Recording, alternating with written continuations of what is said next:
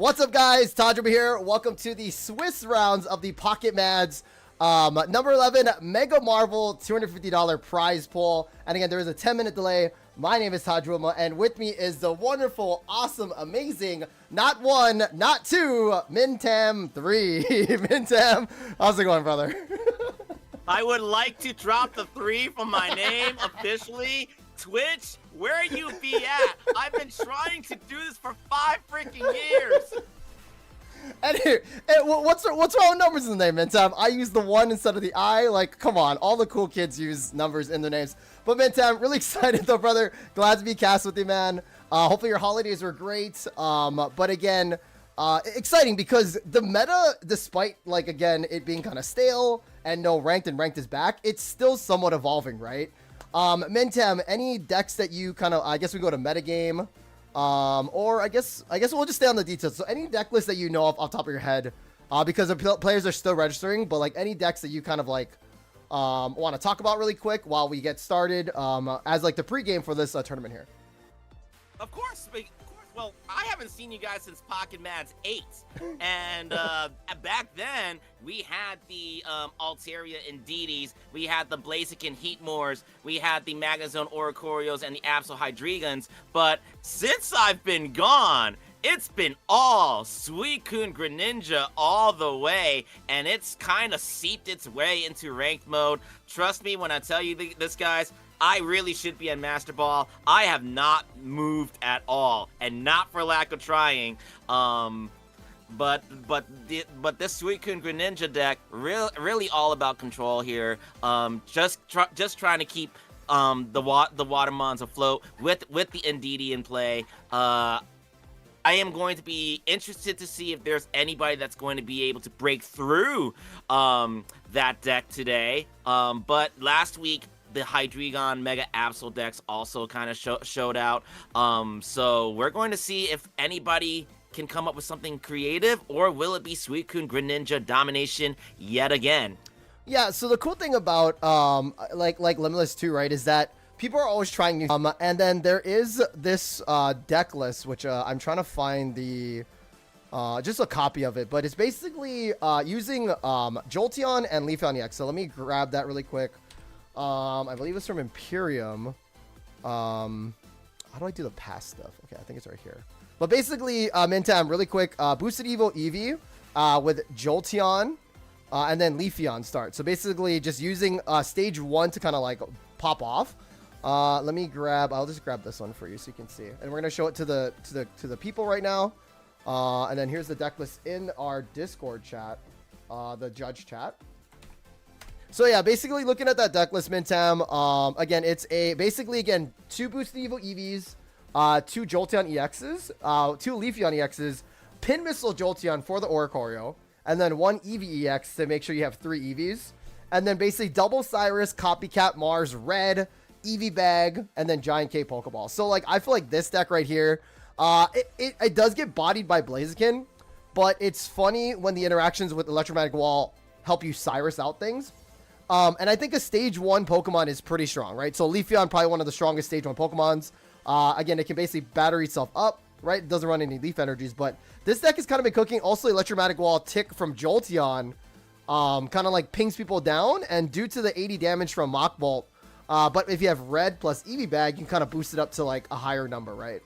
So it's kind of a cool cook. Also, Pin Missile could hit for 160 if you get 4 heads, right? So like... It's so I think this deck list is kind of like the newer one. Is it better? Not really. It does good. It does do good against Hydreigon as well as Sweet Ninja, but not good against Blaziken because the lower HP values, right? So, but yeah, EVs are back. Blaziken. Yeah, it's because cool. because I am not seeing a lot of Mega Blaziken play out there. And I will say Mega Blaziken kind of bodies a lot of decks that are out there in the ranked right now. So it'll be really, really interesting to see if it will make a comeback. I can understand why people are very, very hesitant to run Blaziken. Fire is weak to water, and Suicune Greninja is pretty much everywhere. Also, the fact that Greninja EX has that ability where it could just swap in itself or any other Watermon for free. Yep. So I can kind of understand why people are so hesitant to to play Blaziken. Greninja is 170 HP, so Mega Blaziken actually does not one-shot the Greninja, and even if you take out Greninja, it's still only 2 points. You don't win the game. Whereas if you take out Mega Blaziken, you win the game. So it'll be really, really interesting to see what players are choosing to do.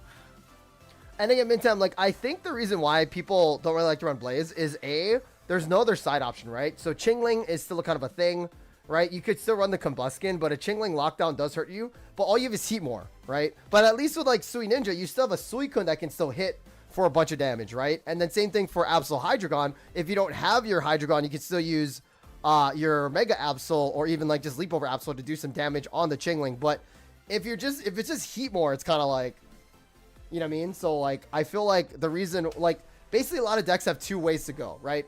Suicune has, again, Suicune itself, or the Greninjas, right? And then Hydreigon has either Hydreigon or Absol.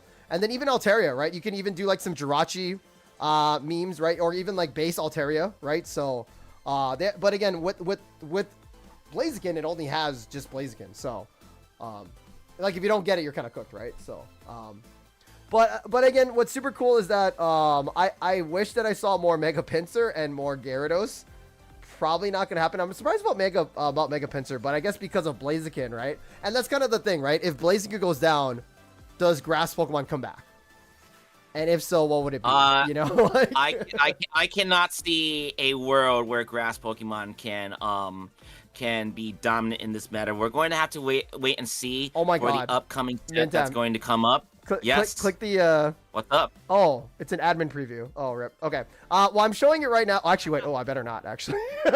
Well, no, we're in the future. Yeah. The tournament started. The tournament started already. Okay, cool. But yeah. Basically, the metagame is showing a lot of Sui Ninjas. But again, we're already in the future. It's 10 minutes. So once people see our cast, deck list will be submitted. So, but a lot of Sui Ninja. Let me see if I think we can do... maybe either we could do What the Sigma or Score for our first matchup here. Their streams are pretty strong. Let's do maybe. Do you want to go to What the Sigma right now, and then we kind of let's do it. Let's do it. Cool. So Mintam, we have 2 minutes until till the tournament starts. Again, once we do that, we'll be using What the Sigma as the first person that will be showing. But Mintam, really quick, where can we find you? What do you do? Anything upcoming for you that you want to promote before we kind of do our little spiel and we get into the tournament? So I am going to say this. I've already announced it on my personal Discord. I am taking a hiatus from content creation for the most part. So no self promo. If you guys want to see me, if you know anything about me, you know where I'm hanging out. But if you want to see me on camera, check back, because I'm still gonna be commentating the Pocket Mats tournaments weekend after weekend as long as I'm available. And hey, if you guys want to at me for like trades or anything like that, just hit me up. Just at Mintom on the Discord server, whether it's through DM or through Pocket Mats Discord. I am basically here not to promote myself, but to promote the people that have given me opportunities, and that includes Maddie. So Maddie, thank you for the opportunity. Also, shout out to Jay Dankist for killing it while I've been gone. It's my turn on the wheel right now. So but Jay, we're glad to have you on board. A pleasure working with you. The last time we worked together, and yeah, continue killing it, man. Yeah. Also, funny thing and good segue, thank you, Bentam, for that, is that I will be actually gone the 16th through Christmas. So probably the weekend of the 20th and the 27th. I'll be in Hawaii visiting family. So you and Jay are going to have to probably step up and do some, well, not step up, but just basically cast Pocket Mads on the Saturdays while you guys do it on the Sundays. Or maybe Maddie does like a little Christmas thing. I don't know, but do we actually get breaks? I don't know, Mentam, right? Keck W, just kidding. So I won't be here. I will be going to Hawaii. It'll be pretty sick, going back home to family. But yeah, my name's Sajoma. You can see me casting for multiple grassroots organizations, Pocket Mads, Pocket Legends League, Imperium Series, Froggy X, as well as Danny's Ooh tournaments. So again, you guys pretty much find me there. Also check out my TikTok and YouTube. where I post some really cool deck shorts. So again, we just want to thank Maddie for the opportunity, like Mintam said, for us using his platform, using his YouTube and his Twitch to put this tournament together. And also thank the judges, the players, and the viewers. You guys are all insane. But Mintam, it is 11 o'clock, so the tournament has officially started. And again, the stream should be up now too. Again, Mintam, really excited for this. We're going to be using What the Sigma as our first round. And again, there is a 10-minute delay, so we can actually show the hands, guys. So there's no cheating whatsoever. And again, it'll be, right now, this is live on my Twitch channel, twitch.tv/Tajwama, and then on Maddie's YouTube channel. And then on Sunday, it's going to be his Twitch and his YouTube. But hey, Mintam, let's get ready to go. Again, usually, guys, round ones, also, too, players don't have to stream their games. So if we don't really put things together, it's because either they have a bye or nobody's streaming their games, right? So, Mintam, we're going to be doing... sorry, we are good. All right, cool. But yeah, so again, we're using What the Sigma's... Oh, thank you, Mintam. Appreciate it. Okay, cool. So I will be changing the deck list over, and yeah, go ahead. So... Yeah, okay, so let's set the stage. What the Sigma is going to be running a Mega Altaria Indeedee deck with 2 Klefkis, 2 Lisas, 2 Lysias, 2 Giovannis. That's an interesting deck list that Sigma has chosen. And Sigma has been paired up against Daz Baz Gaming. That's a name I haven't seen quite some time. But that is a double Decidueye deck, so it's gonna be Mega Altaria versus Decidueye. That's gonna be our first featured match, and I'm excited to see how this is going to shake out. In the meantime, as Taj, go ahead. So I like Decidueye, Mintam. I feel like it's definitely cheese for sure, but when it works, right? I feel like once you KO, if you get an early kill on a Rowlet, you're kind of cooked, but. Hopefully you just try to outspeed your opponent by either getting the candy first. You still have the Dartrix if you need to evolve, right? So, Mintam, they did start here. Let me get rid of the hand hiding. We're almost done setting it up, so when you're ready to cast, feel free to take it away, Mintam. So. All right, so these guys are going to go into game 1. What the Sigma is actually playing like some interesting music here. I muted it. That's definitely throwing me off, but we're gonna go ahead and get started. It's Chingling, it's Rowlet, and Dazbaz Gaming has gone first. Leaf Cape going on to the Rowlet, Professor's Research to draw 2 more, and we're going to see the second Rowlet. So both owls are going to be in play, and both of them are shiny. I mean, Mintam, you have to, right? If you're running the Rowlet, you have to run shinies. If you don't, wait, he runs Klefki too. Wait, this guy, Sigma is cooking, dude. Sigma has golden Klefki. That is a flex to the nth degree. But we are gonna go ahead and fill up our bench here with Klefki, with Swablu. The Pokeball is gonna come down, and I do believe that we might actually know he's not going to fill out the entire bench. Instead, Jingli Noise is going to be the play. Darzbaz Gaming, unable to play item cards for his next turn. And that's a big one too, right?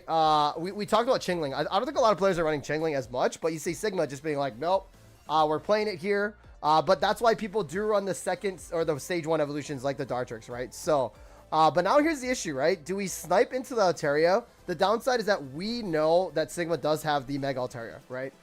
There's a 10-minute delay, so Dazbaz can't like snipe this or whatever like that. So, looks like he's gonna probably skill dive, the Altaria. But the downside is, I believe with the bench too, this Mega Altaria is gonna one-shot this Dartrix here. Well, Sigma's going to finally put down the Indeedee and evolve the Swablu into the Mega Altaria. Professor's Research to draw 2. I do believe that Chingling is going to retreat back into the... Chingling is going to retreat back to the Mega Altaria, and we are going to swing for 130, but not before healing up. Indeedee with the Watch Over ability, and immediately Dazbaz says, scoop it, we're going to game 2. And again, like, the Chingling lock is, a lot of people are it kind of went away, and then people kind of like were like, okay, we'll just use Rare Candy again, but if you're running Chingling, the item lock is pretty big, you know what I mean, Mintam? So, again, just Chingling locking it down, slowing down the pace for Dazbaz. If a rare candy was played, that could have been a totally different ballgame, right? So. And I really like Sigma's selection to go with Klefki here. Klefki has the ability dismantling keys, which says once during your turn, if Klefki is on the bench, discard all Pokemon tools from your opponent's active Pokemon. This guy is a free Guzma, and we are seeing it in play in this matchup because of the fact that that Rowlet is probably going to be relying on Leaf Cape a lot. And so now, if you don't have that Leaf Cape, you don't have that extra HP to kind of protect. So Sigma really in the driver's seat, and Sigma is actually going to go first here. Klefki on the active spot. Swablu probably going to go down. Chingling also going down, and we are going to go ahead and pass the turn. Yeah, pretty bad start if you want to have Klefki in the front. But we do see the Cape. I mean, wait, could we discard Klefki from the active or no? I don't think you can you? Is it so once during your turn, if Klefki is on your bench, so Klefki cannot use the ability if it's in the active spot. I don't believe it's going to necessarily matter, though. I anticipate that Sigma is going to go ahead and retreat the Klefki into the Chingling, and then go ahead and just wreak havoc. Sigma. Interesting that he's going to be thinking about it, but I do believe we are going to eventually see that Klefki retreat into the Chingling. Professor's Research 2, draw 2. Why not? Let's get some options, and we'll go ahead and drop the Pokeball as well to get another Pokemon into our hand. And here we go. He is going to retreat into the Chingling, just as I predicted, and we are going to see the dismantling keys. Oh, but not before the red to shuffle Dazbaz's hand, but if hello. Yeah, no. Jingling gonna go ahead and go and jingling noise anyway. But actually that doesn't necessarily hurt Sigma if he misses the ability here, because there's only like 1 or 2 Leaf Capes, right? So he should be safe. And there is the Leaf Cape. Yeah, and it's more the lockdown. Like, that was a crazy red card. There was a reality where that red card didn't happen. Because now, yes, you have a Dartrix. Yes, he only has 1 card. We would probably I don't know why we're sending out the Klefki here. I feel like, well, we do not have enough energy to swing with Mega Altaria right now. So, but I'd rather risk it for the Biscuit, because now he's behind 3 energies. He has to retreat at some point, right? I mean, he does get attacker's advantage onto the Decision EX, but I would rather have taken a 20 hit and then heal it later on. You know what I mean? Like, just risk it, be like, hey, look, you don't have it, because now he has to wait 3 turns for energies, which I guess is fine too. But like, well, we are going to definitely see Sigma definitely playing a very, very interesting line here. And a line that is not really filled with a lot of confidence right now. This is a very, very different he's got to commit. Yeah. It's a very different vibe from game 1, where Sigma had basically just straight up dominated. This is probably going to go a little bit longer. So we are going to go ahead and see the Decidueye, the piercing arrow Decidueye. No. That might be curtains for Sigma if he cannot take out the we could Klefki. Wait, why are we conceding? No, we yeah, because it's gonna kill with another one. Yeah, 70. That's right. Crazy. Yep. And again, guys, there was a reality where Sigma did not red card. Right. So we are gonna go ahead and go into game 3. This match is going to go very, very quick, Todd. We might need to line up a second broadcast. However, this is for all the marbles. You want to definitely get on the lead here to begin with. Set the tone for your day, and try to get up go up 1-0. So this game 3 very, very critical for both players. Yeah, and again, both players played their outs right. I feel that. I mean, maybe Sigma should have been a little more aggressive there. Kind of send it out, be like, look, you don't have it. But because that would have saved them a turn theoretically. But again, it's just how players play. Again, I feel like Sigma didn't play enough against like Decidueyes to realize, oh wait, the 71 can just clean my board, right? Because that's a big weakness, right? Chinglings, Klefkis, those are all under 70 HP, and you just KO 3 of those, and then you win the game, right? So, but yeah, let me try. Right, so we're gonna go ahead and go. We're going to go ahead and go straight to game 3 here. It's Chingling versus Rowlet with the Swablu on the bench. Dazbaz to play. The second Rowlet does come down. And we are going to see the Leaf Cape onto that Rowlet. Dazbaz seemingly not concerned too much about putting the Leaf Capes down to protect against Klefki, because so far Sigma has not been triggering Klefki's ability as frequent as you probably should when playing a double Klefki deck.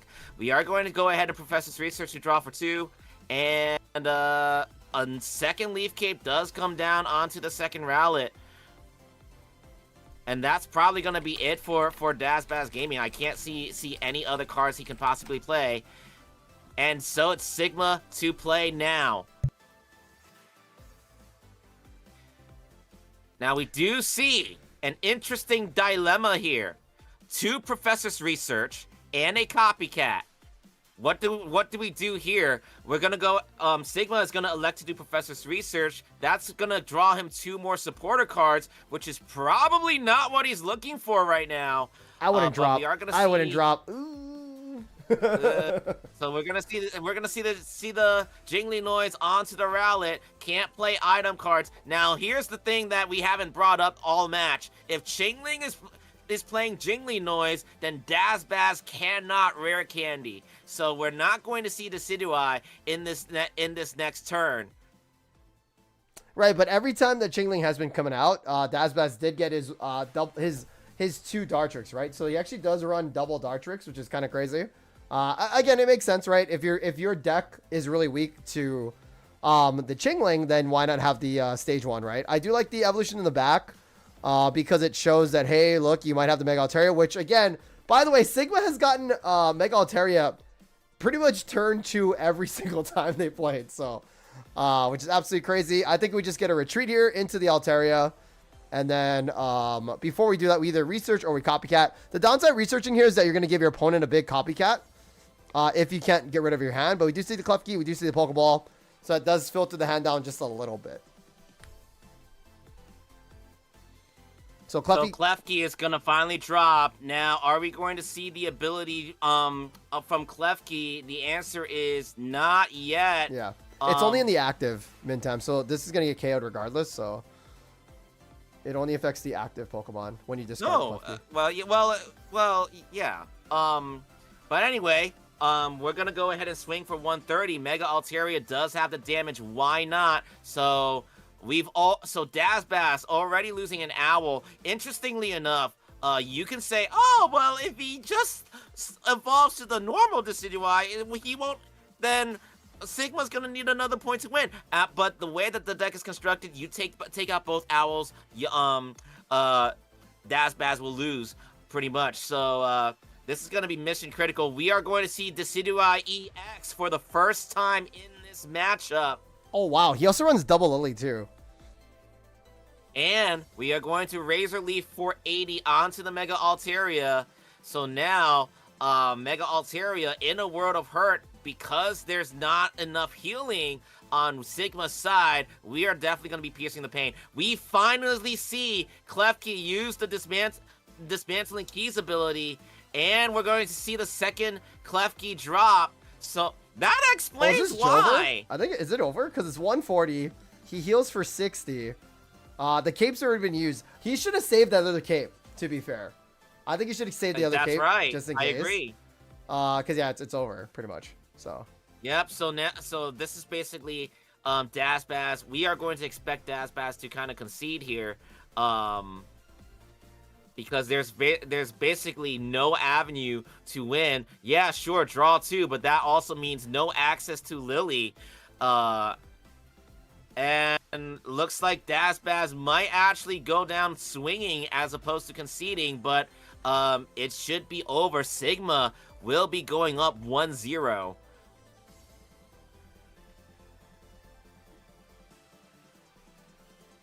And we do see the concede. So Sigma going to 1-0 in Swiss rounds. Dazbaz taking a game loss to start off today's tournament.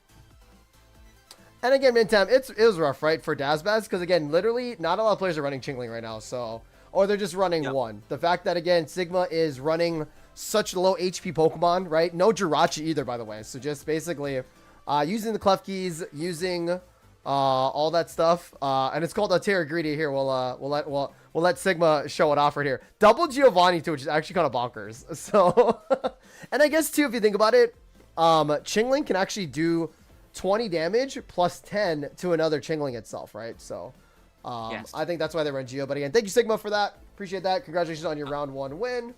I do believe the inclusion of Double Giovanni is there for Suicune. Oh yeah, Because 130 plus 10, 140, and the Klefki is there to take out the giant capes. So this is actually a very, very good meta call on Sigma's side. And even though we didn't get to see Sigma against a Suicune, Sigma being able to show that it will work in other situations as well. So a lot of the people that I'm watching right now, or I'm trying to get into, are 1-1 stuff. I'm trying to get a match that's only like 0-0, but we might have to just jump into something here. Yeah, looks. Yeah, I am kind of looking through it as well, because I do anticipate that a lot of these matches are going to be going very fast today. And part of it is that ranked is back. Oh, Score. Oh my God, Score versus Bixie. Hello. Jesus. All right, let's go in there. Well, Score.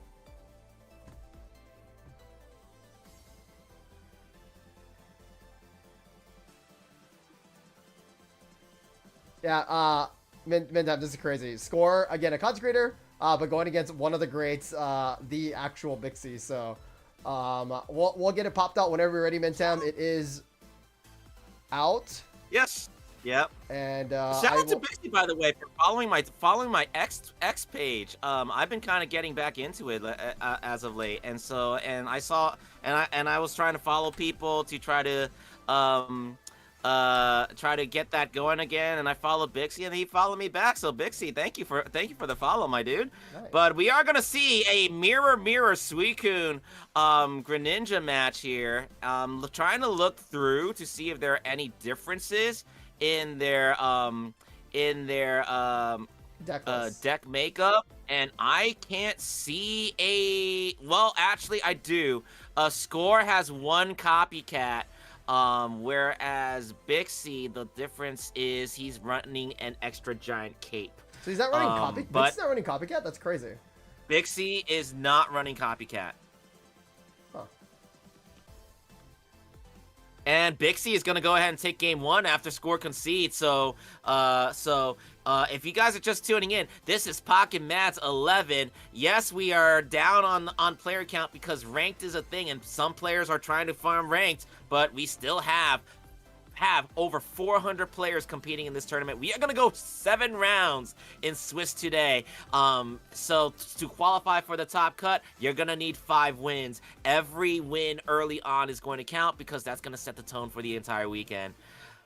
Yeah, also the downside for Score too, right? Again, Score's Consecrator, we all love him too, but Bixie, again, probably one of the greats. Mintam, you could probably brush up on that one, but again, I remember seeing Bixie in a lot of big tournaments too, so like, again, just basically conquering peeps and just doing really well. Very consistent player. Always making top cut for most of the tournaments from Singapore. Bixie has been everywhere. I can definitely assure you on that one. It's been a while, but Bixie has won many a major tournament, including one. I have to look up the old school data. He's been around for a while, and he hasn't left. Okay, we're good. Sorry, I was like, are we frozen? So. Yeah. But no, Bixie again, one of the greats. Again, if you see it, like, if 100%. basically, if we ever see, wait, oh, is it done? Oh, Score's doing a ranked match. No. Yeah, Score's doing a ranked match. I think they just forgot to post their pairings. And again, players like to do it at the end, so let me see. Yeah, Bixie 2-1. Okay, cool. Well, that was game 3. Sorry, guys. I had to double check. It's been months. Yeah. It's been months. But Bixie rose to fame after winning 2 back-to-back tournaments of 700 that had 700 players each, and then faltering to Narumi in the grand finals of the biggest pocket tournament ever. So Bixie really out there, making a name and making a statement for himself, and he's still making the rounds, and he's still here, and he's up 1-0. Yeah, it looks like most of the players that are streaming are done. I'm just trying to find people in the Discord. Also, I'm looking at the Twitch chats too. They look like they're all finished. Let's go to Danny Nation. Yeah, Damnation, and then Jimbo, NJ. Oh, okay, cool. FrogEX, Najord. I probably butchered that name. In the streams. Do you see it, Minta? What? See what? FrogEX and Najord. And NJORD. FrogEX, the French player. On Discord? No, in streams. Streams, okay. Streams. Yeah, I see it. Cool. We're gonna go there. They're up 1 game. Or sorry, it's 1-1. Looks like it's Sweet Ninja versus it's Sweet Ninja versus Mega Hydreigon. Yeah. That is Mega Absol Hydreigon with a touch of Indeedee. Yeah. And a lot of players are using that. That's from S1. That's from S1s or S1 guns like Deckless. Basically using Indeedee with the Hydreigon to give it just like a 10 damage chip versus the 30 with the Roar in Unison. Okay. So Njord is actually playing Mame 10-15. And this will be game 3. Njord has won game 1. Mame has won game 2. Yeah. Cool. I got everything ready. Let me just get the deck list for everything, and then when you're and it looks like the game 3 is early on. Yeah. I do not believe that there are points on either side of the board right now. So we are going to try our best to cover what's in Jord's hand because Jord's streaming on Twitch. So the hand is hidden. We do see that he does have a Mars in his hand. But we do see Suicune and Greninja on the field right now. Flashing the professor's research. Good to know that he also has the ability to draw 2 and play it. He hasn't played a supporter this turn, but he's staring down an Indeedee that will most likely retreat unless there are enough Pokemon onto the bench here.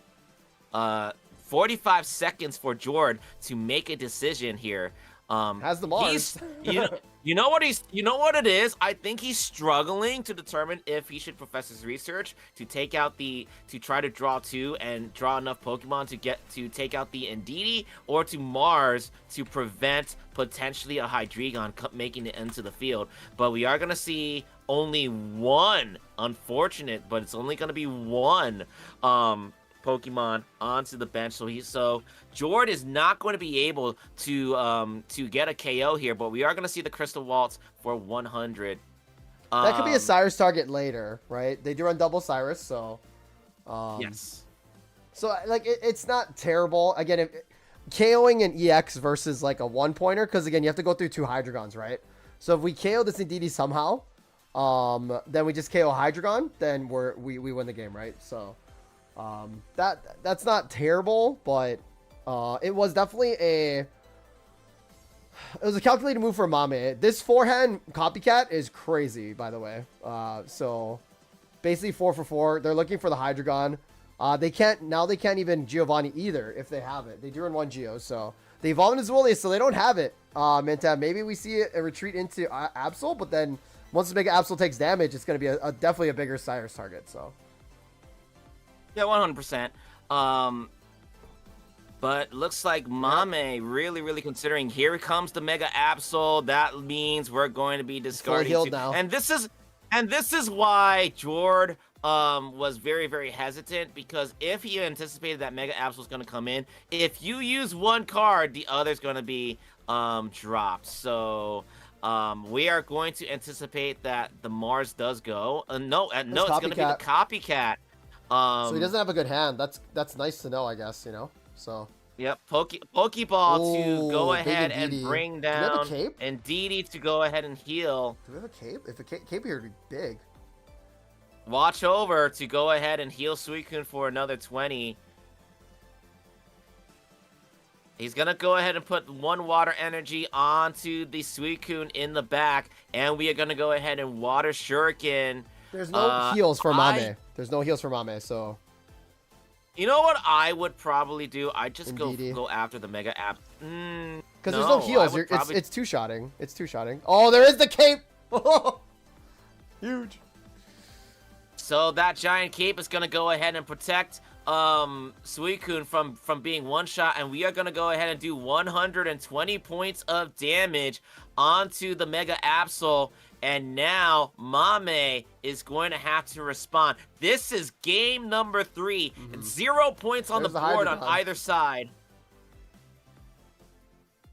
And the Hydreigon is going to go ahead and come into play. And the Hydreigon is going to go ahead and step in for the Mega Absol. We are going to see the Roar in unison. Oh, maybe add the Dark Energy at the expense of 30. And we are going to go ahead and ping the...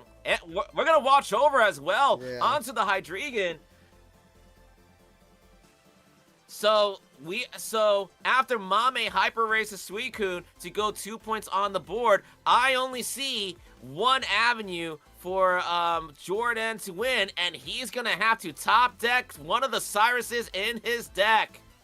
Or he might have it now. He does not do it, but does he already have it? Now, I would anticipate that he doesn't have it, because if he does have it, why would Mame not select Cyrus to discard? That is true. So I do believe that the 2 Cyruses are still in Jordan's deck.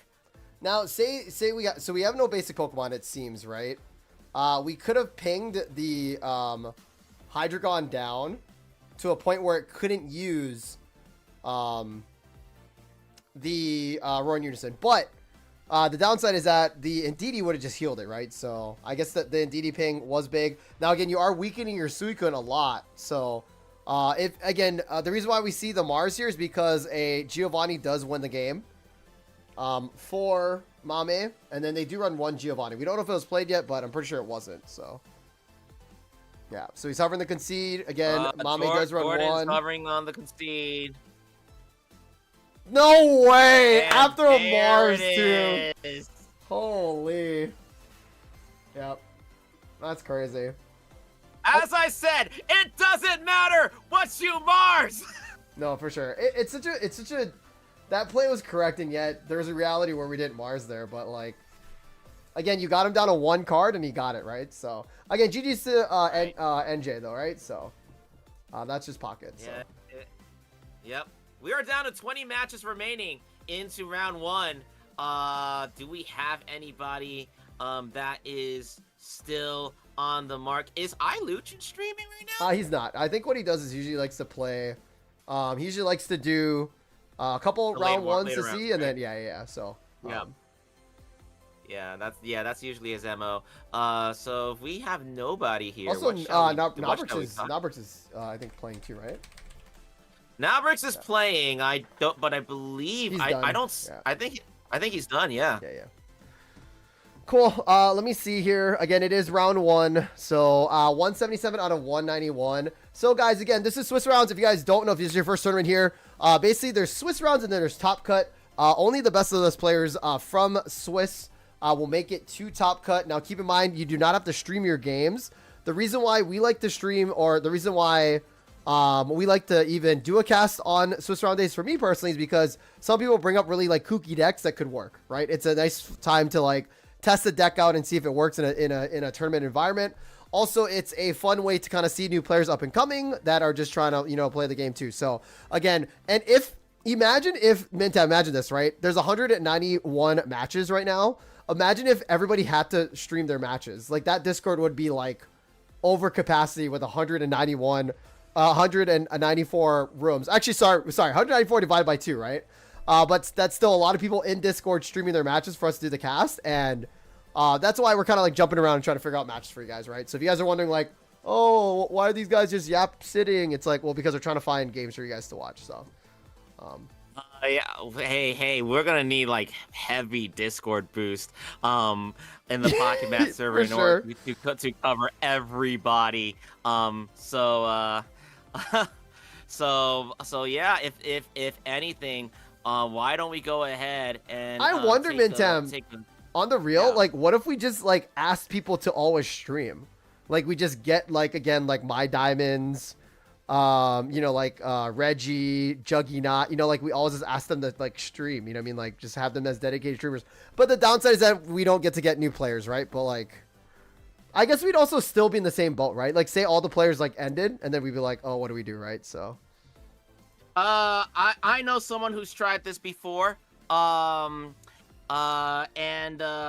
ends up happening is you do see the same people. You're able to have a plan for the early rounds, but like if right they're now, out of contention by like round 3 or round right. 4, you're gonna have to start pivoting to the players that play well. And oftentimes the players that play well, they like to stay focused, and they just like to just keep playing the game, So it's really, really hard to like find people in the later rounds. I would know. I've played in the past. I got featured a lot. But no, ultimately, that makes sense. That makes sense. Yeah. I'm trying to find Zenturo. I don't think Zenturo. We're down to 6 matches now. We have 14 minutes to play. Mames 1-2-3 and LD Jorsey out of Team Ombra are still 0-0.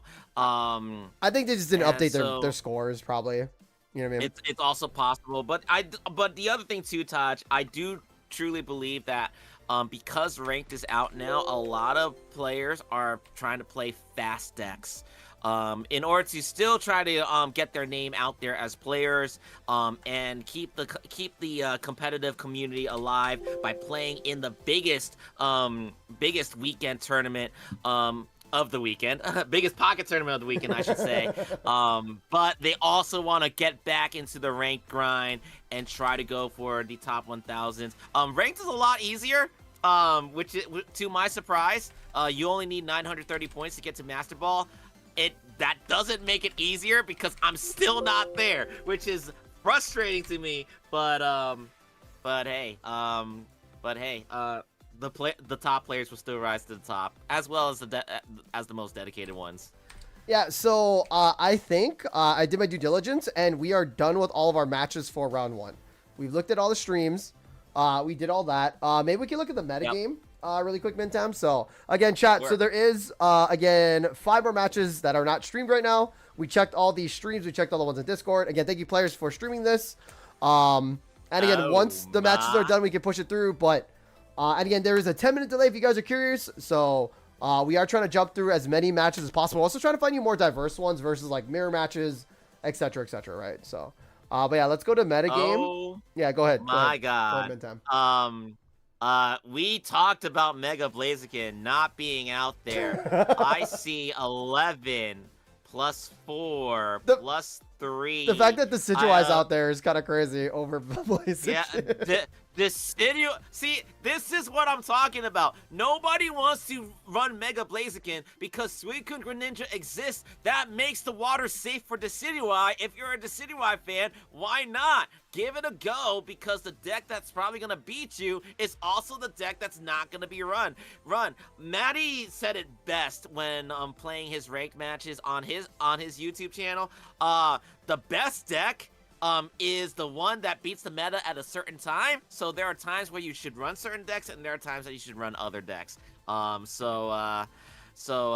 It doesn't look like it's going to be a fun time for Mega Blaziken fans out there because of the Suicune Greninja domination. But if that's the case, that's gonna open up an opportunity for other decks that instantly died to the Mega Blaziken early on in the season to come back and roar back to life. So it's gonna be really, really interesting to see. But Suicune Greninja's up there. Mega Absol Hydreigon's out there. Mega Altaria Indeedee out there. Magnezone Oricorio's out there. You've got basically a top tier category of decks that are showing to be consistent and will probably be amongst the top decks next Saturday. But we're gonna see, because I believe next Saturday might be the last of the set. Yeah, I think the new set is coming out like the middle. It's funny, when it's on my vacation, so next week it'll still be the Mega Rising, but I think on the 16th and 17th is when the new set comes out. But there is 2 players running the Jolteon Leafeon, again frozen from Imperium.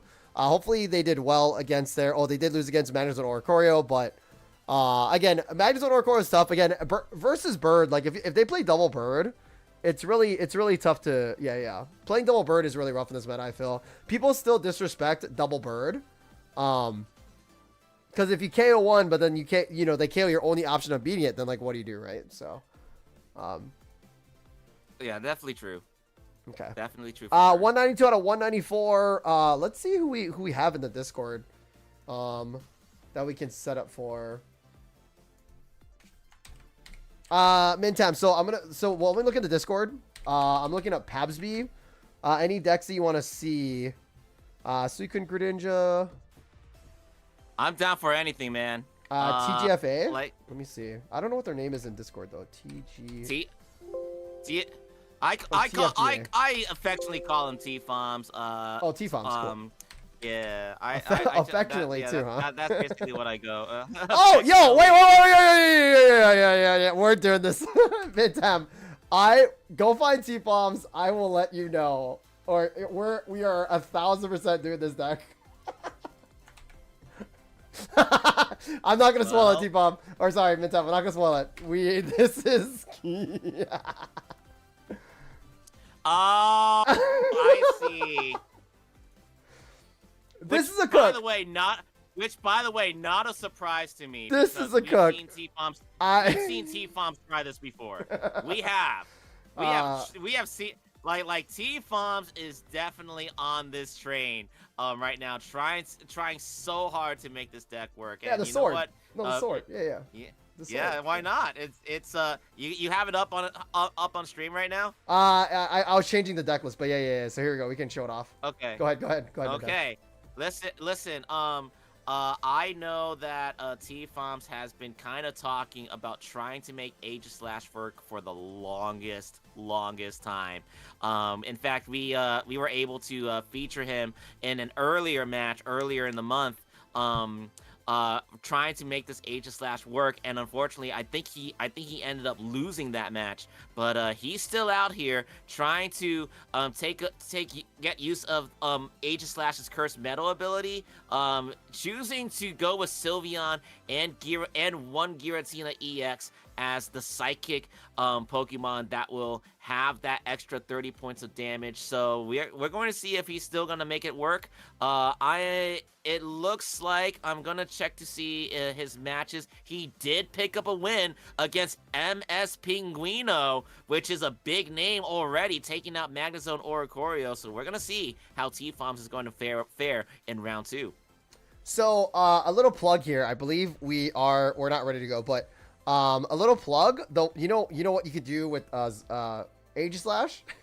You can use Zacian. Or sorry, yeah, Zacian. It's Solgaleo with the sword. So basically, the deck that I did was I basically used Solgaleo, and then just double rare candy, and then had the middle evolution. So we had Solgaleo get ready, and then Age Slash on the board. So again, Solgaleo does 120, and then Age Slash boosts up to 130, right? Or sorry, to 150. So that is my Timu Zacian pick. So because I feel like Metal Pokemon desperately need this, and Psychic it's good to use with this too. I like how they tech this in, but I feel like Age Slash is going to be good in the next coming sets. What's cool about Pocket is that they always give us cards that suck now, and then it's really good later, right? Like Repel. When Repel came out, we were like, what the heck, right? And then now people are using Beast Wall all the time too, right? So just kidding, nobody's using Beast Wall. But like, you know what I mean? So like people never use Repel, and then there was a meta where we started using a lot of Repels, right? So I think Age Slash is going to be one of those sleeper picks. Same thing like Charizard, Stoke Charizard when it came out. Nobody played it, and then it went super crazy, right, Mintam? So yeah. But we are waiting for that last match here. Who is it? We are waiting for Tigo versus Knee.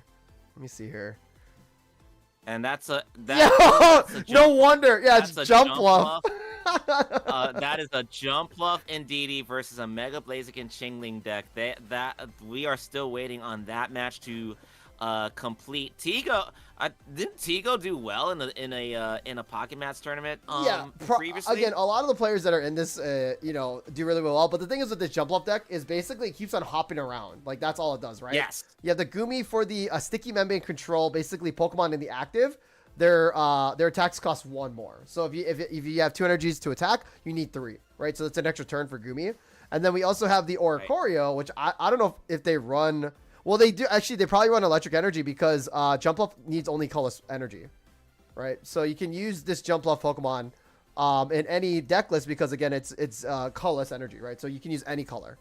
So I'm assuming they run electric. Maybe they run psychic. Actually, maybe they just run electric. I don't know. But either way, a lot of healing from Indeedee.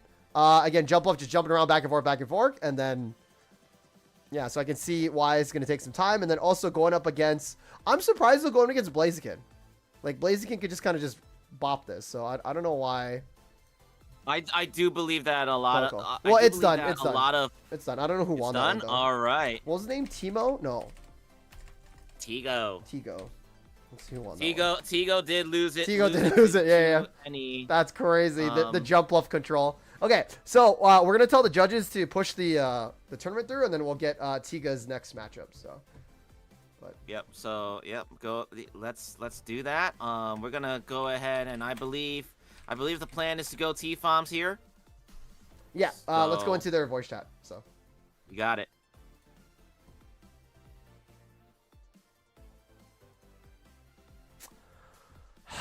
Mintam, always a pleasure to be back in the saddle, riding with you, Mintam. So, always a pleasure. So. Yeah, absolutely. Is it a black screen for you, by the way? Yes, it is. Okay, cool. Just wanted to confirm if it was just me. So, but okay, let's see if their match. Okay, new round has started. Cool. Thank you, judges. Appreciate that. T-Foms. Versus Liquid Edge. Ooh, this is gonna be a rough one. Liquid Edge from Portugal pretty much is running again Hydreigon and Absol. And again, chat, I honestly, Mintam, like basically it like the last tournaments that I've casted too, it's just been basically Sweet Ninja and Hydreigon and Absol. Which is fine, right? Again, it's all about fast, all about high rolling, so like so maybe Chingling does come back, but even at that, Chingling is kind of like, I don't know. I think Chingling might have to make an appearance. I know it's definitely a deficit to use Chingling, but if you can control them down, it's pretty big, right? So, right. Okay. Is T-Fom still in or cool? I think he's. So both players checked in. Everybody but T-Fom checked in. So I just messaged him. Yeah. He's trying to reset his stream so that we can see it. For sure. Okay, so we're gonna watch stream again. Yep, we're clear and ready to go. Yep. So everything is ready to go on my end. We're just gonna wait for the players to get connected. So I don't want to show like Yeah, I don't want to Yeah, show yeah, the screen. yeah. So. Oh no, for sure, for sure, for sure. Okay. Okay, so I'm gonna do that. I'm gonna do that, and I get to see everything. So T-Foms and Liquid Edge are just getting ready to set up here. Real quick, shout out to the standings. He looks like a Skarmory Aegislash won a round. Currently, shout out to Pablito Citevas out of Puerto Rico for winning a match against Jake Sue and taking out the Mega Absol and Hydreigon. So that's definitely a kooky deck. Also shout out to Lobo Azul from Brazil for winning with the Garchomp Rampardos, taking out a Flareon Leafeon deck. Here we go. Looks like T-Foms is in. It's T-Foms. It's Liquid Edge. It is game 1 of round 2, and we're going to get set up. Mintem, is your Twitter Mintem3? Or no? My Twitter What's is your at? Mintom_3. Sorry. Okay, cool. I got you. Cool, man. that is wild. No, it's definitely tough to like grab a name. You know what I mean? Like because even for mine, like I don't have my Twitter name is not. I will say this: it's not my first Twitter profile. No, for sure. I had one that I had for a long time, and then when I rebranded to Stream, I basically just started a new one and deleted the old one. Here we go. T-Foms, Liquid Edge. It's Hone Edge versus Dino, and Liquid Edge is gonna go first here. We're gonna drop do you see the conceit hover? Oh, sorry, I thought that was a conceit hover. I was like, what the? No. He's played a copycat to redraw the hand, followed by a Pokeball. We do see the Mega Absol and the Giant Cape get dropped. So 2 Giant Capes already in play for Liquid Edge. It is now T-Foms to respond. Pokeball to go ahead and draw another Pokemon. A Pokeball to draw another Pokemon. And we're going to it had to be Tina. It had to be Tina. And the Giratina. It had to be Tina there. And we are going to drop the Psychic Energy onto the Giratina, most likely. Actually, no, he's going to go ahead and put it on the Hone Edge. But we're going to see the Guzma to get rid of both Giant Capes. Yikes. Broken Space Bellow on the Giratina to load up the Giratina, and now Liquid Edge is going to have to respond. Wait, he wants to save the Hone Edge? He gets one-shotted by the Hydreigon, which is coming out right now. So, like, why are we trying to save this? I feel like... And you called it, Tajima. We are going to go ahead and roar in unison to take out some extra dark energy so that we can Hyper Ray the Hone Edge to oblivion. Taj, you definitely called it. Putting the Psychic Energy on the Hone Edge for a potential retreat is ultimately a mistake. And we're gonna go ahead and copycat to get some more cards here. Why not? And a Dino drop. And a Dino. Oh my goodness, T-Foms. Because I feel like if he had the energy on it, it'd be it'd still be at 2. I guess, yeah. We're just kind of cooked. Yeah, we're definitely just cooked. I like the idea, Mintem. I like the idea. You know, I really do believe that we would have a very, very interesting conversation if T-Foms put the Psychic Energy onto the Giratina, but unfortunately, no, it still would have been 1 turn short because it would have been it would have been at 2 energy and then 4, and then the other sword had to get KO'd. But then, like, what do you do right after that? Absolutely.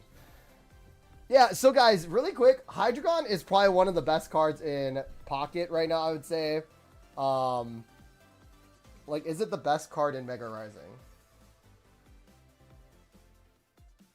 I think that's definitely going to be up for debate. I really do think honestly, that I really do think that Greninja EX is going That is true. No, it's a good. It was not in anybody's radar because everyone was so hyped up about the Mega Evolutions, Right. the Mega Blaziken, the Mega Absol, the Mega Altaria, that people didn't really explore some of the other cards, which is why when Suicune Greninja EX suddenly made a comeback, like at that point the fad of Mega Evolutions just straight up died out. So Well, I mean, like, you can still use megas. It's more of just like, also the fact that he did it again. The fact that Tina's in the front, kind of scary here.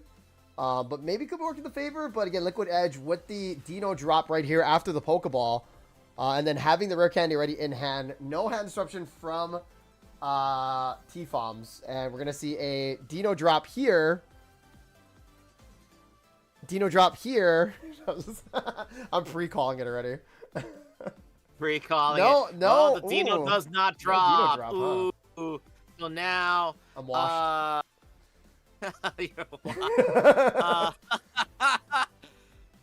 Pokeball to Eevee. draw another Pokemon, and we do see an Eevee, and this is the Eevee that can evolve right away. So in the active. Are we going to go ahead and see a draw 2 immediately? Well, in the active, you're right. Yeah, Actually, you are right. So we are gonna go ahead and see another Psychic Energy, and we're He's gonna doing it mid-tab. What? Oh my God! This guy is nuts. What? We are gonna go ahead and draw 2 and sacrifice the Sylveon. I mean, we take 2 hits though. And we do find the. He wants to make the combo. So he wants to do the combo. This is so funny. I respect it. But then Hydreigon's just gonna come and blow you up. I don't understand.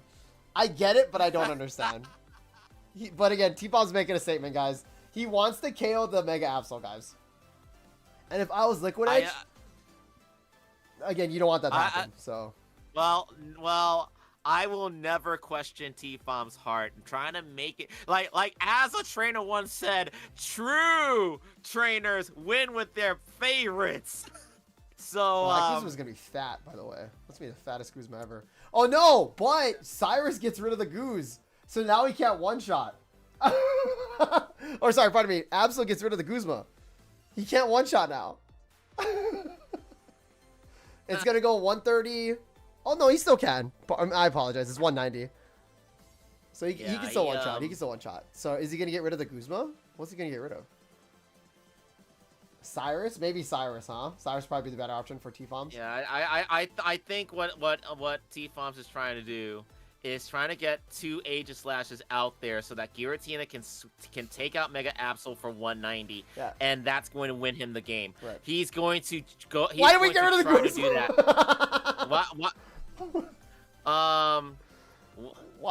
Here comes Honedge. Here comes the rare candy into the Aegislash. Now he's gonna need another rare candy to get the other Aegislash online. So he's gonna need more draw power than he currently has right now. That Sylveon is going to go down, and Liquid Edge is gonna go up 2 points and discard the Cyrus in his hand. Why didn't we Giant Cape just in case something happened? Why didn't we Giant Cape in case something happened there? Like just a thin hand or something. Why did we not? Well, there's no hand disruption. There's no hand disruption. Okay, well now he's cooked. Because Absol's gonna leave. Absol's gonna leave and go bye-bye. But then hold on, wait. If he gives Hydreigon here, Absol can't one-shot Giratina. True. So we could see. Oh, leap over though. But he's gonna put up the Absol. That's gonna leap over. That is going to do damage, most likely to the Giratina. One Pokemon that can attack. Liquid Edge, totally in control. T-Foms. Sylveon, get up! You can do it. Giratina, you could do it.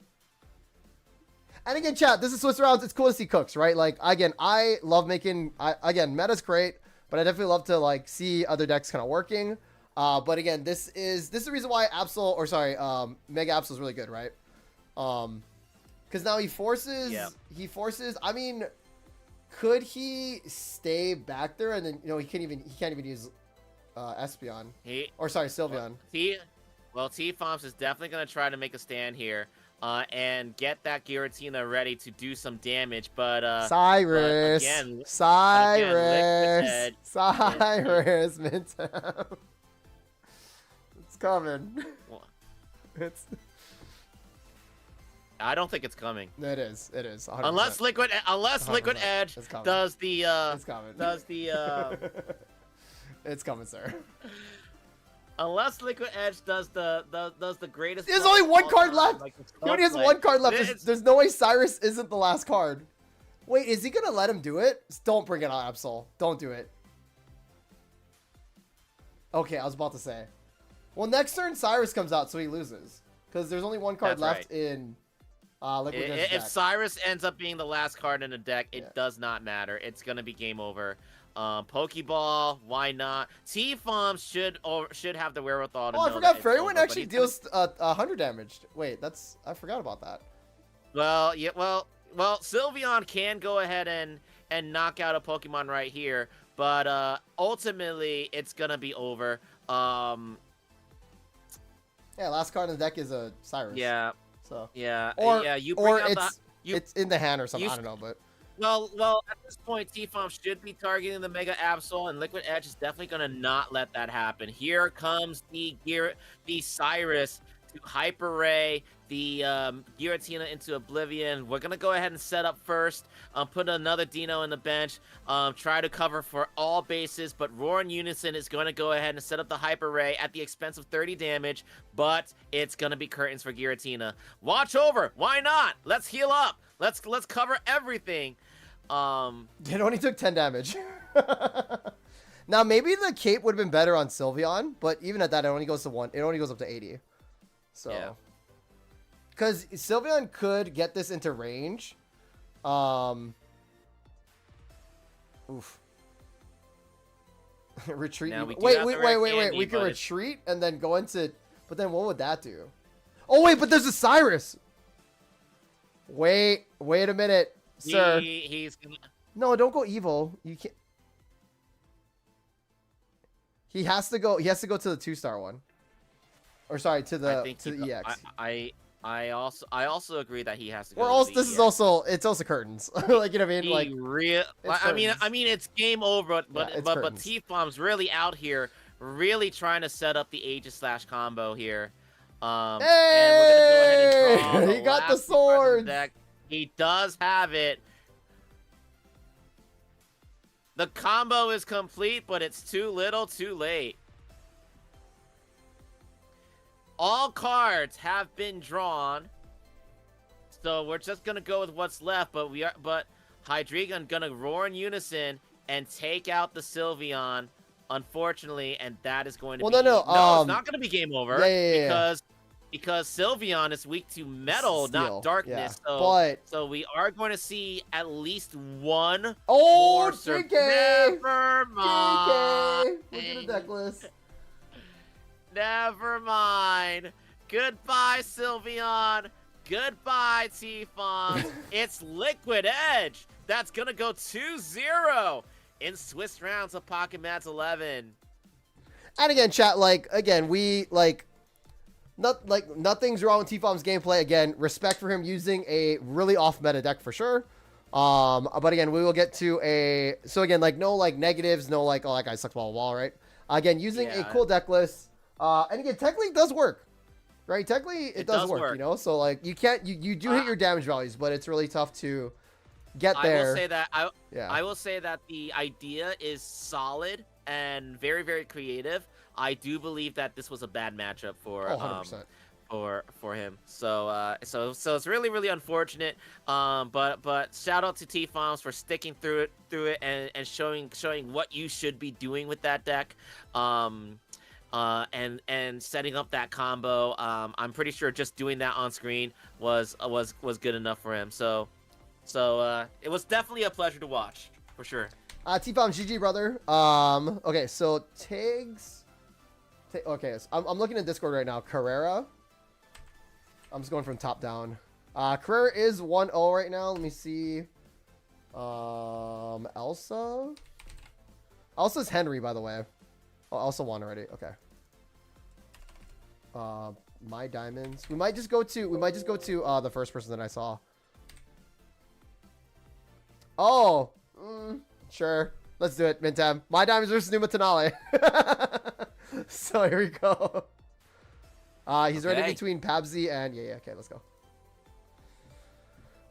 So Mintam. Again, you love the player base here, right? I do. I try not to show a lot of pro players, but again, it's such a pleasure to watch them. But the reason why I say Numa Tenale is because we'll probably see him in Top Cut, right? But I do. We're gonna I pop agree. open. We're gonna pop open the match right now. I believe My Diamonds is up 1 game, but again, Numa Tenale, probably one of the greatest players from the French region, and we'll see how this goes.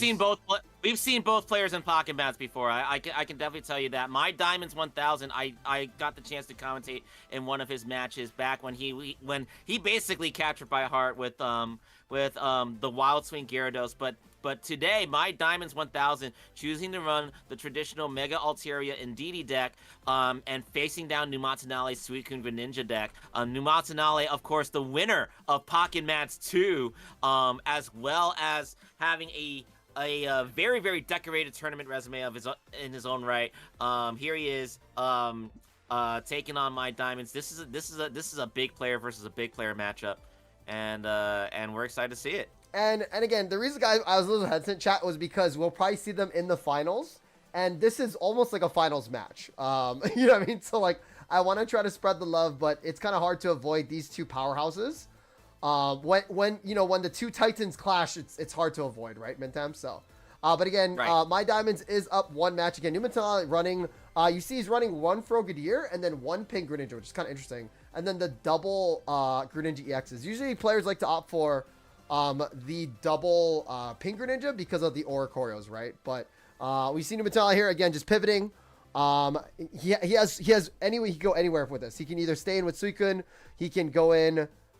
There's no points, I believe, for both sides. He can go in with a fresh Greninja as well too, due to the shifting stream. Or he can keep drawing cards with Suicune. So it really depends. Oh, the biggest Mars of the century. Last card from Numa Tenale here. And also, too, like, Greninja pinging down the Mega Altaria. Yeah, so shifting stream into... Yeah, Greninja. Why not? Just send it. Full send it. Because Altaria cannot come out to attack. If it does, it gets KO'd. Oh, he didn't even Shuriken yet. Jeez. Yeah, this is a tricky situation for My Diamonds. It's literally a timer right now. Yeah. Yeah, he can even just sit there. He can even just sit there. Wait, Numa Tenale can just wait 2 turns. Yeah. Wow. I think I see the idea of what's actually going on here. My Diamonds 1000 cannot bring out the Mega Altaria to attack because he will lose the game. So Numa Tenale will just go ahead and stall My Diamonds 1000 out. That is so rough. No, it's just great gameplay. Like, you know what I mean? Like, I don't like to show whenever they talk to each other. It's it is, but you know what? That's gonna take us to game 3 with My Diamonds 1000 winning game 1. We just saw Numa Tenale take game 2 there. We are gonna go to a critical game 3 here. They are talking. No, they're quite a handful. Yeah, they're homies. It's like the Super Bowl for these guys. You know what I mean? Like, they're just like, yo, what's up? You know.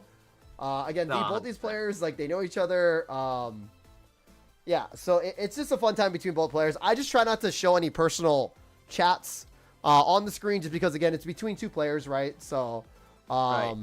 So that's why I try not to show it. It's not like I don't want them to chat. It's more of just like what they share to each other.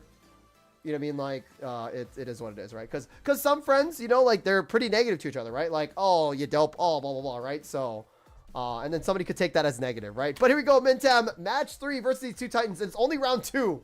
Again, we're seeing probably pretty much a top cut match, if not finals match, versus Numa Tenale and My Diamonds. Both players, a 1-1 each.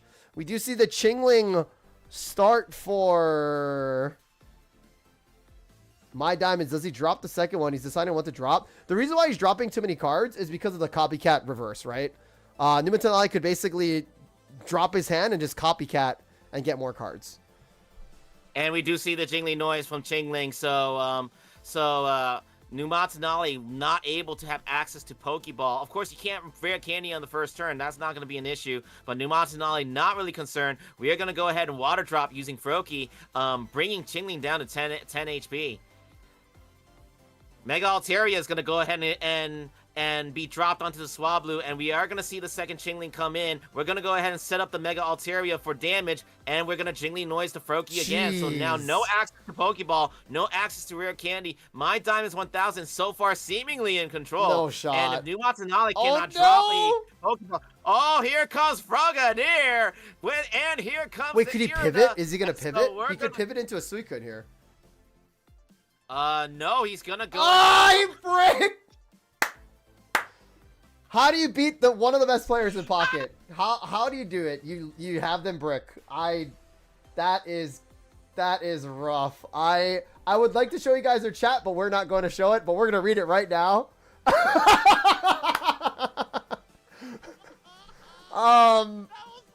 Yeah, my diamond just said unfortunate. That is, yeah. How do you beat one of the greats? You just have them brick. Unfortunate. Yeah, that unlucky.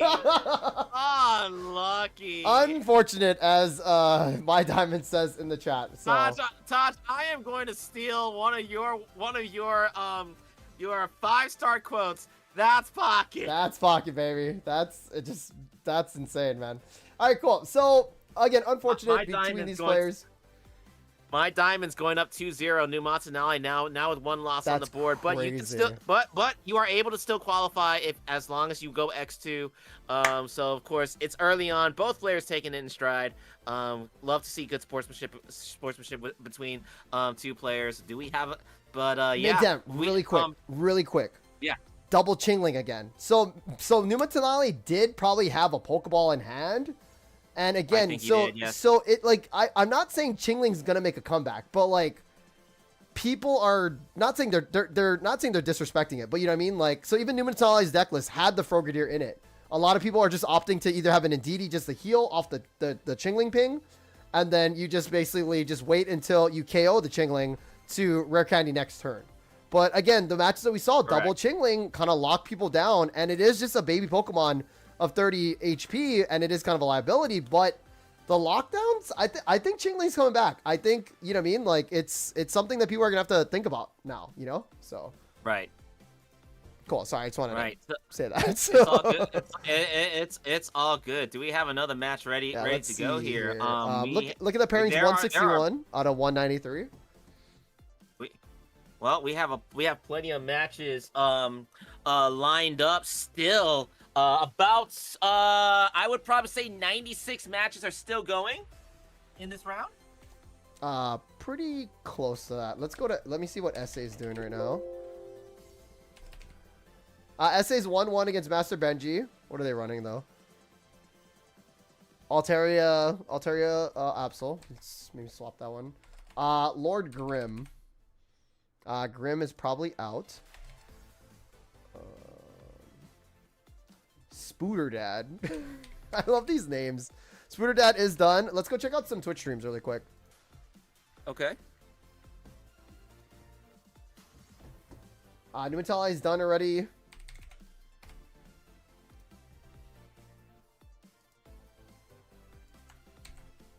Nobrix. Oh, Nobrix. Maybe Nobrix. Nobrix is 1-0. Let's go to Nobrix. Twitch. Okay. Nabrix. Yeah, let's. It looks like his opponent is up, so this could be a game 3. So. Okay, let me double check this thing really quickly. Of course, Nabrix, the winner of Pocket Mads 1. And that's not his only tournament victory so far, but he's got plenty of tournament victories in his resume, and also one of the OGs of Pocket content creation, still on the grind, still putting in the work and the time, and but he does take a defeat here to his opponent, and we're going to game 3. Go ahead and game 3. We are gonna go to game 3. Yeah, that's right. Just looking up his just looking up who he's facing against. He's facing Raised. off against Raised. So this is going to be a Suicune Greninja deck. Nabrix is running Suicune Greninja versus Raised, who's running Mega Absol Hydreigon. Funny thing is And too, Mintam last Pocket Bads, I believe, or last tournament, Nabrix was running Hydreigon Absol, so he kind of like knows the deck inside and out, so it should be good. Right. Good knowledge for him. But again, like Sweet Ninja, again, I would say the new Dark Tina. Again, Yes. it has such it's so good. It's so good. So, guys, those of you who are wondering why it's crooked, we are watching from Nabrix's Twitch stream. And again, it's hard to kind of make it perfect, so you guys can see it already. If you guys are wondering, like, oh, why is it crooked? It's because we're just watching it on his POV. So. And we are gonna go, and we're gonna do our best to make sure that you get to know what's in Nabrix's hand. I just saw all of it, so even though you guys won't be able to see it because Nabrix has his hand blocked off, I know everything in his hand. I just saw all of it. So we're going to, well, I'll try my best to remind you guys what he has in his hand so that you have an idea of what what Nabrix is thinking about. It's Suicune, it's Mega Absol. Here we go, game 3, and it's Mega Absol's side. Raised gets the first turn here. So to update you guys, update the everybody watching at home, Nabrix currently has 1 Greninja, 1 Rare Candy, and 2 Professor's Research in his hand. Raze is gonna go ahead and drop a Giant Cape into the Mega Absol, and boom, I got hit by a Twitch ad. That's all good. Okay, so we do see the Dino drop. There's the cape as well. And again, Suicune being in the active is good because he gets the energy up. I don't think if you are Raised, you want to have this Absol in the front line. So again, we probably see the energy add onto the Suicune. Or if we have the Mega, if we have the Greninja EX, we could possibly see like a pivot. But I still think it's safe to just use your Suicune in the front line. So we do see the Froakie dropped as well. I don't know. It depends. I mean, I think you want to just get more draw with your Suicune in the active. 100 damage versus, you know, whatever, like either 80. It could be big. Plus, you'd have the ping. So, and again, I think with Nabrix's deck, he does run just Rare Candy, and then he runs the double ping Greninja, right? So Numatanali running the double EX Pokemon. But we do see the Hydreigon coming out ASAP. Now, this could change Nabrix's game plan. Does he want to go for Pink Greninja or does he want to go for Pivot? Well, I'm back now, so I can see the field. I'm going to assume he did the Professor's Research and draw a Pokeball and draw on that, so that's why we have everything in place. So he should still have 3 cards in his hand: a Greninja, a Rare Candy, and a Professor's Research. Mm-hmm. Raised really thinking about it here, but Mega Absol does need extra 2 Dark Energies. I think he's retreating here. I can kind of see the retreat here because you want to try to protect against a Cyrus play, which is so weird to say going against a Suicune Greninja deck where Greninja has that Water Shuriken to pip for damage and then just Cyrus you back. But yep, Tajima, you called it. Raze is going to go ahead and put it now. He didn't roar in unison. I'm surprised. Well, the reason why you don't roar in unison is because if you roar in unison, you take 30 points of damage. Why would you do that? Well, because you put the energy in the backside Absol. You feel me? So, like, you roar in unison this turn, roar in unison again. Yeah, you're taking damage, but then you have your Absol ready to go next turn. So, it's kind of like... Okay, so now... Ooh, do we see a Cyrus play or no? Oh, no, he already researched, right? Okay. So I do believe that we are going to see a Water Shuriken onto the Hydreigon and then do some damage here because, well, actually, I take that back. Maybe you better cape. Water Shuriken he has the cape. Cyrus, right? He has the cape. Yes, I do. I do agree with the cape, though. Wait, no, does he have? Oh, Raze doesn't run Giovanni. Okay, we're fine. Raze doesn't run Giovanni. We're fine. Right. So now. We do see the Giant Cape on, and he's going to do it on the back line.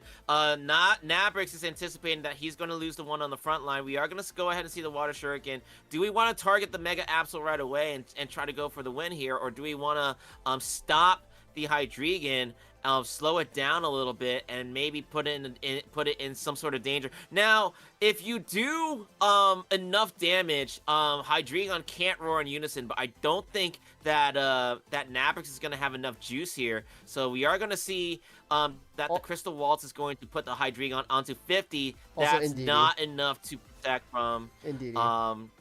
Indeedee's yeah. gonna heal. Yeah. So that's why I wanted to ping the backline, because you feel like you already have the Indeedee there. Right. So because you drop Indeedee, it's like a Greninja ping, right? It deals an additional 20 damage with Crystal Waltz. So you might as well just put the ping onto the backline Absol. That's my mentality on that one, but yeah.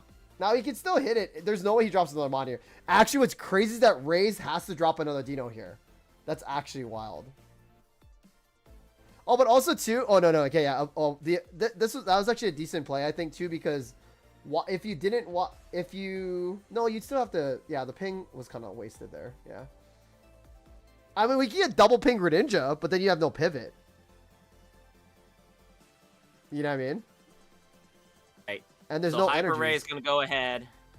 Hold on, we do see the ping Greninja? Cyrus here. Now, this is going to be interesting. I will tell you this, guys, right now. I don't believe that Nabrix has a second rare candy in his hand, but he does have a Greninja EX in his hand, as well as an Irida. Oh, he does have the rare candy, but now I think he pushes forward, though. I think you push forward, because there's no energies on the Absol. Like, there's no energies. Just push forward. I agree. So I agree. I think what you do is you pip the, well, it doesn't necessarily matter what you pip, do you? Well, Indeedee, maybe. you can pip Indeedee, because then Indeedee can't heal. You just Cyrus it out and win. That I agree. But it looks like he is gonna go ahead and water Shuriken. Yes, you are right, Taj. He is gonna go ahead and pip the Indeedee, and Suicune is going to probably play the role of sacrificial pawn, and Crystal Waltz to take out the Hydreigon. Nabrix will go up 1 point. This is game number 3 of round 2. Yeah, because he sends out Absol here, but then we just go for the Cyrus play, right? So. Right. And also, too, remember, Greninja can pivot into it, so, like, you're actually doing 100 damage now. So basically, even though Suicune can only do 80 damage right now, a Dino has to be dropped or not, right? And then, does he have Cyrus in hand? Because if he does, then... I wonder if we can't send out the Indeedee. And no heals... well, there is a cape on Ray's side. Hold on. Yeah, there's a cape.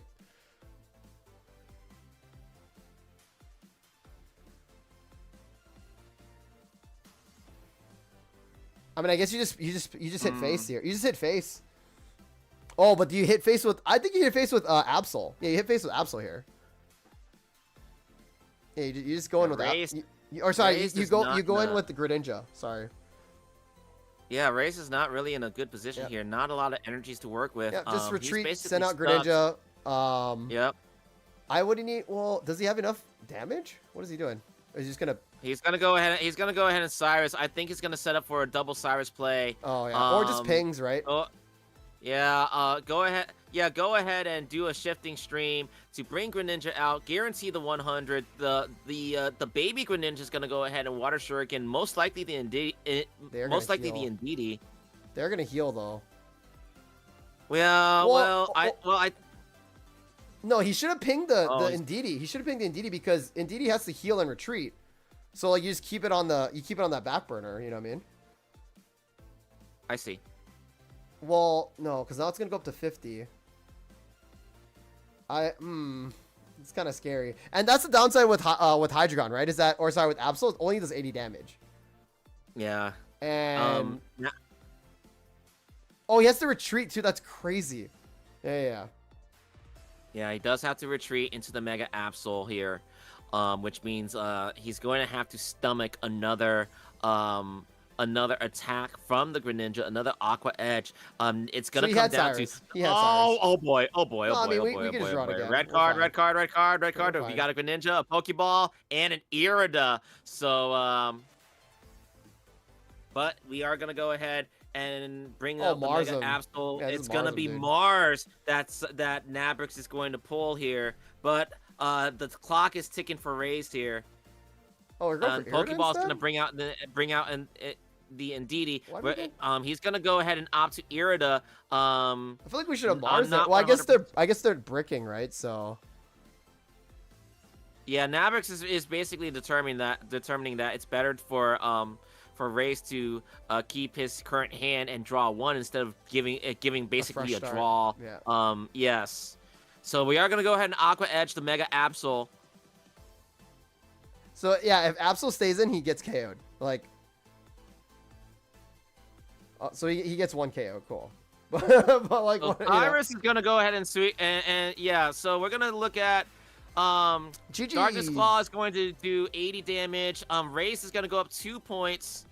And Mars is gonna get discarded, but that's a Mars, not a Cyrus. Oh boy, Race is counting down the clock right now. It's going to be, is it gonna be from the top rope?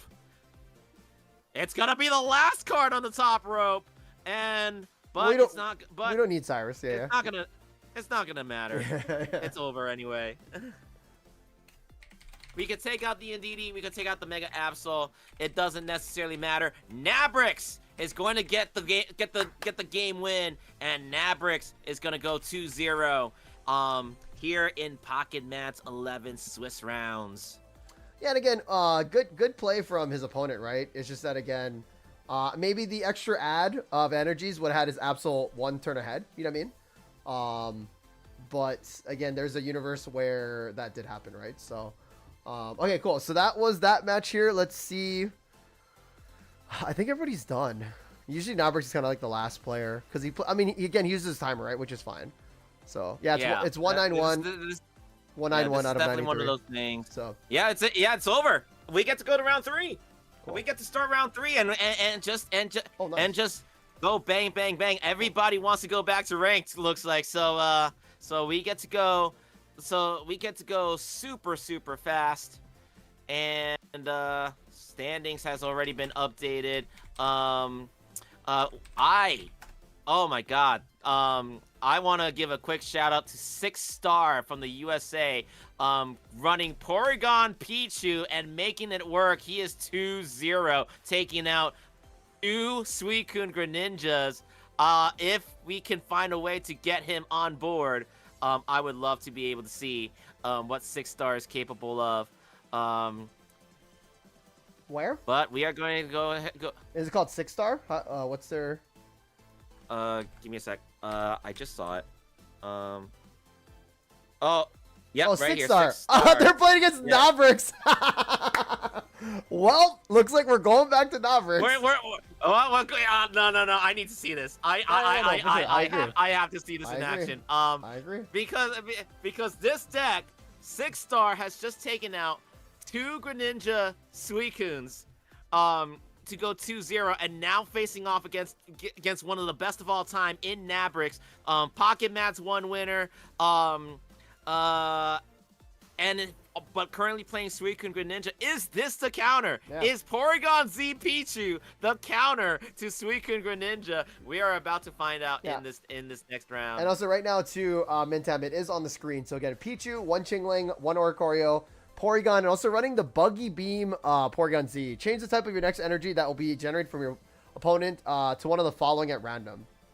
So basically, if they're running a water deck, you still can get a water deck, but it's 1 out of 1, 2, 3, 4, 5, 6, 7, 8 chances of it to becoming a water type. So, say for example, you get your Buggy Beam up right away, like they just don't get the right energy. So it's kind of goofy. And again, 6-Star literally won against Darkest too, and yes, Ishan. Like this is crazy. I know. I think this might be very, very interesting to watch. That's crazy.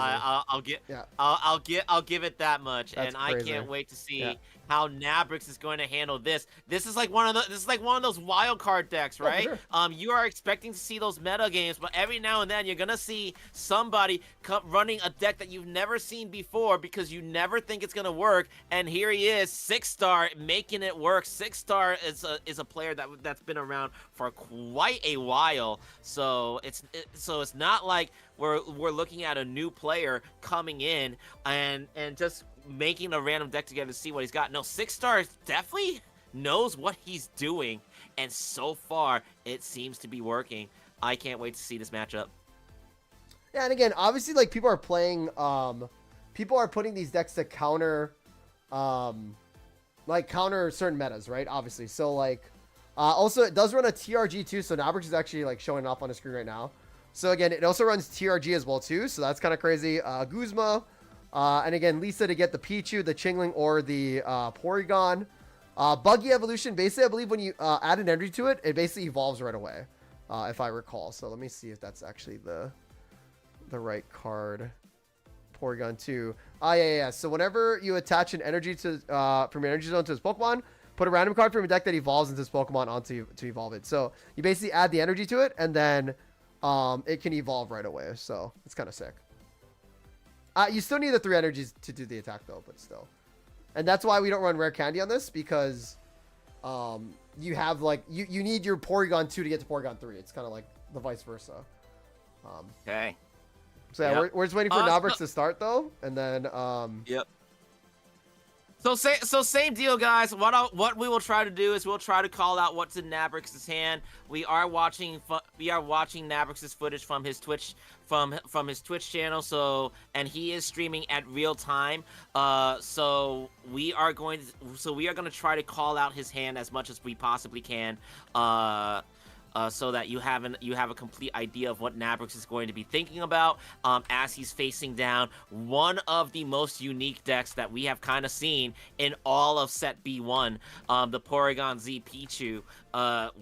Let's see how 6-star is going to play this, and maybe we'll get to learn something new. I'm very, very excited to see it. Yeah, no, again, I think control decks are really cool. I like running control decks. I like running Shiftry, Chandelure, things that just discard cards, and it's just a different kind of win con, right?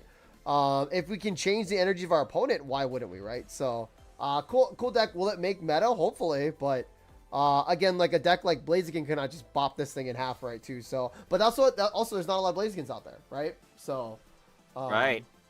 We'll just have to see. And then both of our players are getting set up here. I forgot I can, like, share the screen because we're on 10-minute delay. So, cool. So, again, we do see the Chingling start from 6-star. Again, we're watching Nabrix's POV. He's running the same deck list from last time. Again, the Chingling will not allow him to run any rare candy, so then he can't evolve, right? So, I think the play here is to have Chingling to control, and then you just basically add 3 energies to your Porygon, and you start changing the energies. Fat Copycat from 6-star. Did you run 2 Copycats? Only 3 cards, though, so it's kind of not a good sign for your opponent there. Does he have a Pokeball? He doesn't. 6-star doesn't even run Pokeballs, by the way. Just the Lisas. And the Double Man. Like, this guy really just wants to get his Porygon set up. That's kind of crazy. Yep, so we're going to go ahead. So Nabrix is going to respond with a Watch Over to counter that. We do see the Giant Cape getting dropped onto the Froakie for a little bit of protection here. And we are going to go ahead and Water Drop the Chingling so that Chingling goes down to 10. Now, interestingly enough, Taj, if 6-star can't find a Pokemon, it's already game over. Oh, wow. It's game over! Yeah, they're not running Pokeballs, so I mean, it is what it is. I get why he doesn't run Pokeball, but this deck isn't really like go all in kind of thing, right? Like if you get your setup, you get it, but if you don't, you don't, right? So again, and the reason why Sui Ninja is so good, it's so consistent, right? Like you're always getting a Froakie, you're always getting a Suicune. Suicune gets you the draw. Even start with an Indeedee, you'll still find your Pokeballs and other things too, right? So. All right, well, well, Nabrix is going to go get a free win. He's going to be up 1-0. We're going to head up to game 2. 6-star, unfortunately, with the deadest of dead draws, leaving the Chingling for dead because there's literally nothing to play. And we are going to go ahead and to see how 6-star is going to respond. He is now down a game, and we're going to go ahead and get set up here. Yeah, I still have faith in the Porygon. Again, it's a cool deck for sure. Again, it did beat double Sweet Ninjas. Again, it beat Darkest too. Like, Darkest is a regular player too, right? So, we'll just have to see.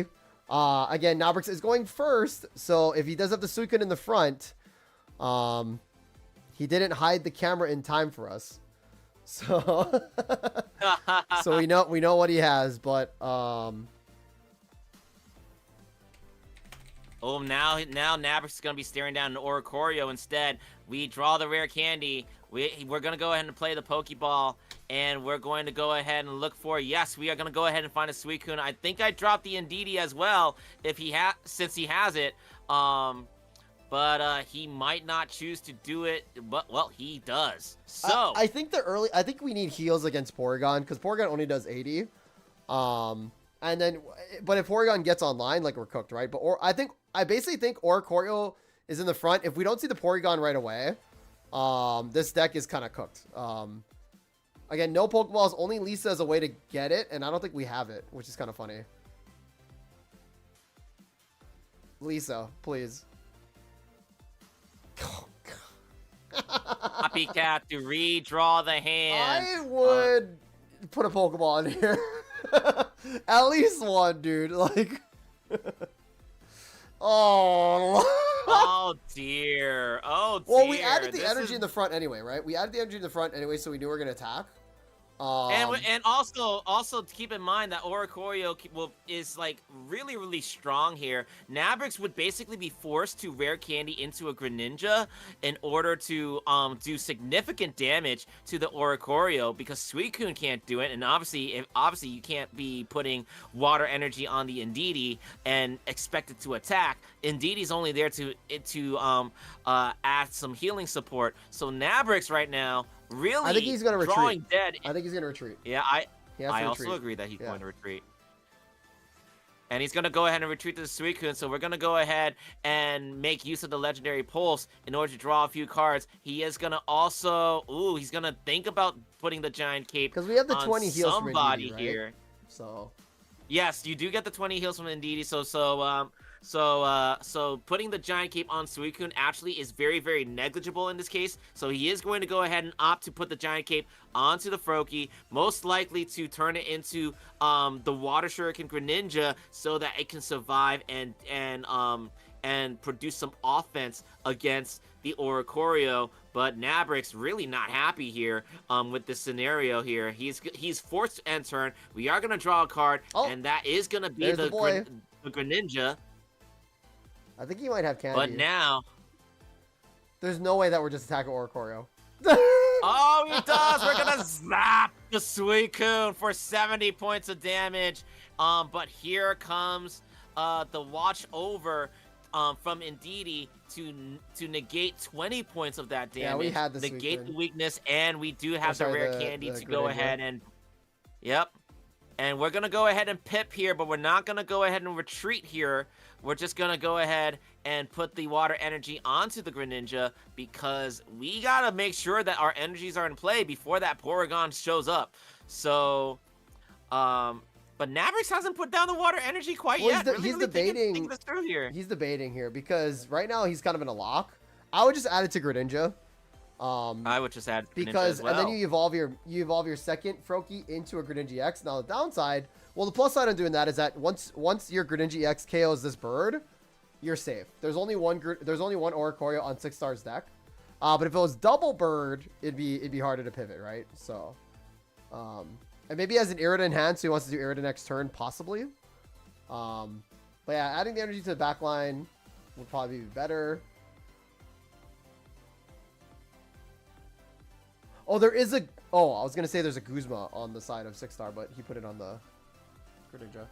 So there's May. Okay, hey. Cool. So that honestly, so that's on the real Mintam, you That's swap probably out gonna- the Maze for Pokeballs in 6-star's deck. I feel like Maze is very inconsistent.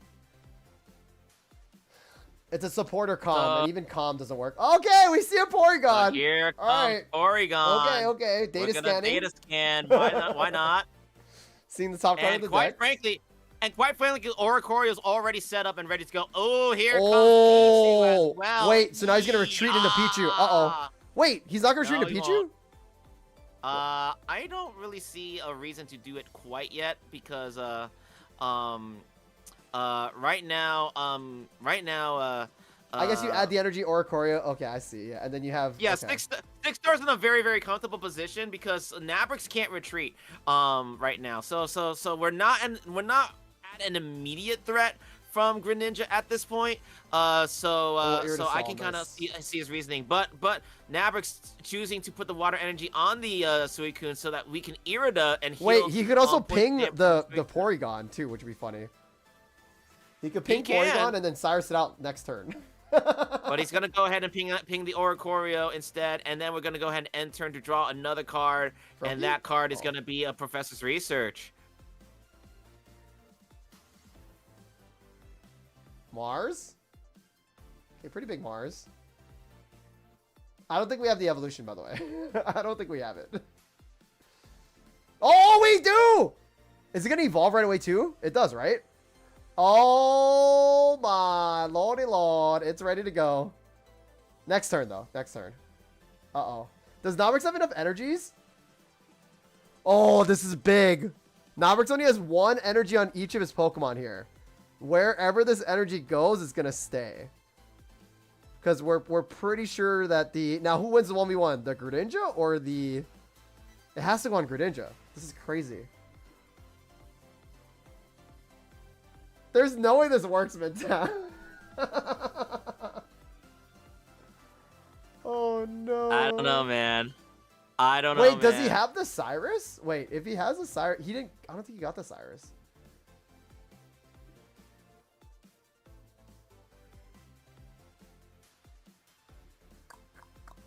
So Nabrix really gonna go ahead and try to go for the Porygon because once the Porygon comes out there All his and energies starts are buggy beaming, oh, we're gonna go ahead and end turn here. Is that the play? Well, we have to. We can't attack with Suicune. We can't retreat pivot, so... Oh my god, chat. Oh, dearie me. Nabrix really doing everything he can to okay, so now now here's the thing, Mintam. The Porygon can still change the energy to water. It's happened to me many a times. So let's see how this actually plays out. Retreat here. We add the energy to Buggy Beam. We KO. Now, what do we change the energy for Nabrix here? It becomes psychic. Wait, he can add it to Indeedee. Wait. Wait a minute. Hold on.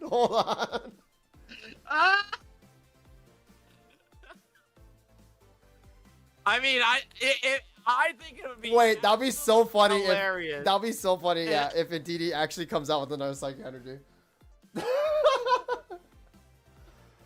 Nabrix is gonna go ahead and rare candy the Froakie into another Ping Greninja. It has to be Ping Greninja because he's only doing pings now. Yeah. But he can also now KO the Pichu. Maybe even go for the Oricorio at best. You know what I mean? Maybe go for the Pichu. I kind of would like to see. Well, here's the other thing too. Hold on, 40s, 60, or maybe it's Porygon Z. I don't even know, dude. So he's gonna go for the Oricorio here. Because I'm thinking he would want to eventually. If Indeedee gets the psychic, if Indeedee gets the psychic, there's no way. No, oh my god. Nabrix, just do it. I think Indeedee. It's gonna be Indeedee. You gotta do it on Indeedee, Nabrix. You gotta do it on Indeedee. Yeah. No, I get it, because like there's a chance that it could be a psychic, and if it's a water, you just put it back onto your other Greninja, right? So like. That's right. That makes sense. Well, if you Buggy Beam you get anything else, you just put it on Greninja, because then the Porygon Z will end up dying, and you'll get your water energy back eventually. Oh, So I think it's actually 6-star is gonna have to go find another Porygon. right. And also with all the Greninja ping, like, Yeah. Oricorio goes down, and then also if Porygon Z doesn't there, yeah, there's no cape, so the Porygon Z is going to go down as well too. Uh-oh. Yeah. But I do kind of see Nabrix being in full control here, because That's so funny, because dude. yeah, That's so funny. yeah. Psychic for the memes. Oh no! Oh, it's the water! It just changes it right Wow. back to water. Oh no, dude. Oh, Oh no. Oh, Porygon. The operation was a success, but the patient died. Nabrix is gonna go ahead and pit the Oricorio to get it out of the way, and we are actually going to see the KO onto the Porygon Z. Water Shuriken onto the Pichu, for good measure. Basically make a point that it is game over, and it is 6-star, has no choice but to concede. Unlucky. Also, yeah, also too, 6-star. 6-star doesn't run Oaks. I just read that in chat. That's crazy. He doesn't run Oaks. Only Copycat. See, maybe if you just run Copycat or Oak over Copycat and Pokeball over May. I don't know. I feel like, I don't know, bro. Like, or maybe just Poke. Yeah, you definitely run, maybe even just Oaks and Copycats versus May. I don't think May works out. You know what I mean? But again, chat, still really close, right? Again, shout out to 6-star for using this deck. Again, already winning against two Sui Ninja players. Also, again, Darkus and Ishan, some of the best players from the regions too. So pretty crazy, right? Pretty crazy. So, but yeah, Jesus Nabrix again for winning that. And then let's try to find another matchup for. We have about 59 matches left in play, so I think we're definitely gonna have a lot of options in our corner right now. I'm trying to look at the names to see. Jimbo's already done. Lucian, he isn't live. He is too old. He is too old though. He's not live yet though. Okay. He usually likes to go live around like 3-0. Yeah. If he feels like he's got a shot at because he likes to focus and concentrate on his games, game, which makes sense. Like I respect that. Yeah. You know? So, I don't see anybody in the games. I don't see anybody in the games here that are live in the Discord right now. Well, SA is at game 3. Oh, he is. Okay. Yep, SA is in game 3 against Thomas Xavier 21. All right, cool. Let's do that. Let's jump in there real quick. Okay.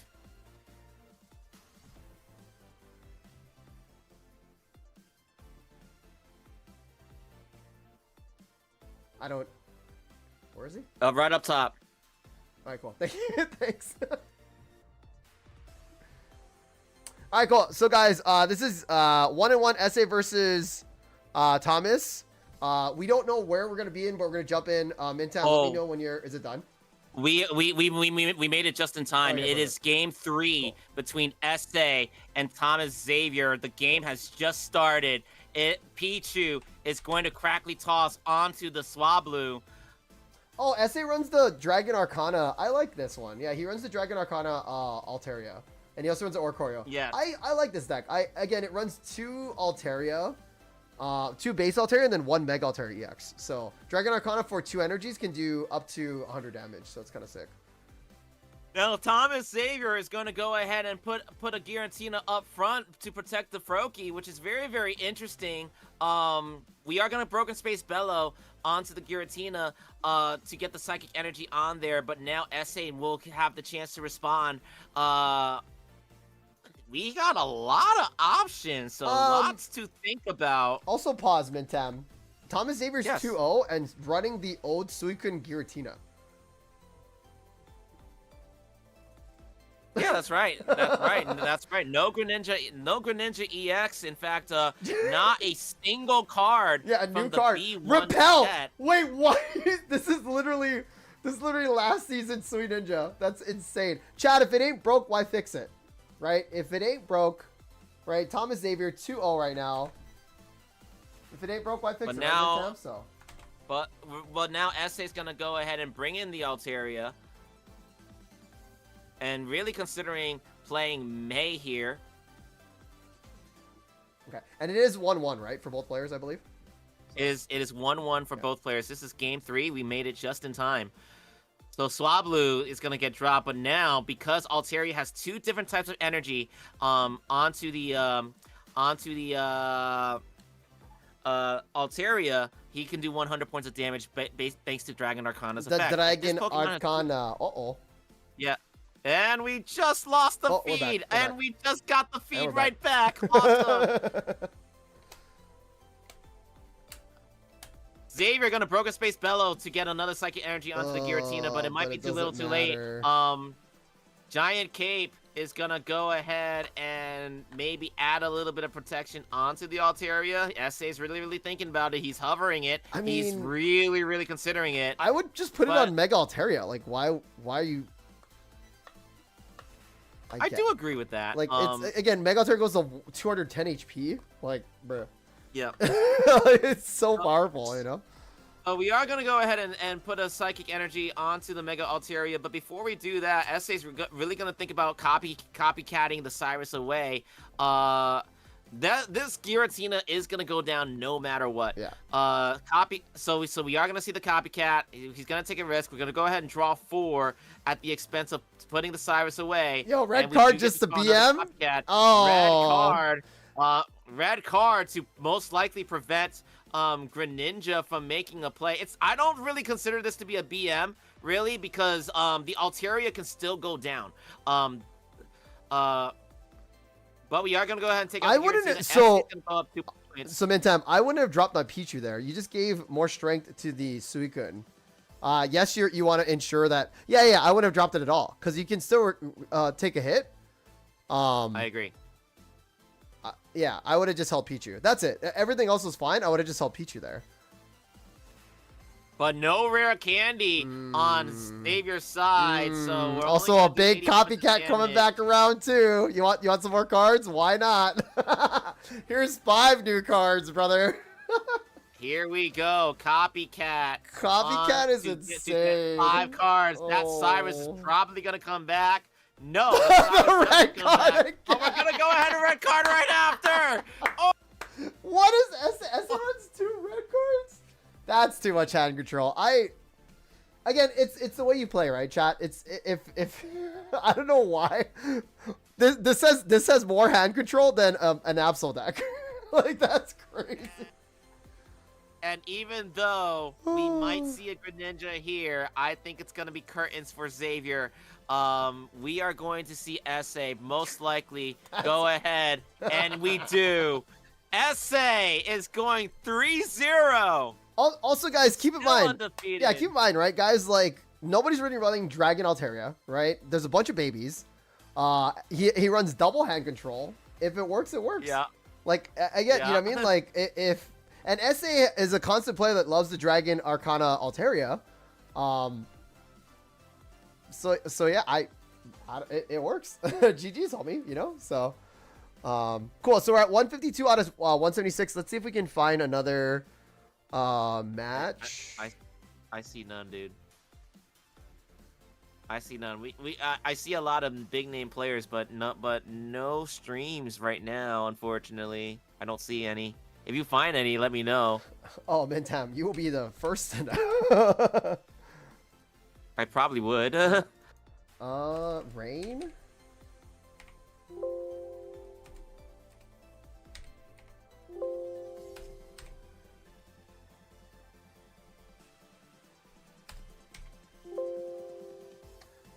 Oh, okay, Greenheart.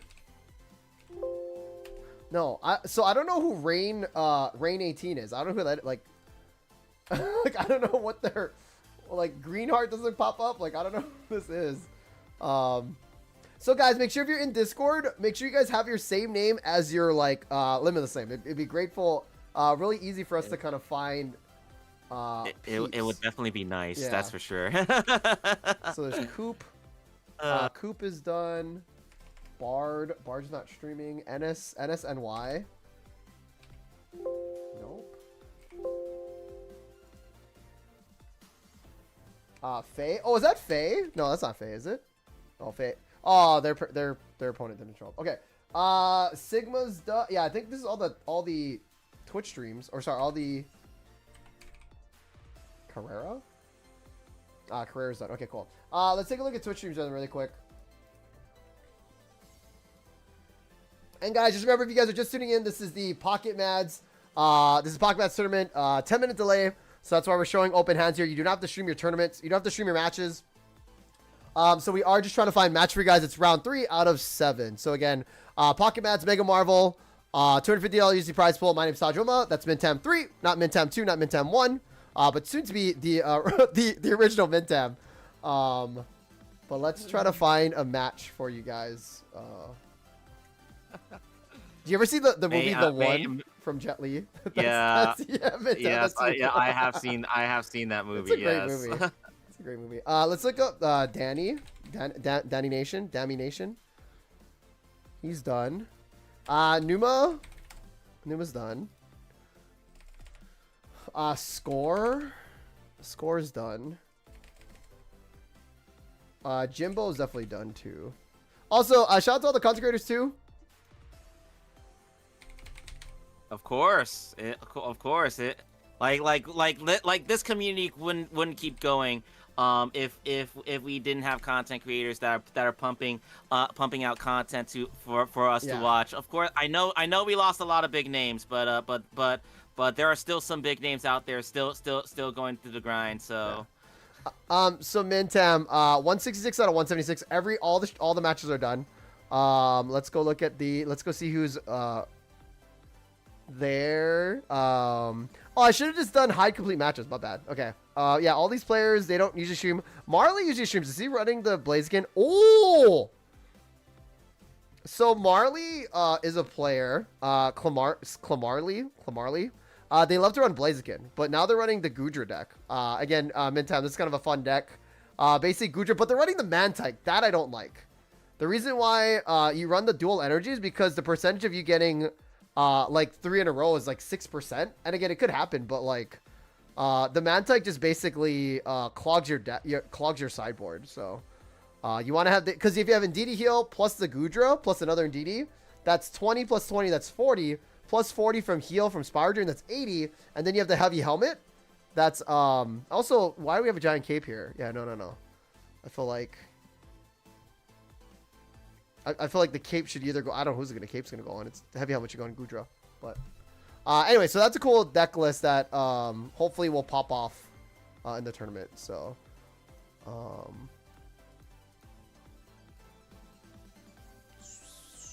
Nabugu. Okay, cool. So Mintam, let's look at the meta game here. Wait, what?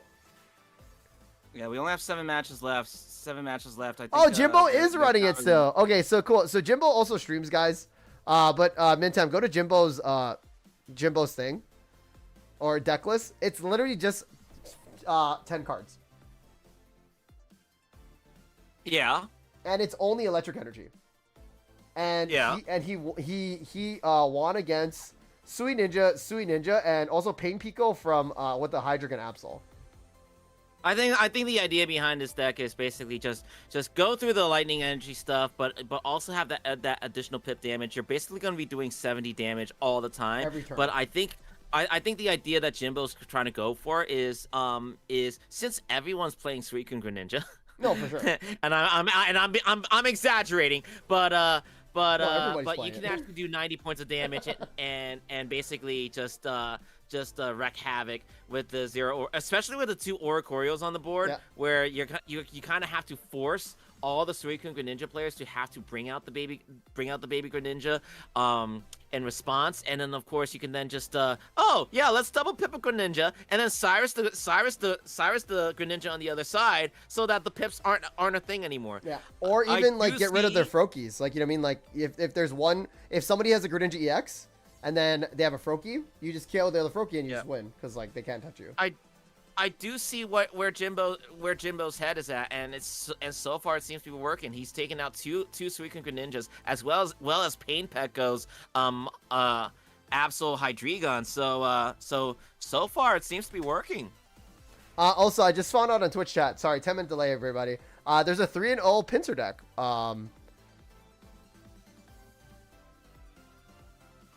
Where is it? That's so many. I'm in standings right now, Mintam, and that's so many. Yeah. Hydrogen Absols, Sukin Greninja. Where is the pincer? Yeah, I totally understand. Blaziken Farfetch. What the? I mean, I get it, right? You just go face, and then you just hit. Where's the pincer? I don't know their name. What's their name? I still think pincer's good. Again, you definitely need the will, though, for sure. To get the coin flip guaranteed. There's a Mega Gyarados that's 2-0. Wow. Props to that guy. Did he go 3-0? That's the real question. I probably not. He did. He what? Midtam. What is on the screen right now? Brother Juan against Magnezone or Choreo. Wait, what is this? Ooh. Wait, oh, it must have been. Midtime, it's just. Also, you'll love it too. Let me send you the deck list really quick. I see it. I see it. Guys, Mintam is a Manaphy believer. Mintam is the biggest fan of Manaphy. Which I get. So that's crazy though. Ice Cube, Mantike, Manaphy, like what the? Hey, if it works, it works. If we can get this guy too, that'll be sick. Okay, I'm trying to find that pincer player though. I have a lot of history of Manaphy. No, Manaphy is cool. I think it's a cool. Okay, Leafeon. Oh, it's Umbra. It's Umbra H. Mintam from Italy. Yeah, it's Umbra. Yeah, H. I mean, yeah, it's Umbra. I mean, yeah, of course they're gonna play really a good. They're gonna play a good deck. That's Hopefully Umbra can stream. They don't have to, but I would like to get Umbra for. I mean, we could definitely we'll DM them. Oh, wow, Mintam, take a look at the deck list, by the way. Whenever you're ready, I'll put it on the screen. So basically, guys, this is the deck list that people were telling us about. It's a 3-0 pincer, and again, basically it has boosted Leafeon, and basically what Leafeon is, it's basically like a baby Pokemon for grass types, right? Once your turn, if this Pokemon is inactive, you can take a grass energy from an energy you don't attach to your Pokemon. That's also not your own energy attachment; it's an ability, right? So it's not an attack. But basically, you pair up your Mega Pincer. You have the Celebi with Temporal Leaves to basically de-evolve a Pokemon. They keep the damage counters on it. So if say for example, you de-evolve a Mega Blaziken, and there's a rare candy in the middle, it goes straight to Torchic, and if it has 60 damage on it, it gets KO'd, which is kind of crazy. So, but also it just runs the 1 Nihilingo and then Poison Barb for the extra damage. That's kind of interesting. Yeah. It seems clunky, but I mean, if it's working, right? So. Yeah, he does run 1 will, so you can guarantee like 150 points of damage. But then it's like, well, if it's not enough, you can just bring in Celebi to de-evolve. Say you're facing down like a Mega Blaziken, and you're trying to run the long game. I do not believe that Mega Blaziken can one-shot Pincer. It's 170 HP, so yeah, technically. Right. But also it's the other way around too. It's the other way around too. Mega Pincer can't one shot either though. Yeah, but also the other thing too is against a Suicune Greninja meta where Greninja becomes Greninja via rare candy, if you do Temporal Leaves on the Greninja, even if the Froakie doesn't die, like you still put the Suicune Greninja player very, very behind. And then chat, keep in mind, whenever you de-evolve with Temporal Leaves with Celebi, I'll put it back on the screen. You basically put the Pokemon card back in their hand, but the candy it goes in discard. The stage 1 will go back into their hand, but again, the candy gets discarded. So I don't know if I think tools are the same way too. If it has like a cape, I believe those are discarded. But I mean, it's a cool tech to go against that. So. Yeah, 100%. I beat that guy, whoever that was. I was going to do the exact same thing. So, Shout out to whoever that was. What's up? So, oh, we're in the Create VC stream. That's why people can come in. That's interesting. Okay, let's go to Score Games room really quick. Okay. Yeah. So basically, yeah. Now nobody else can come into our room. Okay, cool. Nice. That could have been really bad, but it's all good. So,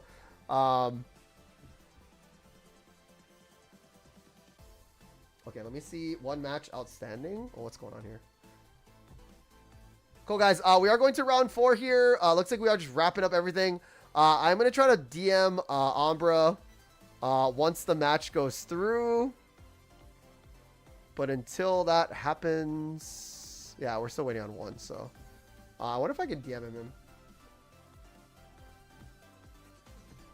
Oh, hold on. I was gonna talk to somebody in chat, but...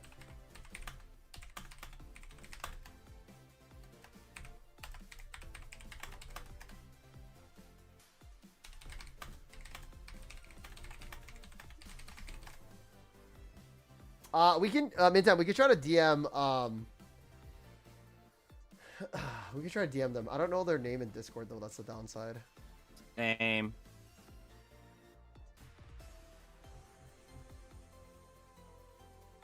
We may have to look at it from their opponent's side of view as well. Well, I mean, like, well, once the table starts, we can just DM them, you know what I mean?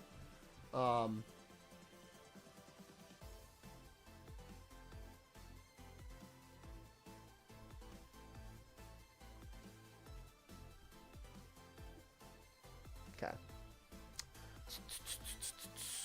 Hey guys, we do apologize here again. Chat, I'm really excited for Mega Chimeco. Just kidding. Midtown, there's no leaks yet, right, for the new set? I don't think so. Let me go look. Hold on. No. But we do know the set dateless, right? It should be. So it should.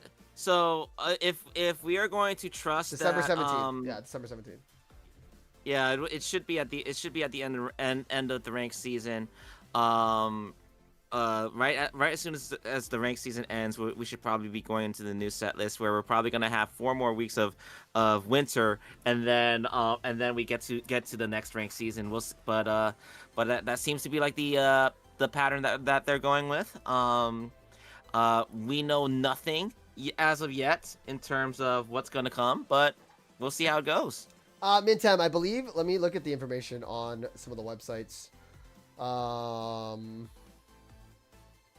I thought that I thought it showed like it was gonna just be 100 cards. Am I wrong? Well, B1A. we're going to see, and the other thing too is I think it's gonna be a single pack for sure though, because we already had a 3-pack, right? So like. Yeah, it most likely will be 1 pack. And to kind of give the non-spenders a chance to continue to complete their decks with the new sharing system that we currently have. I think in 10 days. I Jesus think Christ. Yeah, yeah. It's funny. We've been spoiled by having like packs. Oh no, for sure. At the end of every single month. So people kind of tend to forget that hey, there's a new pack coming.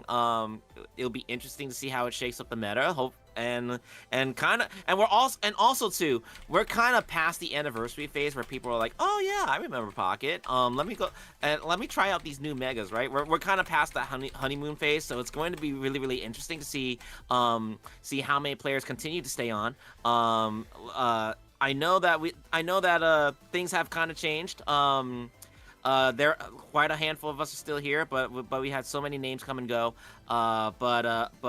But you know, there's still hope on the horizon. Naprix is still here. Luchins is still here.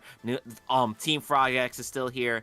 Like some of the big names that have pretty much carried the Pocket community in terms of the competitive scene, they are still here. And when we don't have ranked, they'll show up in tournaments and still keep the community alive. So shout out to all of the players that are continuing to play this game, because without you guys, I don't think any of us would be here, you know? Without you guys, Pocket Mats would be out of a job. No, exactly. No, for sure. Cool thing about Eric's, or sorry, so the thing just went up. Ombre H's opponent, I did talk to them in their little table, so hopefully they'll come through. But basically, Eric is running one Misty, and I feel like Misty. I know people don't like it because it's inconsistent, but it could win you games. So I feel like we're gonna go into a meta where people just throw in that one card, that one Misty, to like get that the energy amp, that energy accelerate that could just basically win you the game. Like say you go for turn 1 against a mirror, but then you have your Misty, then you just all of a sudden start hitting, right? So. But yeah, so here's the opponent for Umbra. I did talk to them in their match, so hopefully they do respond. They didn't check in yet. But again, basically 2 Frokies, 2 Greninja X's, 1 Greninja Ping, 2 Suicuns, 1 Indeedee, double Sires, 1 Aerodel, 1 Mars, but a Misty. And again, I think Misty's good because early game it's insane, mid game it's still okay, and even late game it's insane too, right? So just getting 1 or 2 heads could just basically accelerate you, but we'll see how that goes. Again, opting for, I guess, getting rid of a cape for a Misty. So Misty's definitely a blast from the past. I definitely remember the early days of Pocket where Misty was pretty much one of the most hated cards on the planet, and everybody wanted it banned for the most part. But we're not seeing much play from it anymore since we have so many more cards that are a lot more consistent. With that is honestly with Misty seeing a lot less play, it's also kind of become a lot less hated, because no one really sees it anymore.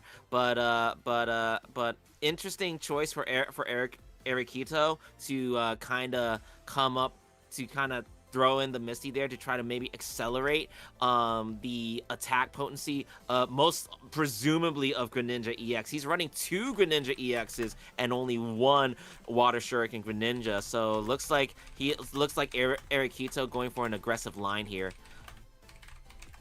No, again, I think Misty's good. I know a lot of players don't like it because it's inconsistent, but like, I don't know. I just feel like you're gonna. It's like one of those, like Mintam. Imagine it's the world's like Pocket tournament, right? And then we see a Misty with even 1 extra heads. That could literally rock, like just it literally, pushes the table completely, right? And it's just honestly, if Pokemon does an official world circuit and you and I are sitting there in commentary and in grand finals, it's Misty that pretty much decides everything. I think we would have a riot on our hands. Mintam, you know what I'm gonna say, right? No, Mintam, you know exactly what I'm gonna say, right? I know exactly what you're going to say. That's Pocket. All right, so both the players have checked in here. I love how we're already coming up with catchphrases. I'm going to trademark mine, just to make sure that it's protected and I can actually make money off of the commentary stuff. But yeah, you're right. That is Pocket. We are waiting for hopefully So they both checked in. We're asking. Oh, okay.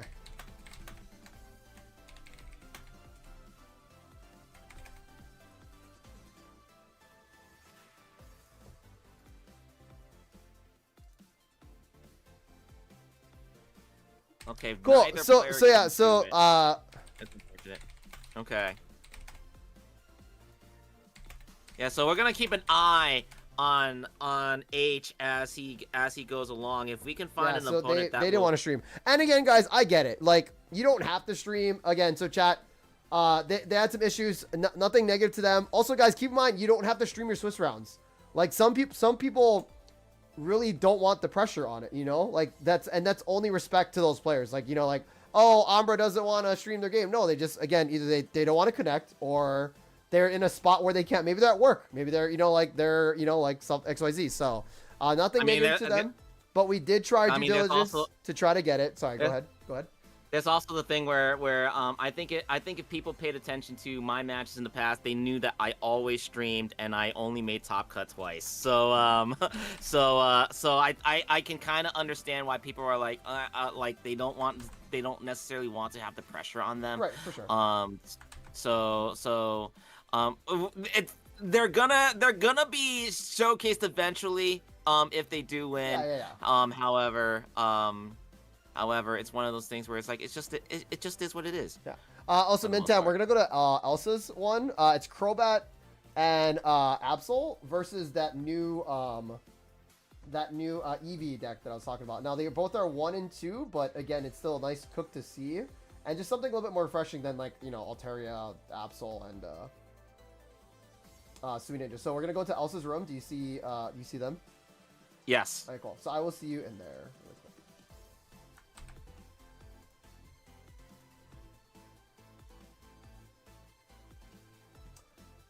So Elsa, to good kind luck. of give you a heads up. Cool. So to I'm so, moving on. so to Good. kind of give you guys a heads up, as we were waiting for confirmation on the H versus Arakito match, it is Elsa that takes game number 1. So we are going to go straight to game number 2. Both players are 1 and 2. This is an elimination match. It is Elsa with the Jolteon Leafeon versus Soultrill 18 with the Crobat Mega Absol. Here we go. It is life on the line for Soultrill, and Elsa is going to go ahead and go with the promo Eevee to stare down Soultrill's Zubat. Soultrill is going to go and take the first move. Also, second too. Zubat is Well, also too, Yep. both players want to go first in this scenario, I feel, because they want to evolve right away. Elsa definitely an advantage if they go first because they can basically just evolve into either a Leafeon or to the Jolteon. So, but I do like the Barb here. But again, this actually, yeah, no, this Zubat's safe. To be fair, that's a really scary lineup for Elsa. We'll see what they do next turn, right? So.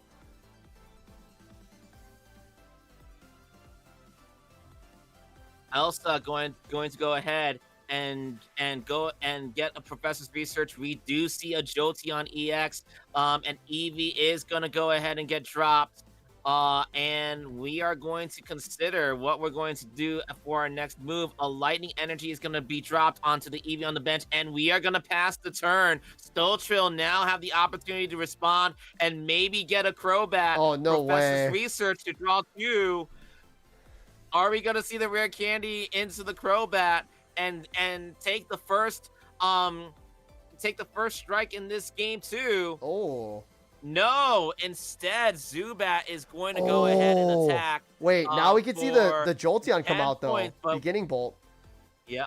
But now, do you want to do that? I mean, I guess you do KO one of their boys, right? So. Well, when you evolve the Eevee, it's going to and we're going to see Beginning the Bolt. Jolteon, the pin. Is this It's is Beginning this a Bolt. pin missile It's Jolteon? Beginning Bolt. Beginning Bolt. Okay. Yeah. So Yeah, Beginning it's Bolt. Beginning Bolt. That's Yeah, right. yeah. Which means he Beginning Bolt's going to do 60 points of damage. So that Zubat is going down. Poison be damned. It does take a lot of damage, 1 though. point, and Soultrill is going to have no limited access to a Crobat. He's only going to have 1 now. He does have Mega If you're Absol too, Soultrill, what though. you gonna do? But he must have a Crobat in hand, waiting for rare candy. That's the reason why he's sending out the Crobat. I would say. Oh, see, an X speeds out. Cool. Copycat. That's fine. If we see it, we have to see an evolution for a KO here. If not, we could see trouble.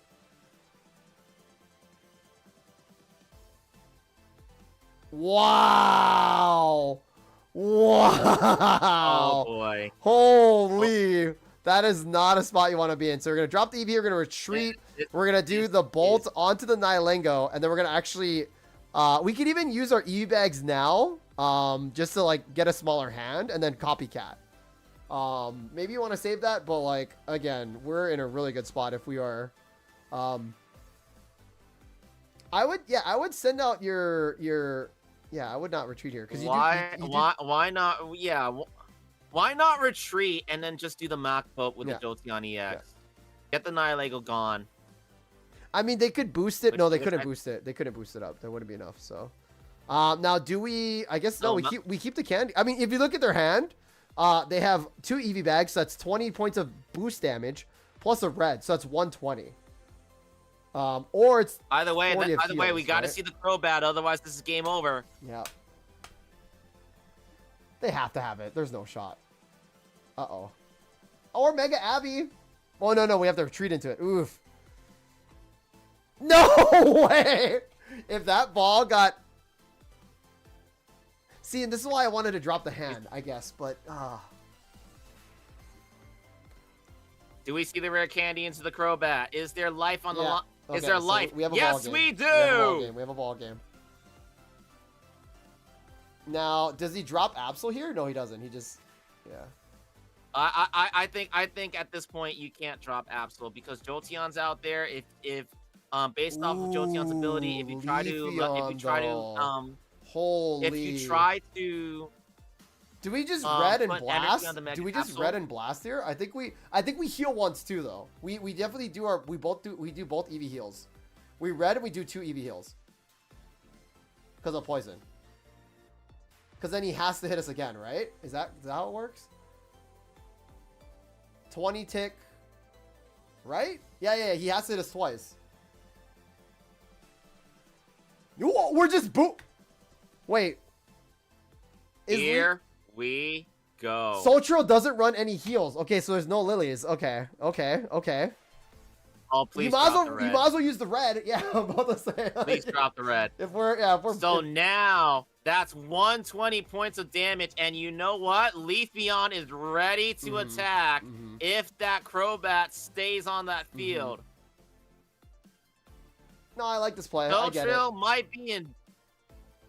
might be in big trouble here. Also runs double Cyrus too, by the way. So like double Cyrus could be coming.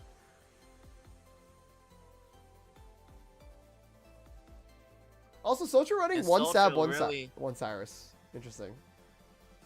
And Sotrill really, he is gonna go ahead and drop the Mega Absol here, but also takes damage from the electromagnetic wall. Crobat.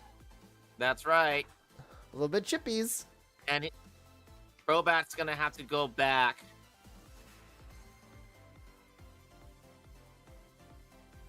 Damn, that's big. Might as well. What are we looking for here? Copycat. Oh, Cyrus. For Cyrus. Easy. Awesome. Oh, wait. Wait, what can work too. I like that play a lot. I like this play a lot. I like this play a lot. Now we're gonna go ahead and Leafeon, get that grass energy up with Leafeon's ability, and put the lightning energy so that we can do 90 points of damage on the Mega Absol. Boom. Well, so we lose the Sabrina next turn, but also we lose the game next turn, right? Sabrina comes out. We send out the other Jolteon. Any of the, I mean, yeah. There's Cyrus, cool.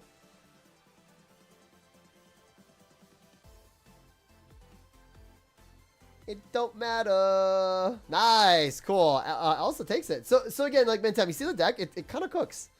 It's not, you know what I mean? It's not the greatest, but it's a interesting combo, right? So Mentem is unamused by the EV deck. sorry, man. But we are gonna go ahead and Leafeon for another 90 points of damage on the Mega Absol, and that is gonna be game. Sotrill is gone from Pokémon 11. Elsa stays alive with the Jolteon Leafeon deck. Well, Sotrill can still play, if they want to, but they won't make top cut, so, which is unfortunate. But again, I like the Crobat. You know what I mean? It's a good deck, for sure. Okay, let's see who is. Oh, we have a lot more. Okay.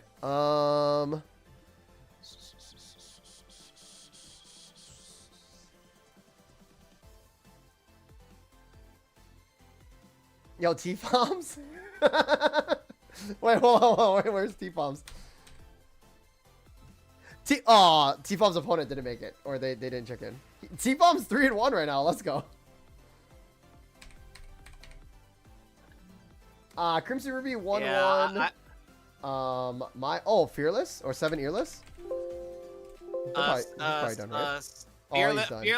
Fearless did not show up to the match, unfortunately. Dang, he was. Oh man, he lost the. Yeah, he lost his. That's crazy. What was he doing?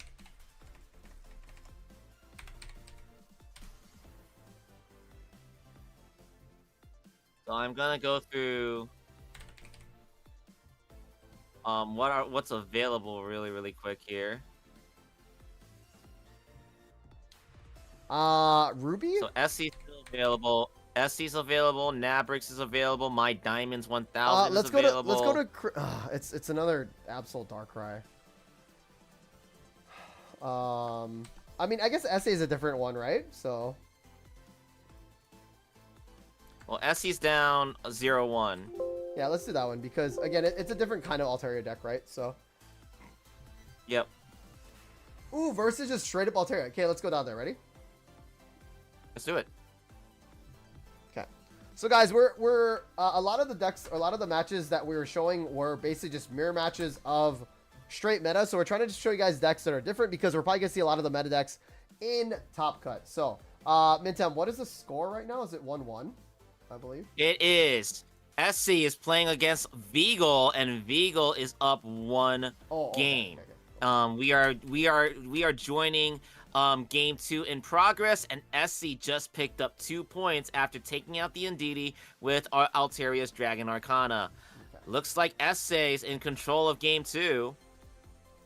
Okay, I'm changing the deck list while we speak. So.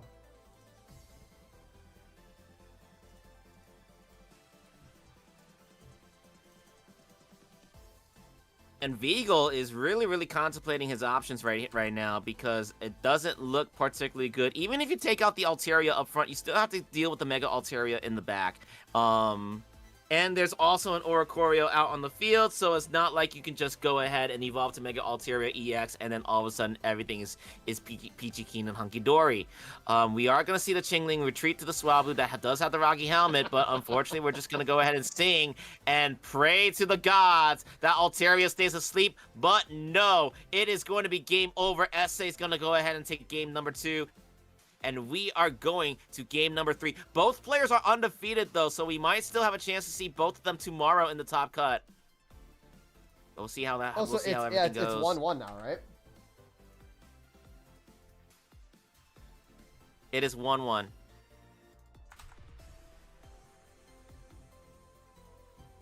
I do like the Oricorio. I do like the Oricorio tech.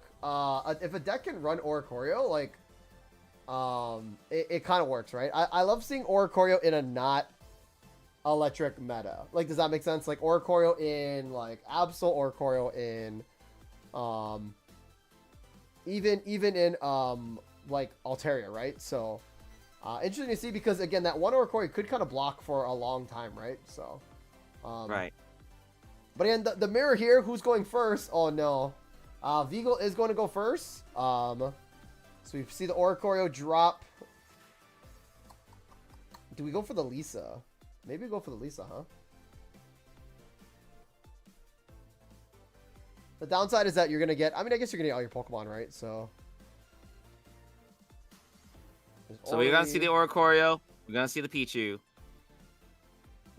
And we are going to see the red card. I guess. I'm not the biggest fan of red carding early on, to be honest with you, especially if there's no threat of rare candy. We are going to go ahead and see the Licia on Veagle's side of things. There's Jirachi. And we are going to see the Jirachi Star Drop. Ooh, does he have the Mega Altaria in hand? That'd be crazy if he has it in hand. The Sing does not work.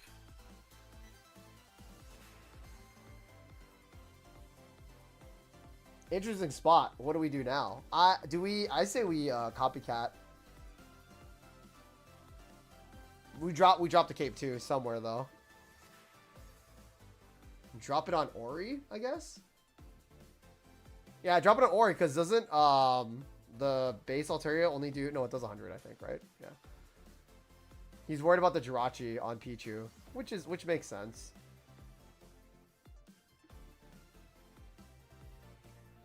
I would say sack the Pichu though. Unless he really wants Pichu as his like combo here. Like, does he want to retreat into Pichu and then give the energy to his Swabu? Is that what he wants to do here?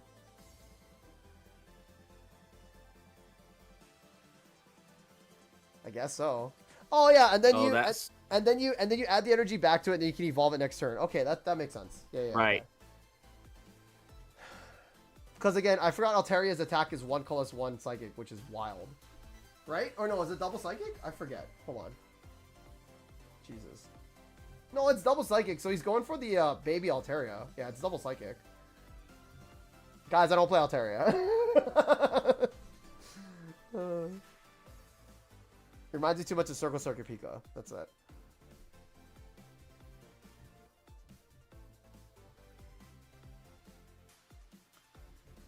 We do see the red card on Vigo's side, so we're gonna go for a redraw.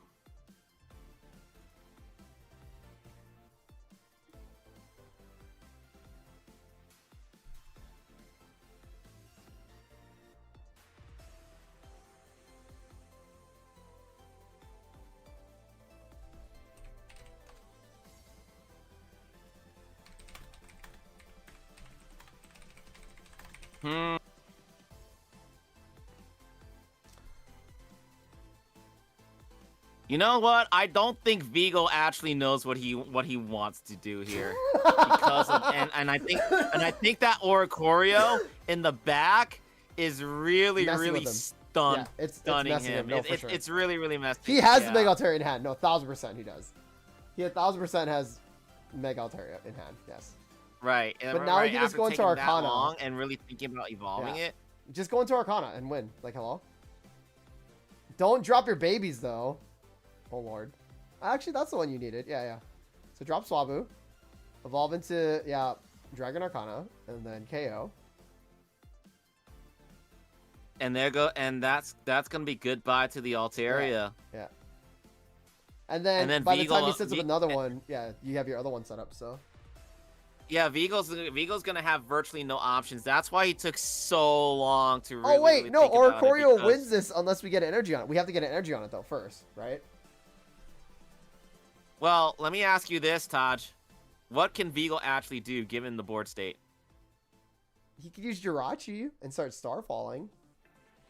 Oh no, but then But then Jirachi dies. Yeah, true. And this is effectively going to be Vigo's gonna have to put out the Mega Altaria out there. Well, but then you just put the Oricorio up there, and then it's like, well. So Vigo has 2 points, right? Vigo does have a Cyrus play. 1 point. Or 1 point, right? So he needs 2 points left. He could set up a Cyrus with Jirachi and then KO something that's not Oricorio in the front. Like, does that make sense? How many Cyrus does he have? He has 1 Cyrus. So he KOs whatever's in the front with his Mega Altaria, right? But he has to still set up Jirachi to ping something in the back that's not Oricorio and then KO that. Like, there's a super thin line. He's not out of it yet. But, you know what I mean? So Vigo can technically work around this somehow. But now this swap is going to become Mega Altaria, though. So, like...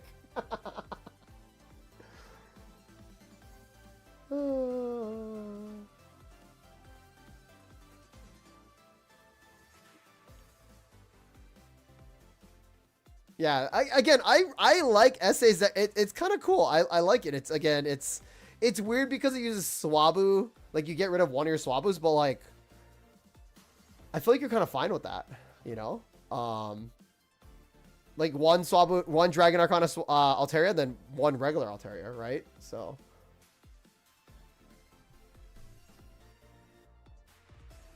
So we are gonna go ahead and Dragon Arcana to Chingling. So now Essay's gonna go up to 2 points. Most likely Vigo is going to go and return damage with the Mega Altaria to take out the baby Altaria, but then it's going to be just a Mega Altaria standoff, or we could just put the Oricorio out there. Now, the interesting thing here is Oricorio's kind of stuck, right? Because you're going to need to have a Pichu down there in order to add a lightning energy so that Oricorio can zap. But you don't want to put a Pichu out there because of the star drop potential by Jirachi. So this is probably gonna be a Mega Altaria standoff.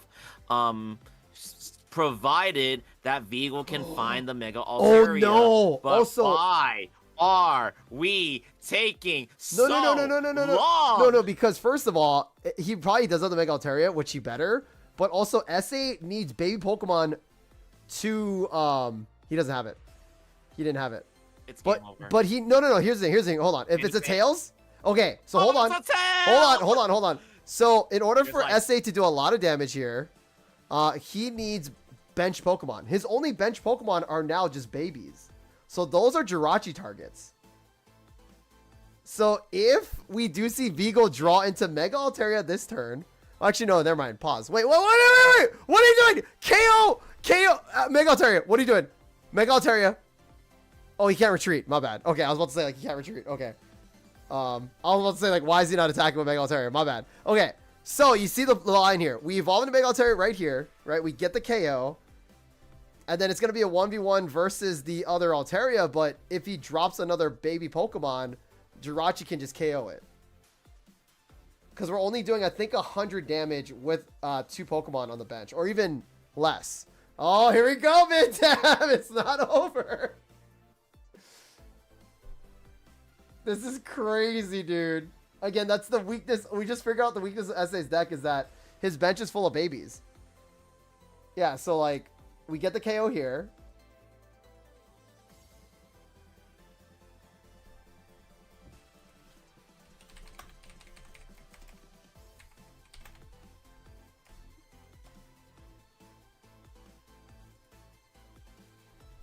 Because again, he needs to drop bench Pokemon to do damage, Mintam, right? Because right now he's only doing 70 damage.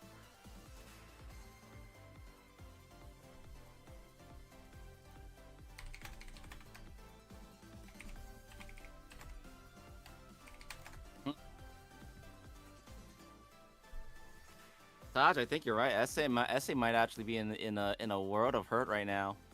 Because every bench Pokemon he has is only babies. Yeah, Pichu, right? So yes, he does 130. Yeah, he's oh no way.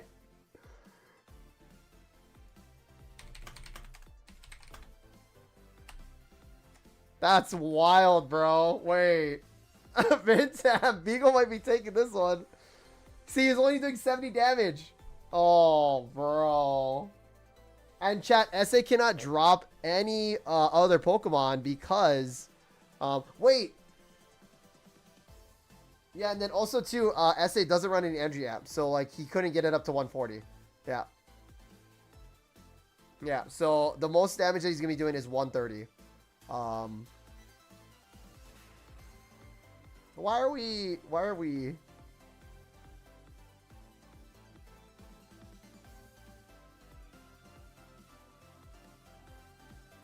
Right?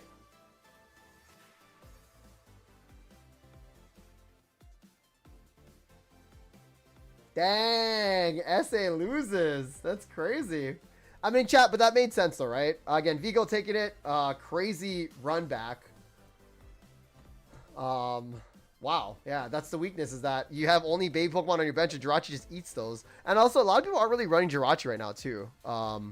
But that's the reason why you run Jirachi. I feel like you just do Jirachi Starfall onto your target, and then you just basically KO with 130. Like, that's what you do, right? Mintam, let's see if Nabrix is avail. He might be. He usually likes to... Nabrix is done. Damn. Nabrix 4-0. Nabrix is 4-0. Nabrix 4-0, by the way, yo. Shoutouts to the GOAT. Nabrix is about to go to another top cut, mate. Numa is 2-2. Jimbo is 3-1.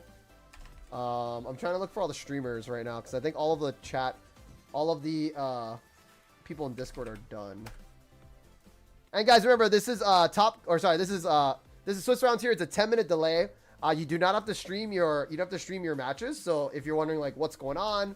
Also, if you guys are on Maddie's YouTube channel, if you guys don't know who we are, my name's Sajoma again. You can see me casting for a lot of grassroots tournaments. That's Mintam, not 1, not 2, but 3. And we do the Swiss round casting for Maddie. Maddie will be here tomorrow, same time for the top cut. And top cut is basically some of the best players that battled through the Swiss rounds, and pretty much showing like the finals of this tournament. Again, Mentam, how many players do we have today? Like over 400, I think, or we just hit 411. yeah. 411, so 411 players, today. which is pretty sick. Also, guys, keep in mind it is holiday season coming up too, right? Also, there's a lot of snow in the Midwest area. I had to snowplow my driveway and sidewalk today, so like, you know, there's more responsibilities going on. Also, people like working more for like monies for Christmas, so like, and also too, there's ranked out too, so people like to play ranked and try to get to that top 5K, 1K, 10K, whatever you want to do, right? So again, we are looking at, again, we're gonna be at round 5 soon. There's 149 matches, or sorry, 150 out of 56 matches done. As this is going down the wire. Also, Mintam, fun fact, the pincer deck is still going. So if we casted that match, that would have been a perfect round 4 matchup. So, and guys, we did ask Ambra or Eric if they could, and they said they couldn't, which is totally fine. We get it. But it is mandatory. All the matches are getting finished. It is mandatory for players to stream for their top cut, not for Swiss rounds. So it's no worries on that part. But let's see if Umbra won that one. Oh, so Umbra lost against Sweet Ninja. Wait, yo, someone's playing Dragonite? Wait, what? Hey, yo, Dragonite? Who's that? J-Hove? J-Hove? Okay. So we're gonna Mintam, we're gonna cover Zach Wars for the next matchup. Sure. Zach Wars is running, I think he said like Psyduck or something, so.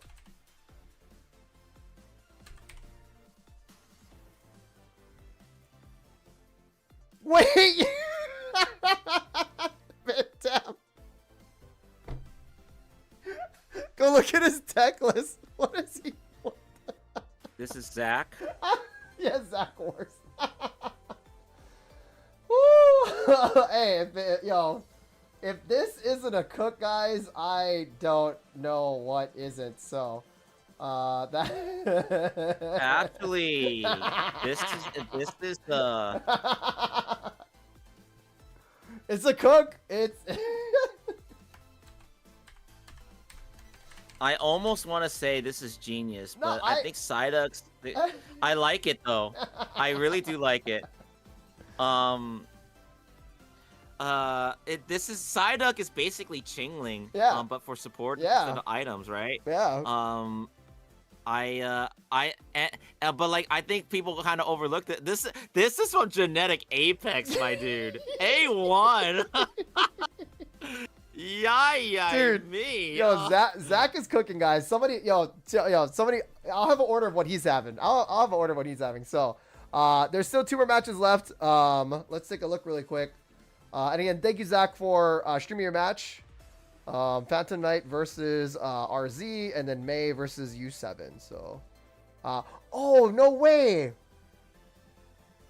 Phantom Knight's running Larvitar Tyranitar. Oh wait, but he's not using Hydreigon. Okay.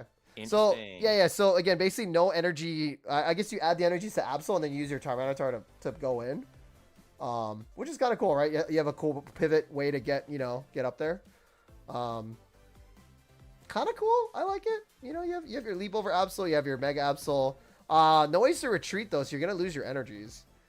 Also, I don't think you don't really need a May here because you have all your basics. So like, what are you really Maying for, right? Oh, I mean, it's a cook for sure. It's a cook for sure. Who's he playing against? Oh, he lost against Goodra. Oh, no. Wait. Oh, yeah. Lost against Goodra. Damn.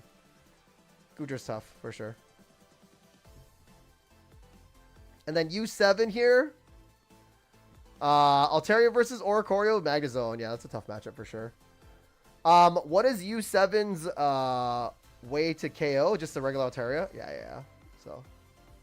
Mintam, out of the Megas, what do you like the best? You like Altaria? Do you like Absol? Do you like Blaziken? Pinsir? Ampharos? Question mark? I will definitely say that Oh, I favor Mega Absol only because I have two full arts of Mega Absol. I have not been spending much money into Pocket as much as I used to. So full arts are kind of a premium, and the fact that I have two Mega Absols is kind of determine what deck I would try to go for and run. Riftbound. So No, I'm just kidding. Riftbound if we get product, right, Mintem? So. We're a pocket streamer. Oh, we Right can't now. name drop other card games, Mintem. Yeah, My bad. we are not naming My dropping bad. cards Okay. here. Sorry, Pokemon. If you guys heard that, I apologize. Sorry. No. Pause. We can still enjoy other games, like you know what I mean, like that. We're not trying to be like just you know what I mean, like yeah. We can. Oh, we just can't name drop it. I'm not. Okay, I'm not okay. saying that other games are bad to play, but I wanna try to keep things pocket focused while we're doing a pocket tournament. For sure. So Magic is great though, by the way. Magic, Yu-Gi-Oh, great card games as well too. So, I do gotta update my Magic deck eventually. But the cool thing is though, Mintem, right? You can trade cards. So if anybody is new here, chat, this is like the Series Taj mode, right? If anybody is new here and wants to do tournaments or just like needs cards, join Content Creators Discord. You can join mine Discord. You can join Pocket Mad's Discord, right? And then just say like, hey, I'm new. And if anybody has like an extra, like either Suicune EX or even like a Greninja EX, like a fresh one or something that they pulled, or like again like Suicune EX from Deluxe EX, right? You can just share cards for free once per day. You can get a free EX from somebody. So again, like if you do need cards, again, feel free. Like we love to always help out new players. And again, yeah, like it's fun. Also, you can still trade for everything as well too. So you can use PokeHub, stuff like that, to trade for cards if you're trying to look for the cards to finish off your decks. And also, what decks should you run for ranked? Check out the metagame, right? Check out Maddie's, YouTube videos. He always breaks down like what's going on in these tournaments as well as ranked. As you can see, Sui Ninja, again, one of the most used decks because it's very consistent and it just works. It has draw, it has heal, it has ping, it has pivot. Suicune Greninja is probably the most fine-tuned deck that I've ever seen. And it's probably not going to go away for quite some time in time, I think. Like, honestly, I feel like Sui Ninja is going to be here all the time. I think unless we have a set rotation where the A cards are phased out, we are definitely going to be seeing a lot of Suicune Greninja. It's for a while. It's kind of like how everyone thought during the A set Darkrai Giratina is going to stay forever, and for the most part it did. Until the B1 set came out, and then they just split apart, where Darkrai went the Mega Absol route and Giratina went the Suicune route. It's like one of those things where unless we get a drastic change from the competitive side of things, I think Suicune Greninja is going to be around, and we're just going to have to plan around it. Well, Giratina's cooked because of Hydreigon, so like you can't really play Giratina because you can't really play any psychic Pokemon because Hydreigon can just one shot it for 150 damage, and there is not a lot of psychic Pokemon that can handle a 150 hit turn one from a Hydreigon. You know what I mean? So, yeah, it's just kind of rough there, you know. So like what happened to Mewtwo? Remember when Mewtwo was the best genetic Apex deck like at one point? Mewtwo's gone, man. Well, no, yeah. Mewtwo is gone. Yeah. So it's just that again, like, again, Mintam, like, again, chat, we're yapping because we're waiting for the last match here. But Sui Ninja is probably the most consistent. Why? It does draw. You have AoE Irida heals, right? You have pivot. You have basically a Celesteela Greninja EX, right? Like, you literally have, like, a Celesteela picking up a Pokemon and, like, swapping it out for free. What else do we have? We have draw with Suicune, right? We have ping with Baby Greninja. We have Oricorio options with Baby Greninja. Like, and also if we want to add a Mystic, we have energy. Like, we literally have everything for water Why is water getting all this love? I have no idea. Dina, talk to us. Like what? Like what about fighting? What about steel? What about what else does that? I mean, grass, even grass too, right? Like it's just yeah.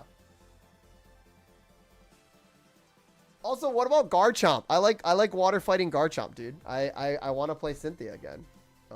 It's a good card. Maybe I bring it back. No, because then Chingling just bodies me, right? But then again, you can evolve into a Gabite, and then you just gotta go in that way too. No, but then Hydreigon just KOs me. Never mind. What am I talking about? Oh, Hydreigon, what do we do? What do we do? Also, chat, is it Hydreigon or is it Hydreigon? And what is going on with this matchup here? Jeez Louise. Are they in a standoff here? Wait, pause. Maybe there's like an Oricorio standoff right now. They're just going for their turns.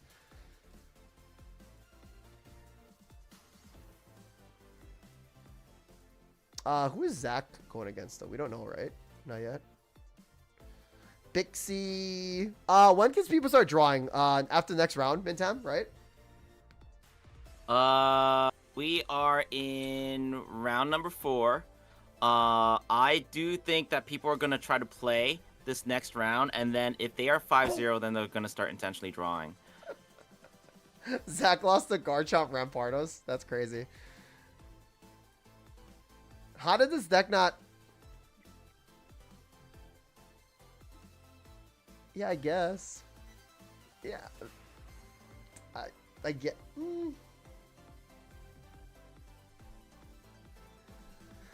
Yeah, I guess. Yeah, I guess. You have the linear attacks. Yeah, maybe Garchomp's back. No, maybe not Mintam. Who did he play against? Yeah, he lost to Decidueye. That makes sense. And he lost to Mega Altaria, so... Okay. Let me check with the judges, see what's going on.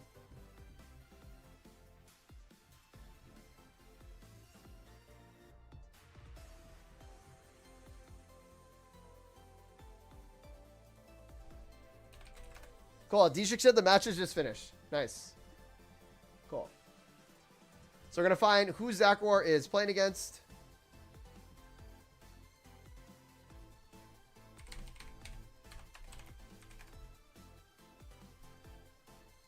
Psyduck Tech is wild. Who invited the Psyduck?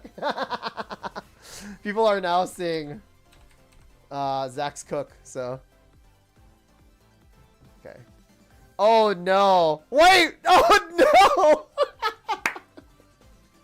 Mintam. You can go see who Zach is playing against, but I'm going to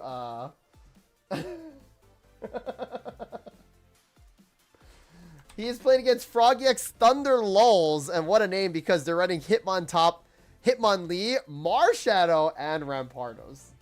What a cook from both of these players, and this is why I love Swiss rounds.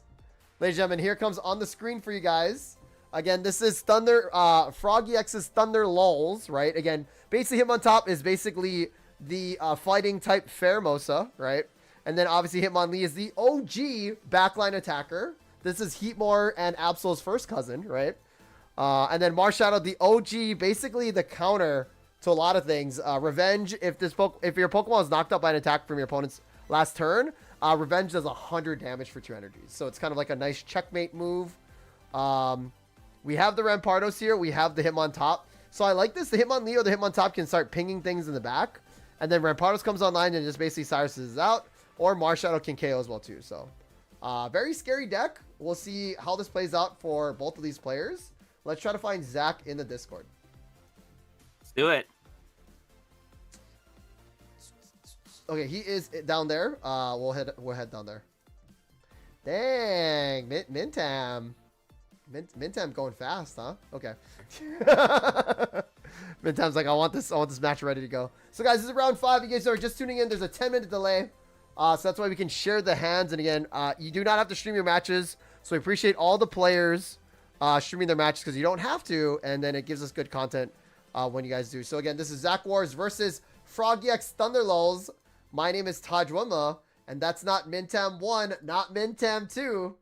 but Mintam 3 right next to me. So You got drop it with the numbers thing, man. I don't want the 3 next to my name. Here we go. It is Dak Wars. It is Thunderlords. It is Dino versus Hitmontop, and Thunderlords is gonna go first. In this game 1 of round 5, the Mars Shadow is going to go ahead and get dropped, as well as a Skull Fossil. Wow. A Copycat to draw 4 cards. So we are basically going +8 right off the bat. And Thunderlol's now going to reassess his hand to see what he's got. Oh, a Pokeball too. Why not? Just go complete aggro. We got the Hitmontop. We got the full bench, and now it is Zach to respond.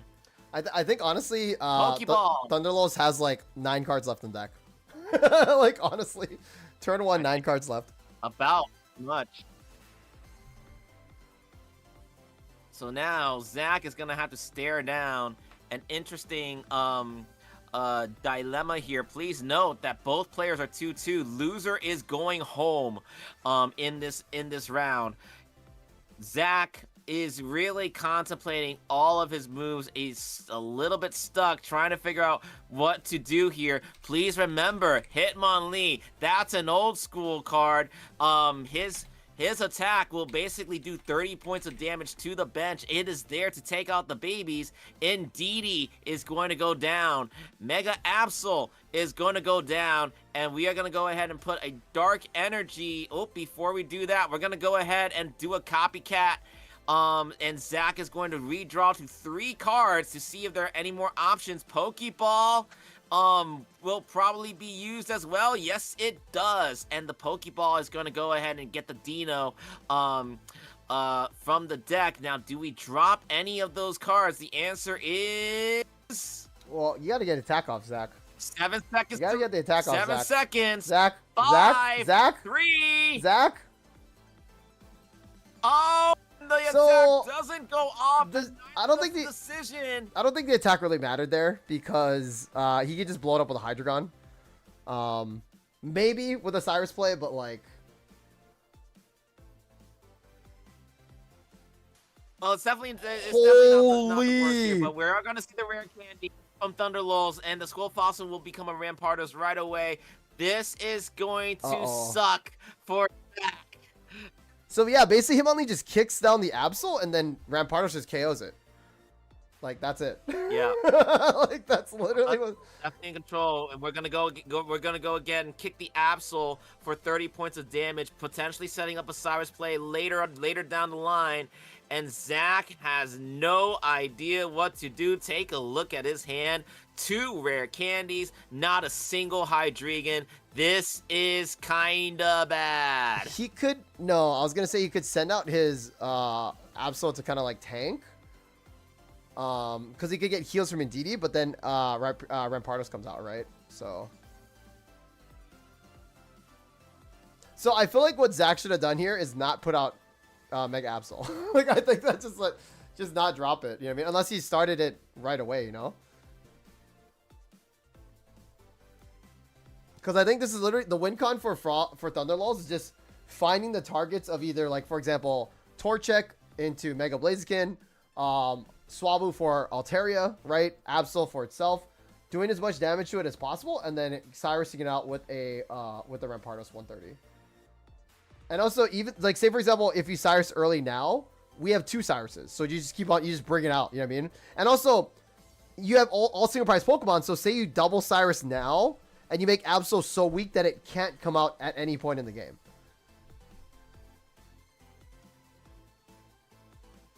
Also, I love the revenge setup here. This feels like Gen 1, dude. if he KOs Hitmonlee, then the Marshadow comes out.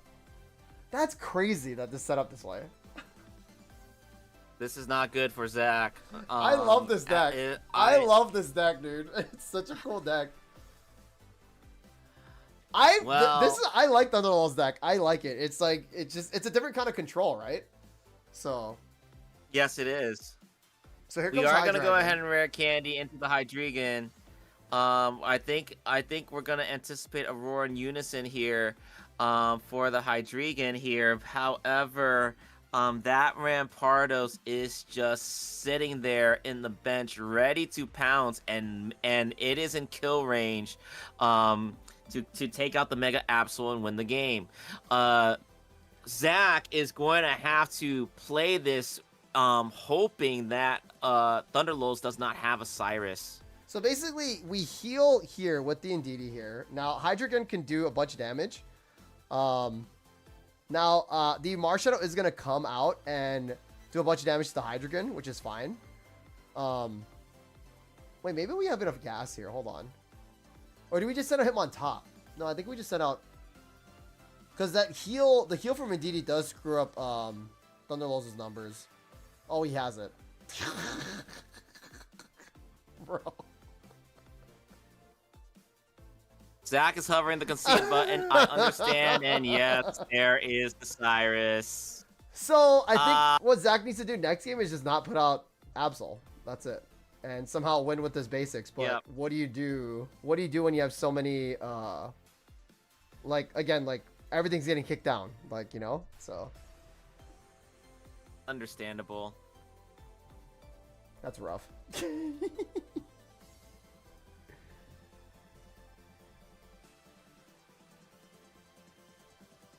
Where's Umbra H? I want to see that. I want to see the Umbra H match.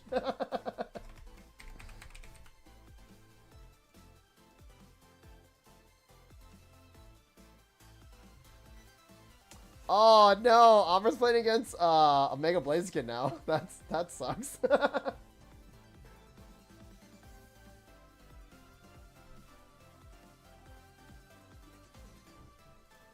What happened to...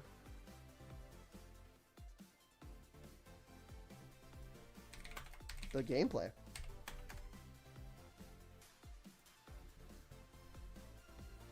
Oh, it froze. It froze for Zach. Okay. Guys, that match blew it up to existence. Hold on. It is frozen on my end, so.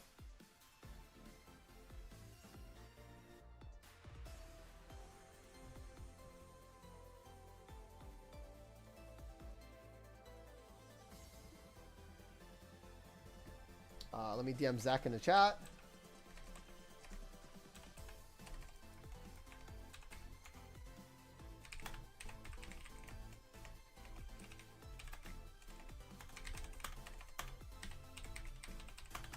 But no, Mintan, pretty cool deck though, right? From both players. I wish I could see some more of the side deck action, but sadly we might not. It's frozen on my end too. Yeah. I think we might have to switch over to somebody else. It's stuck on game screen right now. Yeah, let me go ahead and message Zach to see. Oh no, he's in our chat right now. He's in Twitch chat. Okay.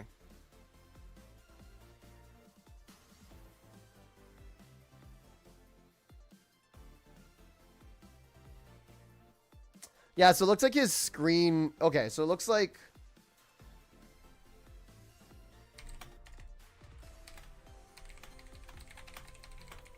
Okay, so chat, we're gonna let Zach just play. We don't want him. We don't want to let this inconvenience his gameplay. You know what I mean? So, so why don't we just try to find somebody else if that's the case? I told Zach to just play.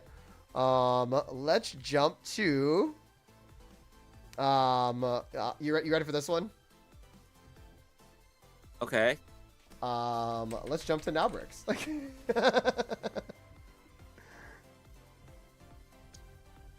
Right now, bricks. Okay, here we go. I don't know if he just scored, but it says they're 0-0 right now. Nabrix just lost game 1, if Okay. that's the case. Okay, we love to watch the homie come back from come back from behind. So, because like Nabrix, he really thinks about a lot of the deck scenarios. So, and the way that he thinks is very fun to listen to if he's on the stream. So, okay. I should just save Nabrix as like deckless. And he's also going against Oricorio, so like it's a fun matchup to watch. You know what I mean? Yeah. Yeah, Mag or Oricorio versus Sweet Ninja. Now again, Nabrix does run the double baby Greninja, so.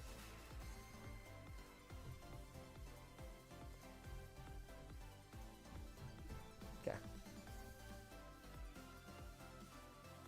Alright, go. So I'm on his Twitch Nabrix is page. facing Explode? Huh? Okay. So Nabrix is facing Explode. Yeah. Yep, Explode just won game 1. It's Ooh, Magnezone, facing down a Magnezone Oricorio. Starting with Okay. Indeedee is not good either. Yikes. Yikers, chat. Pokeball does come out for Explode here. This is game 2, right? Yeah, it's game 2. And also, too, Explode also going second, getting the energy advantage is crazy. He just adds it to the Oricorio, and then he just starts charging up Magnus in the back line.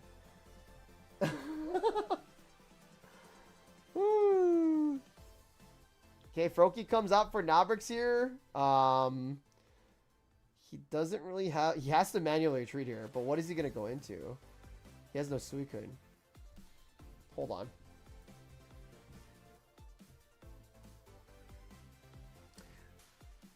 Yeah, so also Shifting Stream only works if it's a water active. So indeed, you can't Shifting Stream it out, which kind of sucks. So you have to manually retreat. That's crazy. But he also can take some hits with Oricorio, right? So. And he's definitely going to go double Ninja, like double Baby Ninja here in time because he has to. And I think double Ninja can handle double Bird, depending. You know, like. So now Nabrix is going to have to respond here. We do see a Cyrus he could be, being put into his hand. Could ping Cyrus if he has it. Does he have it?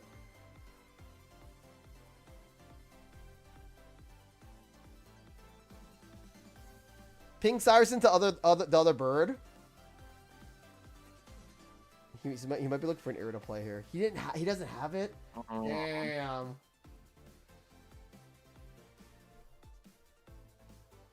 That is not a look of a happy man. Holy, dude, his opponent double Pokeball, double Oak. That's crazy.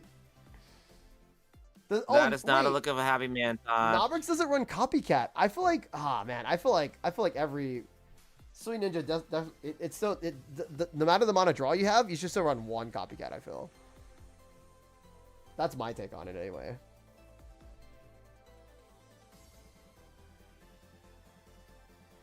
Did he just get red carded too?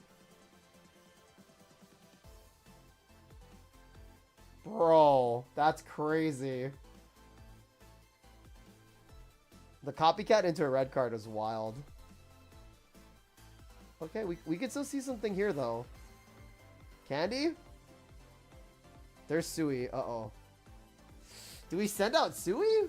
Oh, man. You might have to, huh? But then if you send out Sui, you can't evolve into Shifting Stream Greninja. Bro, this is wild. He added the energy there. He's going to go for an Irida play. That's crazy. I mean, it makes sense. But then is he gonna manually retreat Mintam? Because he can't... His one ninja can't handle two birds.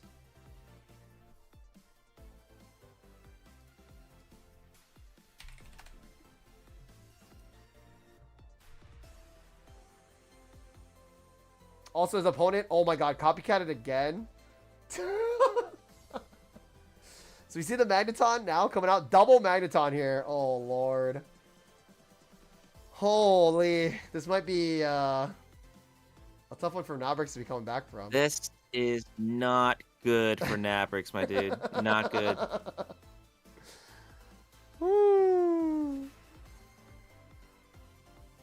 I wonder, man. Ori Mag just seems so. I don't know. I mean, you can still brick with it too, right? So. Also, again, X-Bro does run the Goose, too. So, one Goose. Dude, look at all the lightning energy on Explodes. And also, he only has 2 cards left. Right now. 2 cards left, bro. Yeah, and guys, remember, Nabrix can't actually do damage to Oricorio right now. He's basically drawing to the to the baby Greninja. And of course, if you put the Greninja out there, Magneton's just gonna come in and swing. Jeez. His This is candies are just gone. not. His candies aren't there, dude. No. And X-Brode only has 2 cards left in the deck. He's basically drawn everything. Maybe This is one split of the those things energy. where No, it's no, like, no, no, no. man, You add the energy there because you're gonna retreat next turn. That's crazy. But then now, say for example, you send out Greninja, Magnezone comes out and almost one-shots you, right? Oh.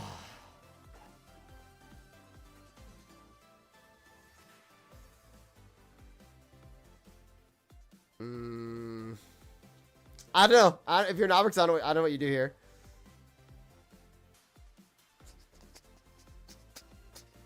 Often a cape the Indeedee. He only runs... Oh, he runs 2 capes, so... But also his opponent does run Guzma, though. You know what I mean? So, like... There's the candy, finally.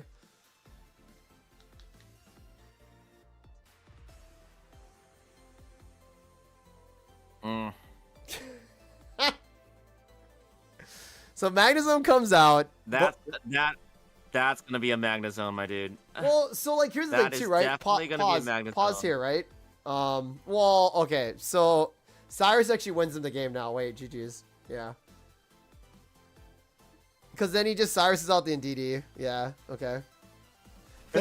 Even though if he has the Greninja EX to fight this oh my lord. Oh come on, Guzma 2. I mean, he only has 2 cards left. That's crazy. Yeah. Taj, we talked about Suicune Greninja standing the test of time. How about this Magnezone Oricorio deck? Still going strong after all these months.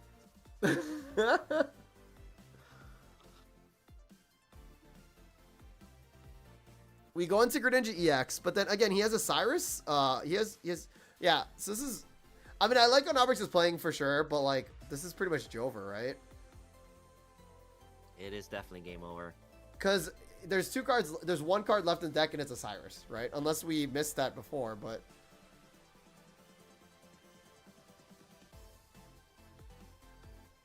Is he gonna do if he does a Cyrus ping play, like, no, he can still.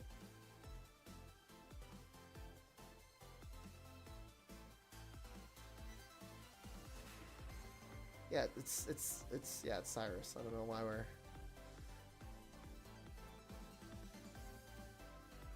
No, not Cyrus or Nobrix. Not Cyrus or Nobrix. That's crazy. Cool. So again, Nobrix does lose that one here in game 2. But it is all good. Yeah. Well, Nabrix should be totally okay because he's gonna go down to 4-1. X-Brode is gonna go to top cut tomorrow. We're gonna see a Magnezone Oricorio for sure tomorrow. Nabrix does go down to 4-1, but he's still very, very much alive to qualify for top cut. That's one of those things where it's like, look, you can be the best player in the world, but a bad matchup is a bad matchup. And you know what, Taj? I'll steal your line. That's just pocket, you know? First of it all, is just bound to happen. First of all, this X-Prode guide, literally went against Shub, What the Sigma, and U7.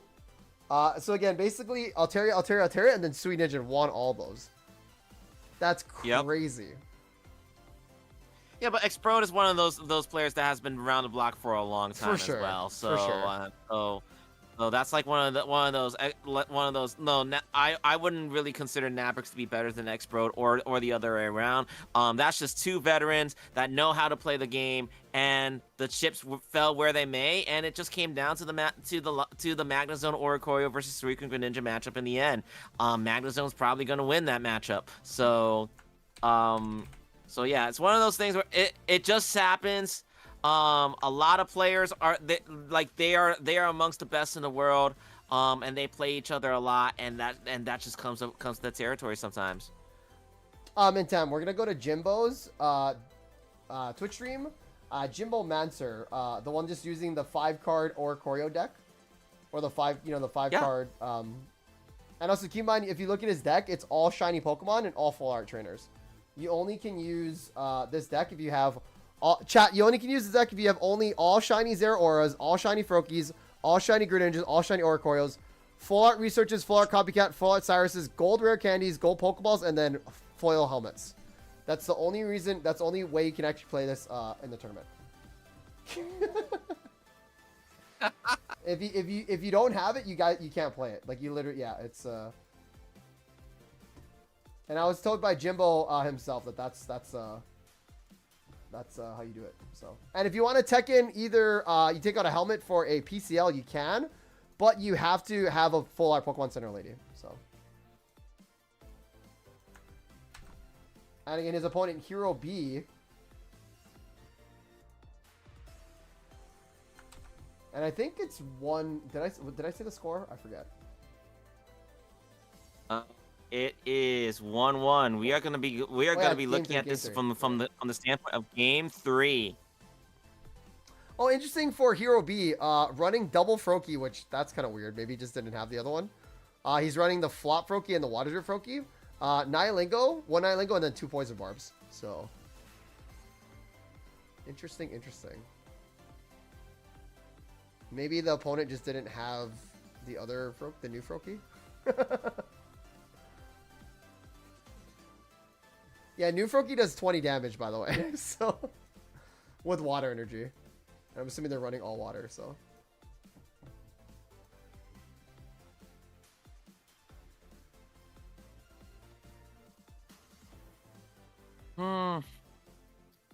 Well, Hero B going to really think before passing the turn here. Because the barbs are definitely in play for both Froakies. But definitely not liking the Oricorio here. Remember, guys, Jimbo is running basically just straight up lightning energy. You do have to declare energies in the Pocket Bats tournament. It's not like other tournaments. So we know that Greninja is not going to be attacking on Jimbo's side. It's just gonna be there to provide additional pip damage support to the Oricorios and to the Zero Auras. So now Jimbo's gonna go ahead and do the Pokeball thing. We're gonna see the Zero Aura come into play. This is his first turn. Oh, nice. So he gets it. Yeah, he gets the energy. This is Jimbo's first turn. So the Thunderclap Flash will apply. Rocky Helmet will drop onto the Oricorio. We're gonna end the turn, and there is the Thunderclap Flash. So Zero Aura with 1 lightning energy.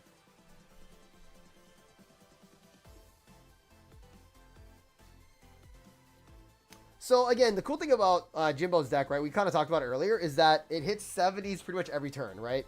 50 plus the Zera or the Bird, and then 20 damage with the Greninja Shuriken, right? So, and again, like 70-70, that does 140. Also against, Suicune, it does even more damage. So, and also too, if you have double Ninja out, you could do like 40s. So like it's and then with Copycat, double Cyrus, you have so many plays you can do. Also with the energies all around, like you can go really fast. So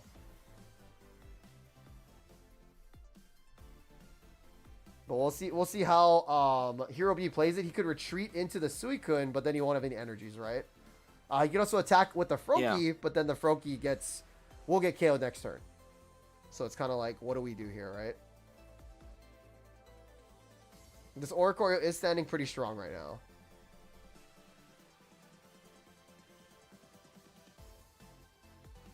Ooh, no attack. Opting to add the energy to the backline. So that kind of shows that they might have the Greninja EX. But even at that, it won't be able to do damage. I think he wants to poison the Ori, but like also we can just ping things down now, right? Like, yeah, we can even like bring out Suicune if we want to.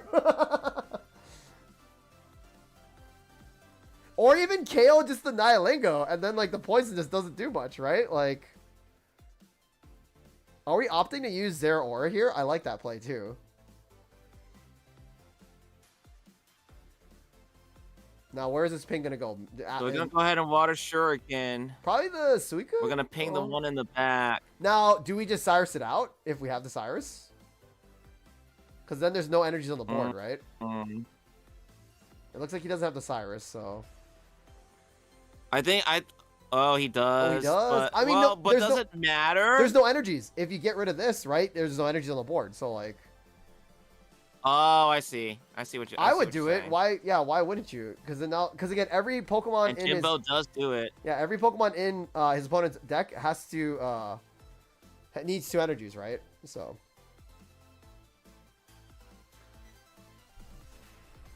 And again, what's crazy is that next turn. Well, okay, so ready for this? Watch. Next turn, you ping the Suicune, right? If it doesn't come out, which it might.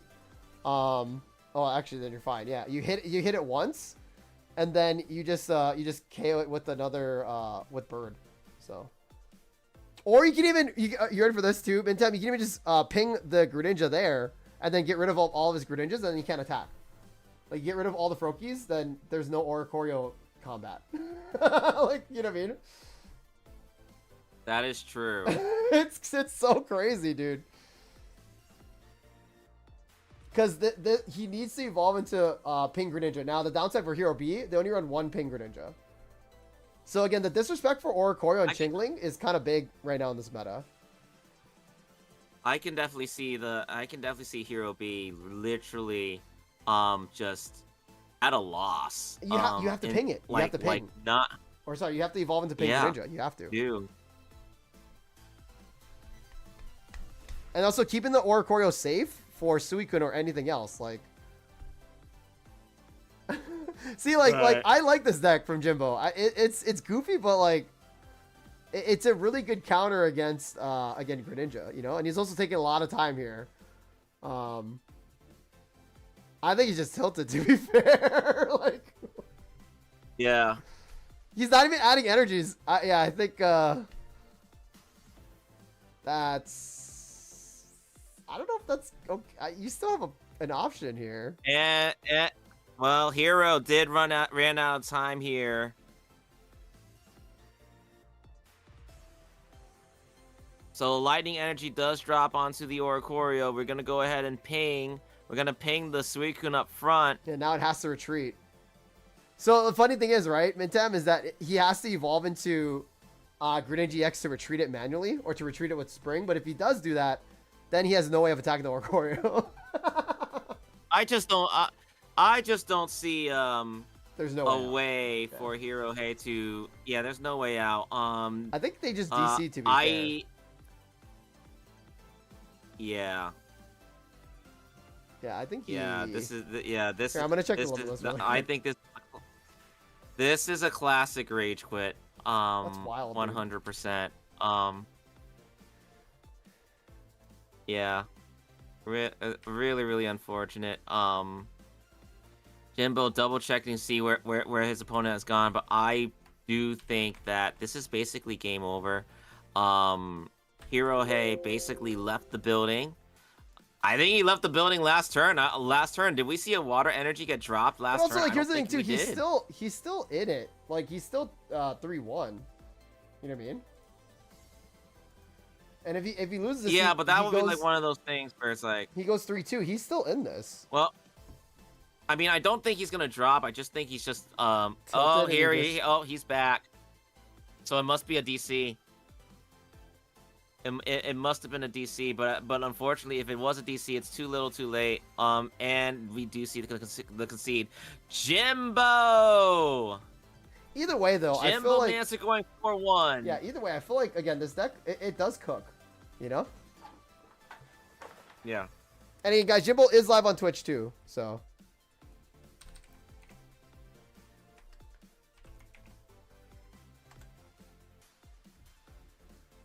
Okay.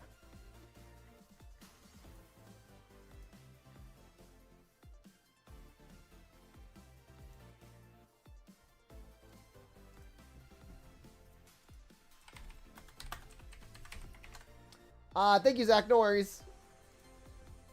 Zach was apologizing for the disconnect stream, but it's all good. Chat again, guys. Remember, you don't have to stream your games. We do appreciate all you guys here for streaming your games. Thank you. So no worries, you know.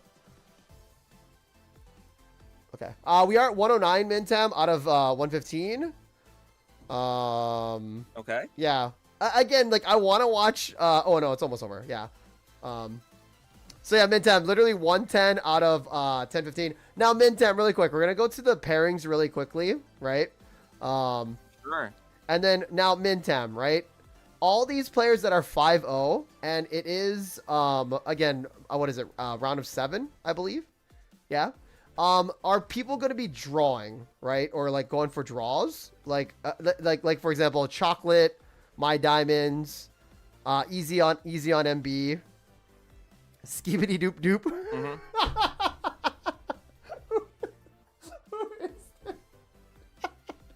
Who's I am going to say what players should do, and then I'm going to tell you what I think players will do. Well, right, Okay? yeah. So go ahead, So Mintam. what So yeah, players? analyze this. So what players? So what players should do?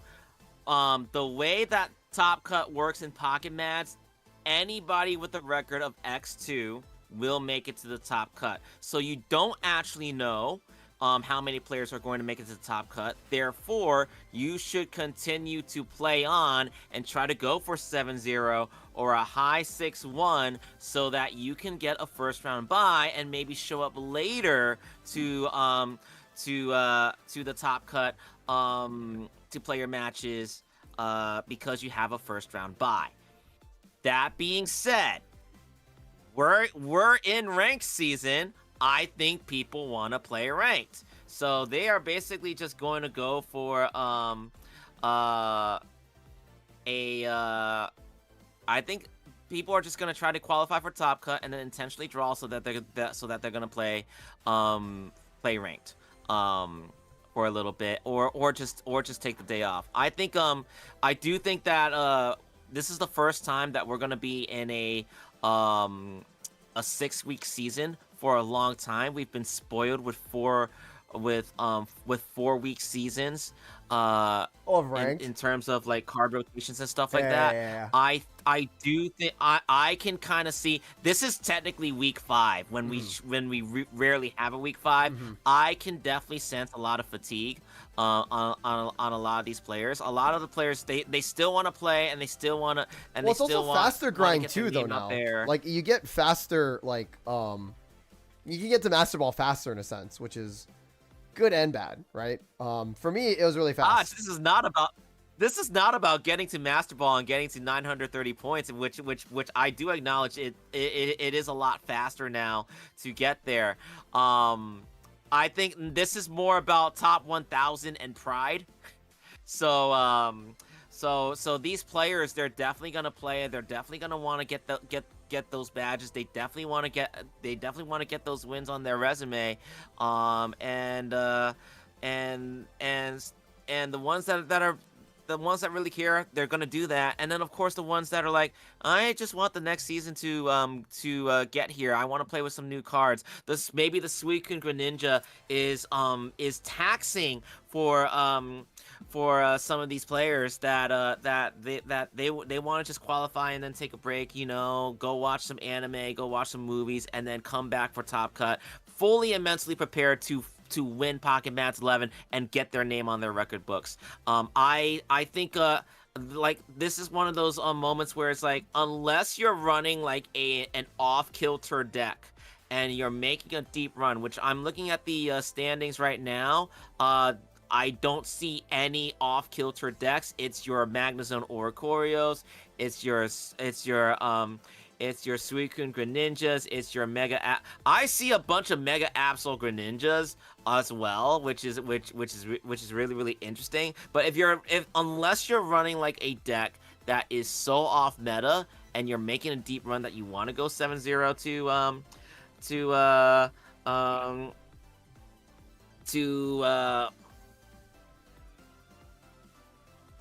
how do I say it? Unless you want to go 7-0 and make a statement, I think it's just best to like just take the day, get your 5 wins, relax, Yeah, it's a Saturday. Take the intentional draws. It's a Saturday. It's a Saturday. The next set is coming. Take the time to enjoy yourself. I think that's what most players are going to end up doing. So really, it's gonna come down to whose players have their backs against the wall. Who is stuck at two losses and has to play with their life on the line the entire day. That's really what it's gonna come down to. No, yeah, I agree. Again, if players want, by the way, Mintam, somebody is running the Espeon heal deck, which does take a while. Again, Espeon with Indeedee support, so that's basically 30 plus 20, 20. That could go on for a decent time. But they are going against Magazine Oricorio, which is that could be their counter. They can out heal everything, but they can't get rid of the Oricorio, so. And they do run one Oricorio or two Oricorio as well too. So this might be going to timer or yeah, but that's that one. So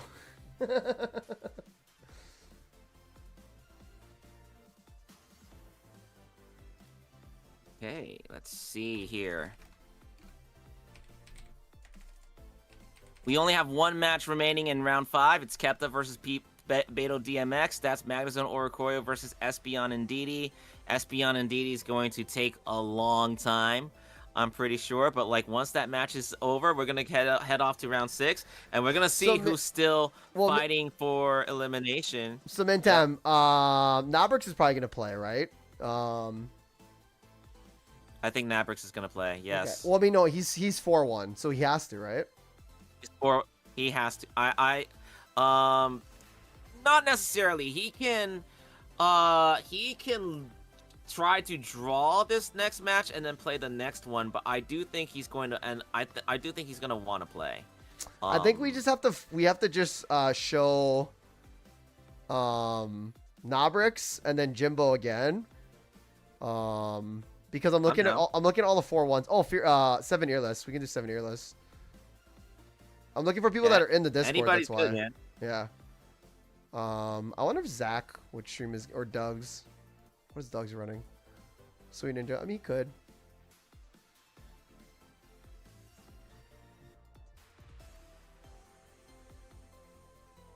Yeah, I'm just looking for people that need to play.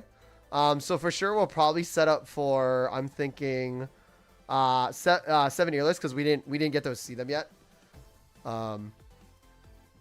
Yeah, and again, they are just running double decision wide, but it's something different, right? So, I think that'll be our first. Right. That'll be our first pairings. But again, we're still waiting for the what's it called? So let's go over. Let's go over their deck list while we set up for the next match. So, because I think I saw them in the Discord, right? Like, right? Mintam? Give me 1 second. My Discord's a little bit wonky. Okay, My Diamonds is here. Juggernauts here. Juggy's are we there looking too? for anybody in particular? I mean, just people that are 4-1. I think Juggernaut. Juggernauts was 4-1 as well too. So yeah, let me see. Juggernaut.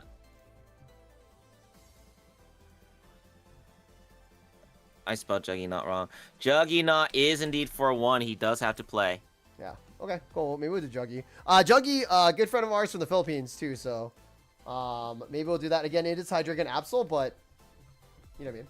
So, yeah. But I also do want to do 7 earless because they are running Owl. So, just something different for sure. So, but we'll see. Let's see here. What are we at? Also, next round's round 6. Okay, cool. So the rounds are done. Rounds are done.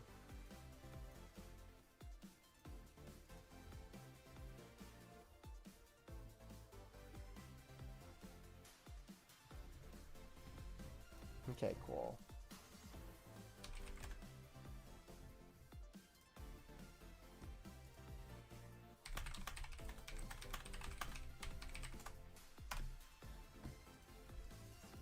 Okay, cool. Rounds are back up. All right, let's do it.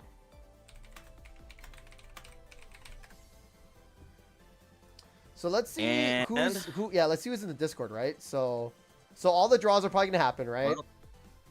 I think that it's Juggy. I think Juggernaut's gonna have to play, and he's currently playing against Yoruno Yuhi. But that's gonna be Mega Absol versus Mega Absol Hydreigon versus Mega Altaria and Didi.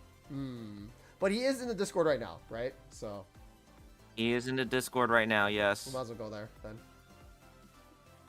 Okay. Cool. Sweet. Let me grab Juggy Knots' stuff then really quick. Cool. Sweet. Okay. They are playing nice. Okay, cool. Yeah, again, Juggernaut, again, good friend and good player from Philippines. So let me get their deck list going up. And I believe it was what? Mega Absol. Juggernaut. Ooh, this is going to be tough. And also, Juggernaut doesn't run Chingling. I'm not saying that they need it, but depends on how many Chinglings are in the other side of his opponent, right? That could really make or break Juggy's match. I did want to see 7 Earless one because he did have the... he was running Elect Kid with Decidueye. So just having another option to ping the backline is kind of cool, but it's all good. We could do Uranouchi. So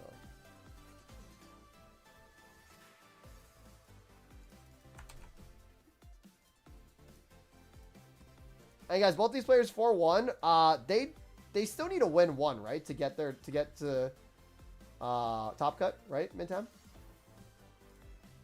Yeah. You need to. It's 5-2 today. Right. So you need 5 wins minimum. Cool.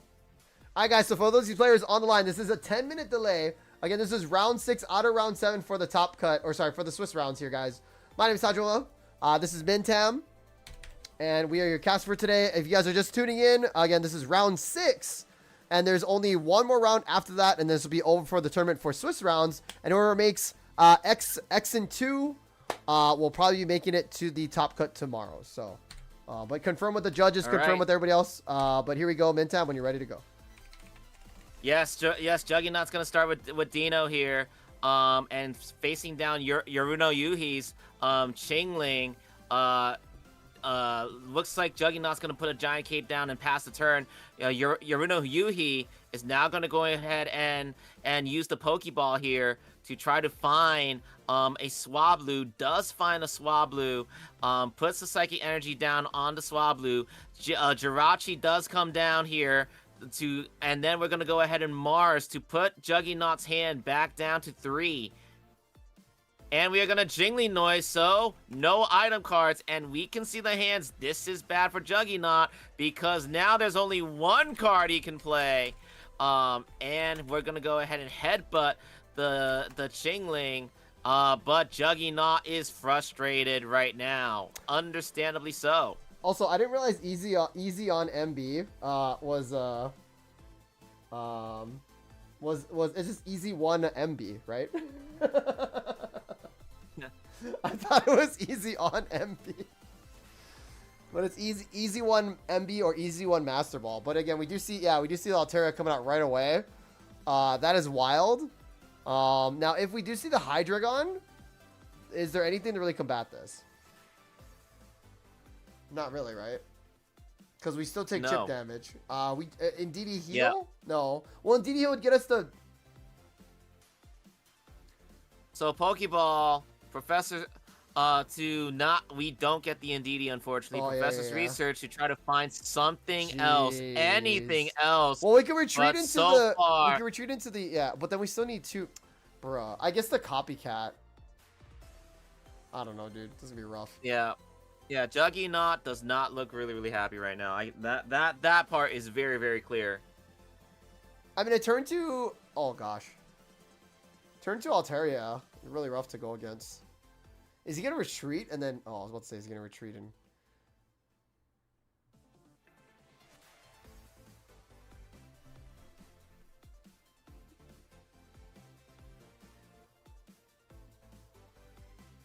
Oh, wait, Indeedee, hold on. Oh, but there's only 2 cards left. You could red card for more cards. Yeah. Okay. Wait, no, but so even though if we... Do we have Cape? Oh, Juggy does have Cape. Cape, Rare Candy. Cape, Rare Candy, Hydreigon. Wait, why do we not... And yeah, it's over. I like how he pre-did it. Yeah. Also, you know what's funny? No, you know what's funny, Midtime? Juggernaut always says there's a cast curse whenever I watch him.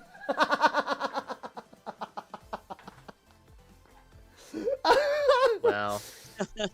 Juggy, we love you, buddy. We believe in you, man. We believe on you. Well,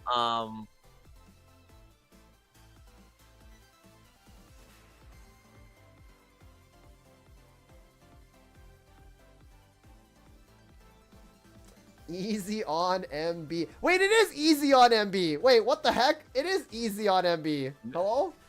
Wait. Taj, it's official. You have officially lost your mind because I've been knew it was easy on MB. I know, but then they typed in Twitch chat. They're like, easy. I'm confused. Whatever. Okay. You know what? Stop. The 10 minute, bruh. Guys, we are losing our minds over here. It's been a long day. Is that definitely? I will say this. This is right after like a full moon too. Easy on MB. Yeah, it's easy on MB. Okay, sorry guys. Okay, sorry.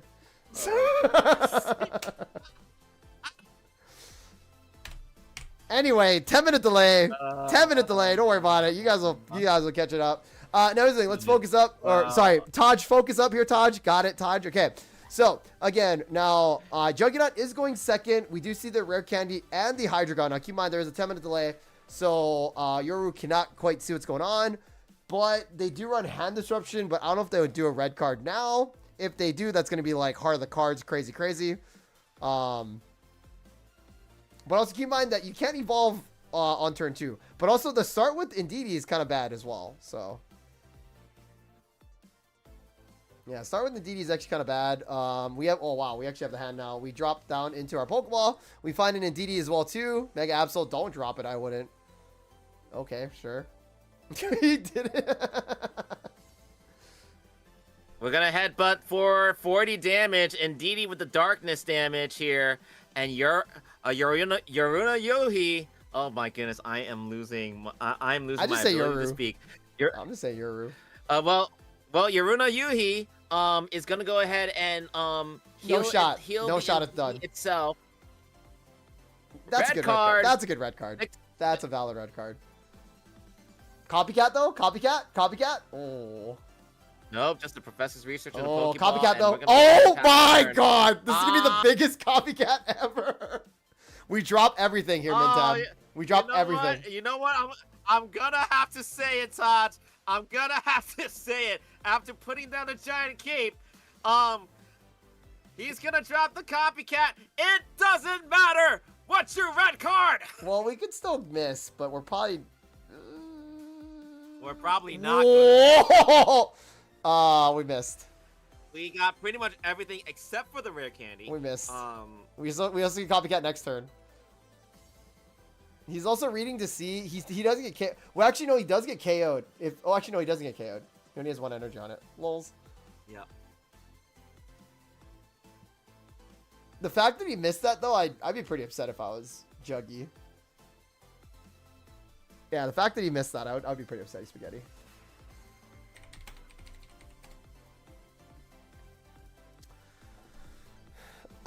Then a Mars comes out. This is how you do it, but Mintam, it doesn't matter what you Mars.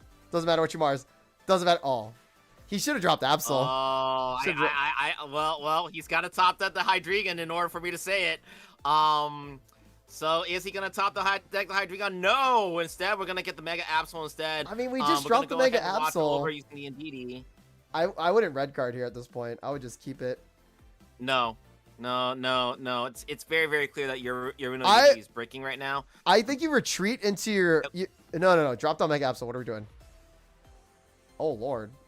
I would I'm gonna retreat. go for the Yeah, go for the baby one. Wait, why are we? Oh, because there's a Wait. Swablu. I didn't even see the Swablu dropped. I didn't even see the Swablu drop. Wait, My bad. oh no, oh, okay. Oh, I didn't see the Swablu drop. you know what? It's see. The playmat, man. Yeah, no. The Alolan Ninetales playmat makes everything invisible. That's actually that's actually broken.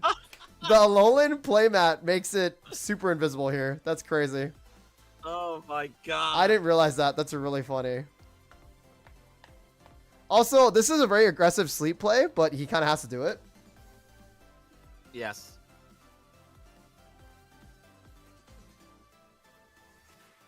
Oh, wow, Juggy. Yeah, Wait, and cannot Juggy's work. running the Alolan. Wait, are they both running? They're both running the same thing. This is actually really bad for Juggy Not, because I believe in color theory, and if you're able to camouflage your cards in the back of your That's what I'm playmat, you saying. automatically have an advantage. That's But what we I'm do saying. have the rare candy I missed on that. and to bring up the Hydreigon a bit turn too late to use my catchphrase, but it doesn't matter. We're gonna roar in unison, and your Yuhi is going to concede, scoop the round. We are going to game number 3. Bro, I didn't even see the Swablu back there. I did not see the Swablu back there either. Oh my god, we suck. No, I was like, why did you drop down that one? And I was like,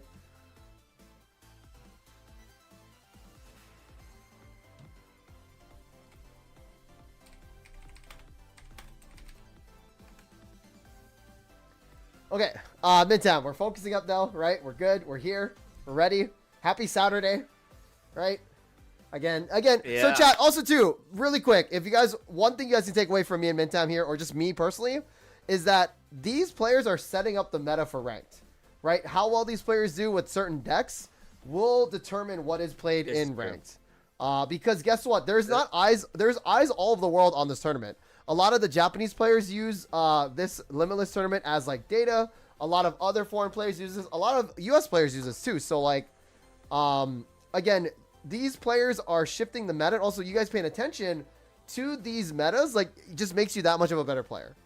So, if you are wondering why there were so many Suicune Greninjas in ranked all of last week, Pocket Mats 10 is why. So this is basically, this is why these players come out to these tournaments to kind of test themselves against the best of the competition and accumulate data to help them be informed as to what deck they should be playing against ranked, and what deck to change to if there's like a slight variation in decks that are being used. So these tournaments end up being very important to these players. We're gonna go ahead and get started with game number 3. This is not necessarily life on the line, but the loser of this match is gonna go down to 2 losses and will be forced to play round 7. Also, too, Mentem, on the board, we just see a Chingling. Yep.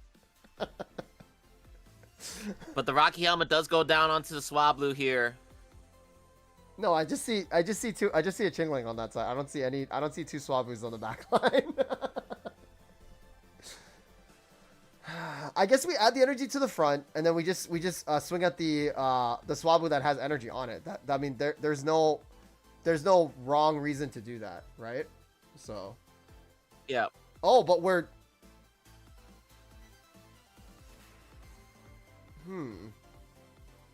Oh, we can't use Pokeball because of the Chingling. Duh. But I don't see why we still didn't attack the... Oh, no. Does he have it? Uh-oh. Uh-oh. I guess that's why. That was a smart play. Arcana Altaria, too. Trying to make the hand smaller, probably. Well, here's a good thing. So Absol can hit, and then basically you set up a Hydreigon this turn. Not this turn, but like, now you can start, and then you hopefully just have the Cyrus. Because also what's crazy too is that on the side of your Yoru, they don't have they don't have the Jirachi to like ping the backline if Absol needs to retreat. right. Also, I don't know if I would have red carded. Maybe I would have red carded to get rid of something, but you know what I mean? Red card and then get rid of like Cyrus possibly if it came up. Yeah. Oh, does your run 2 Cyruses? Oh, only 1 Cyrus. Okay. There's a research. And again, if we look at... Oh, God, the red card. So if we look at Juggernaut's new hand, we're going to see a Cyrus into a rare candy and then a Hydreigon. Okay.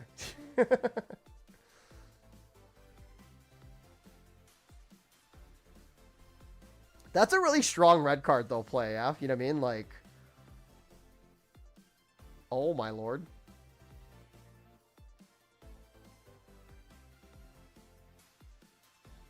I wonder if we just hit with the... No, I was going to say if we hit with the Zawilias, too. Wait, I would have red carded. Why didn't we red card for 2?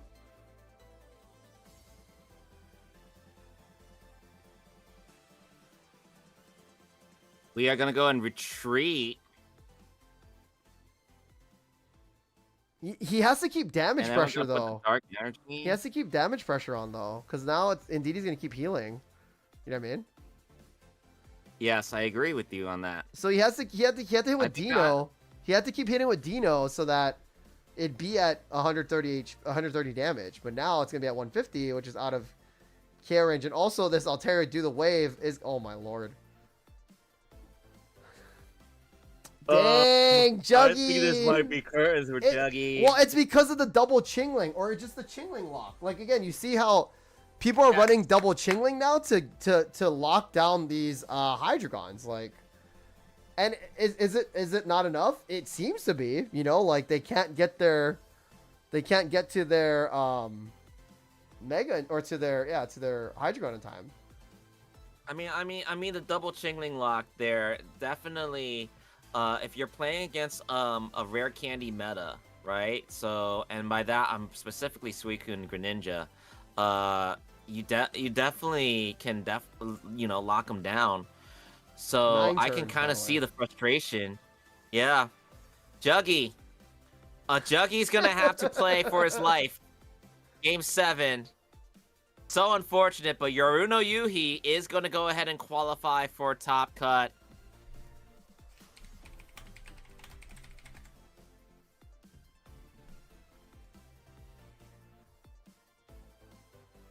I lose you. Wait, no, blame this one on the casters. No. Oh, bro, no, Juggy, dude. Juggy. You know what we need to do, Dodge? We gotta cast his next match.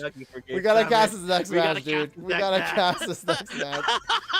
Oh no, Juggy. Oh my lord. So chat, Juggy is, we can't, wait, hold on. I do want, wait, hold on. We should talk to him in Discord really quick. Yeah, I am gonna go, I'm gonna go and suggest that we switch over to another match. It looks like Mintime ready, hold on. What am I ready for? GG's Juggy, we will cast your next match next one, so good luck, brother, and we'll see you then. Just he's like no, wait, don't. Okay, let's go. SC is currently 1-0. It's not the caster's curse, okay? Guys, it's not the caster's curse, okay? Don't worry about it. You just, again, he got Chingling locked. It's not our fault. It's not our fault. He got Chingling locked, okay? We have lost the script. The script is out. Yeah. Okay, so Jimbo won. So Jimbo is probably drawing next match, right? Mintime? Wait, where's the... most likely, yeah. Oh, wait, hide the... Oh, hide... Okay. Like, so the short of it is if you have 5 wins, oh, there's safe and you SA. can probably tie if you choose. Yeah, SA still has to play. SA has won game 1. They should be currently on game 2. Okay, so really quick though, I hate that we're always featuring Nobrix. Like, guys, I'm not hating that we're hating on Nobrix, right? It's not that. Like, yes, he's a consecrator, and I love to show support, but like, look who he's playing against. He's playing against the Rumi. Like, why would you not want to see this matchup? You know what I mean? Like, this is almost like a top cut matchup. Like, you know what I mean? I think we do this, Mintam. Like, it's Narumi. Nabrix, Narumi. This is literally a top cut match. Yes. So Yeah. guys, you might think I'm favoring Okay. Nabrix a little bit, right? We do love supporting our content creators, but Narumi and Nabrix in the same matchup, that's literally the greats. This is like the Titans of Also, Pocket. Yeah. if you're the type of player that's like, why are we featuring this guy so much, or why are we featuring that guy so much? Hey, if you're not streaming your matches, that's that's on true. you. That's Go true. stream your matches because we would love to see variety. Well, it's not like, that too. it- It's more of just like it's Narumi and Nabrix. Like these are great players. You know what I mean? Yeah. Like, yeah, this is literally like top cut central. So like we have to. Looks like going to game Right. 3. It seems. We're using his Twitch.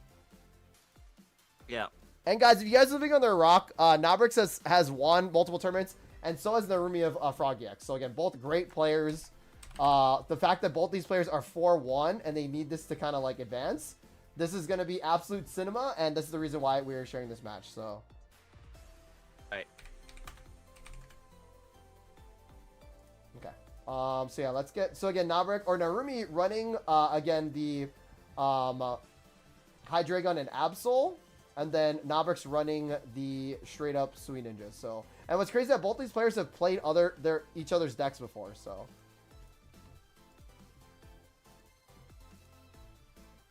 also guys, 07's in chat. It's gonna be a 10-minute delay, but 07's in chat. This is gonna be one of the best matches you guys are gonna see. Okay, so don't even. Okay, don't. We're gonna see these guys in top cut. Yeah, I feel bad we're always featuring Nabrix, but it's also like, dude, like look who he's playing against, you know.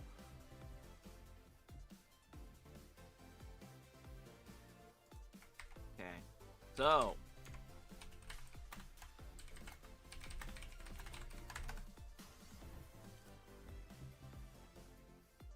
Oh, it's 1-1, right? 1-1. Is 1-1 game 3? Is it up for you, Todd? Yes, it is. It is. Okay, so then let's go ahead and call the action. It's Nabrix's turn. It's turn 2. Narumi actually went first. There's a giant cape on a Dino and an Indeedee here. Nabrix is gonna go ahead and bring up the giant cape and the Suicune. And we're going to legendary pulls to draw one more card. It's gonna be a Pokeball, and it's now Narumi to play. Narumi doesn't run. It's just classic, right? So no Guzma. There's the Giovanni. We do see a turn 1 though.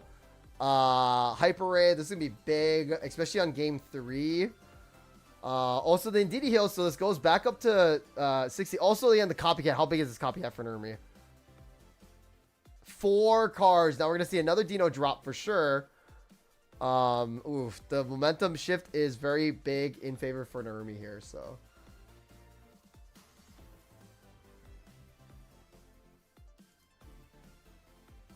Yeah, Hyper Ray goes down. We didn't see any Dino drops, though. And again, Pokeball on Nabrix's side. also, maybe, did Nabrix retreat, maybe, for an energy? Maybe, huh?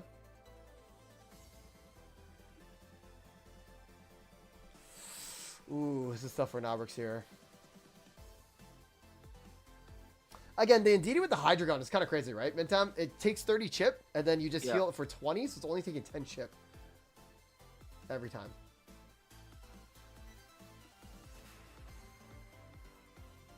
Well, it looks like Nabrix is gonna he's opt gonna to sacrifice the Suicune. Oh. Does Narumi have any other heals besides Indeedee? No, right? No, okay. So the one cape, they do have red card too. Roar in Unison, take it down to 130, but then goes back up. 150. Jesus Christ, dude. Oh my God.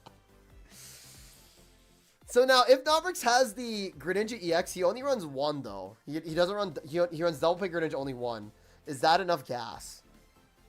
It could be, right? Yeah.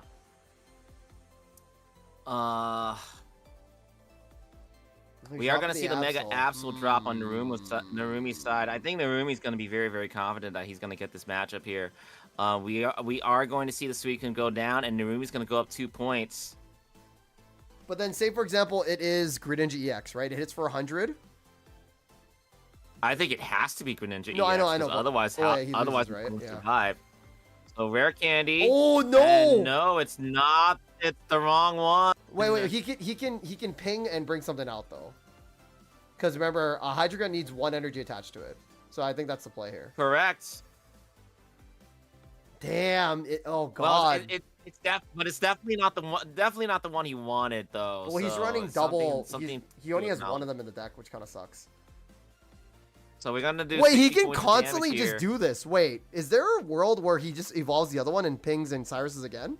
Oh, there's no heals. Oh no, there's indeed a heal. Oh no. Mhm. There goes the math. Yeah, not great. There goes the math. You see how Narumi's adding energies though, Mintam? You see here? Like that's the Yeah. you know what I mean? Like that's the And we are gonna retreat here. Looks like Narumi's gonna try to force Nabrix to use Osiris if Osiris is indeed available. Well, but We then- still don't get the Greninja EX. No, it's GG's. I love that play from Narumi there because now you can add an energy to Absolute Retreat again, and then Hydreigon just powers itself up Right. again. Bro, Yeah. like these 2 players, bro, like, oh. That's pocket. I'm telling you. Dude. Guys, we know that Nabrix is Pocket Mad's 1 champion. However, people tend to forget that Narumi won the largest pocket tournament ever run. So these are 2 titans facing off against each other. Only one is going to survive. And right now, Nabrix is not in a good spot right now. We are going to see the Mars to kind of bring Narumi's card count down to 1. But what other option do you have? He's going to Water Shuriken onto the Hydreigon. Now, if he attacks, this is... Joker. Not enough. It's game over. Plus the Indeedee heals too, right? So Indeedee heals up to 80 or up to 60, and then again the Roar in Unison too, right? Well, you even need a heal just to. Well, you don't even Oh need yeah, to you use just the add the Roar energy. Unison. Yeah, Just that's. KO. Just add the energy and KO. And Nabrix will be going to round 7 Yeah, he with has to his play. tournament life on the line. But hey, Narumi guys, will see, go to 5-1 and look qualify. at those 2 players, right? Like, oh gosh, I love watching them play. Okay, so it is what's it called? 85 out of 95 matches here, Mintam. And Essay still in the Essay still match playing? right now with his tournament Okay. life on the line. Yes. Let's head down there.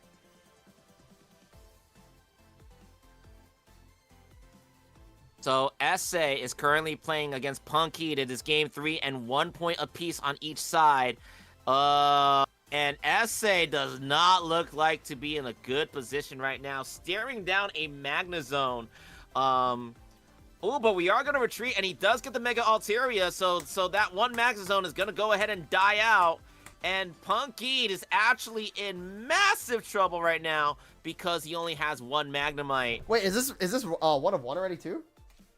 This is game 3. Yeah. And SC's up 2 points to 1. Yeah, this is that And might be in over. total control, it is That might pretty be much game over. Yeah. Who And else is there? Essay is gonna go ahead and qualify for tomorrow's top cut. So guys, we might be featuring Nabrix as again because it is life on the line for him. So I think that's what we're gonna be doing because everybody. So guys, this is all the players that are. These are all the matches that are not done yet, and none of these players are streaming right now. Mintam, let's get a double check on that really quick. I got nothing, man. Yeah, I'm trying to see here. Elsa's done. Pabsy, Faye, Bounty Hunter or Alchemist, Juggy. We can do Juggy's next. I'm just kidding.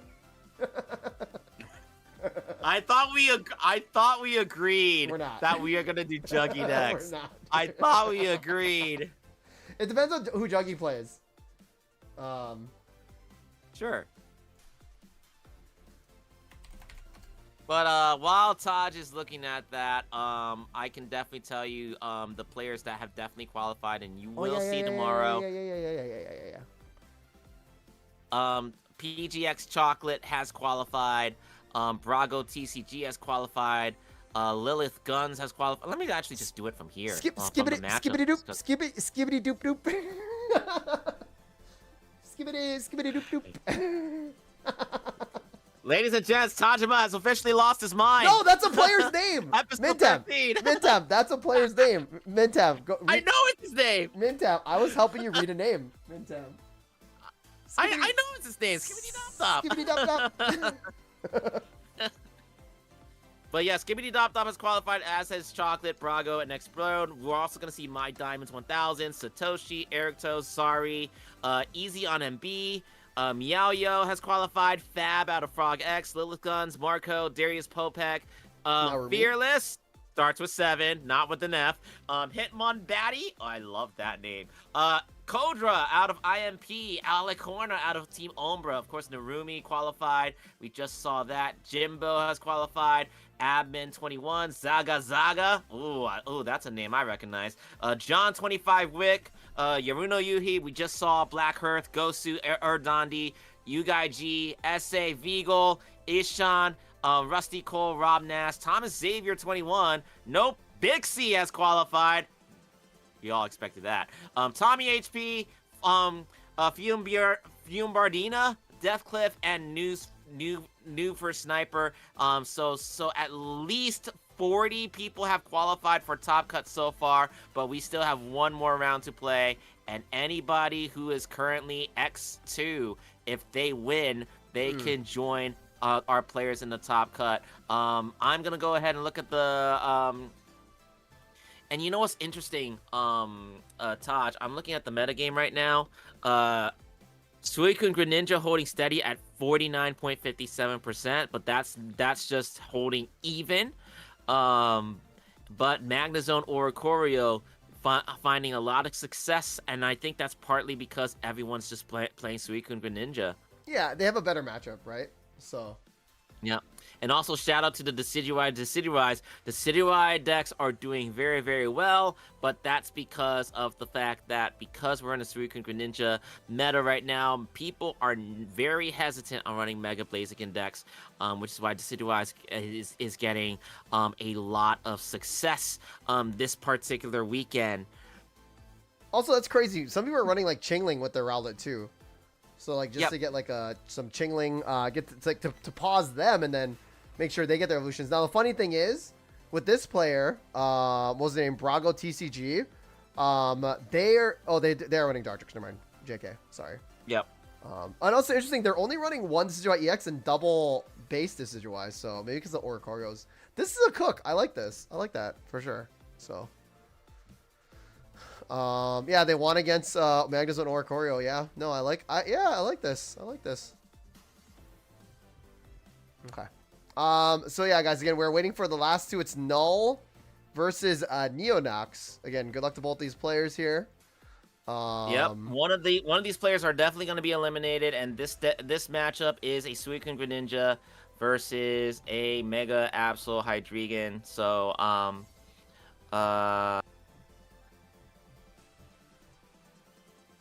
And guys, if you guys are just tuning in again, this is the Pocket Mads number 11 Mega Marvel $250 prize pool. Again, my name's Tajwimba. With me we have Mintam. We are casting it. If you guys are wondering, where's Maddie? Maddie usually just does Top Cut on Sundays, and then me and Mintam, or me and Jay Dankus, or me and other casters do it on Saturday. You're watching this on my Twitch channel and on his YouTube, and then tomorrow at 11 a.m. CST on Sunday, it's gonna be the Top Cut. Basically, if a player loses a best of 3, they're out of the tournament, and you will see a champion, the champion of champions, which will be tomorrow. And again, that's 11 a.m. CST tomorrow with me and Pocket Mads on his YouTube and on his Twitch channel. So if you guys haven't subscribed yet to Pocket Mads YouTube, please do. Again, he posts a lot of meta videos. He basically gets all this data, all these numbers, all this, and he makes it make sense. He also likes to post a lot of deck lists as well too. You can check me out too on YouTube and TikTok. I do post deck shorts from tournaments and also from some deck cooks that I cook myself, like the Sogaleo Aegislash, aka Team Musashian deck.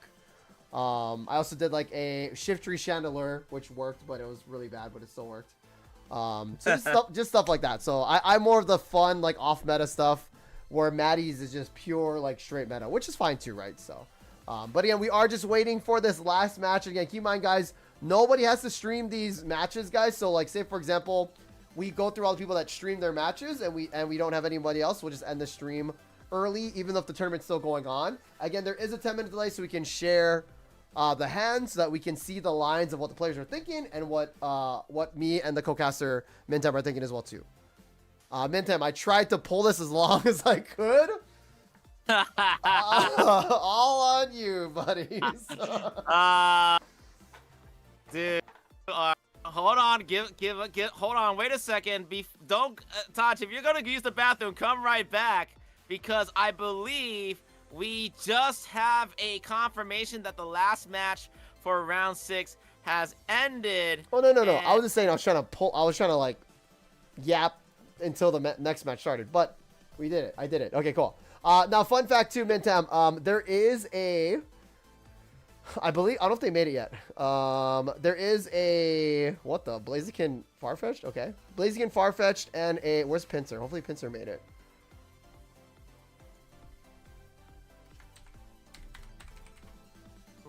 I believe, wait a second, I just realized something. I have the ability to end the round. I probably won't, but well, no, the judges got it. The judges got it. Yeah, let the judges do. Do I have the ability to update the standings? I don't think I do. Okay. But okay, so Mintam, the matches have started. So a lot of these players, like yep. Mintam, like Chocolate, and then who's Chocolate's opponent?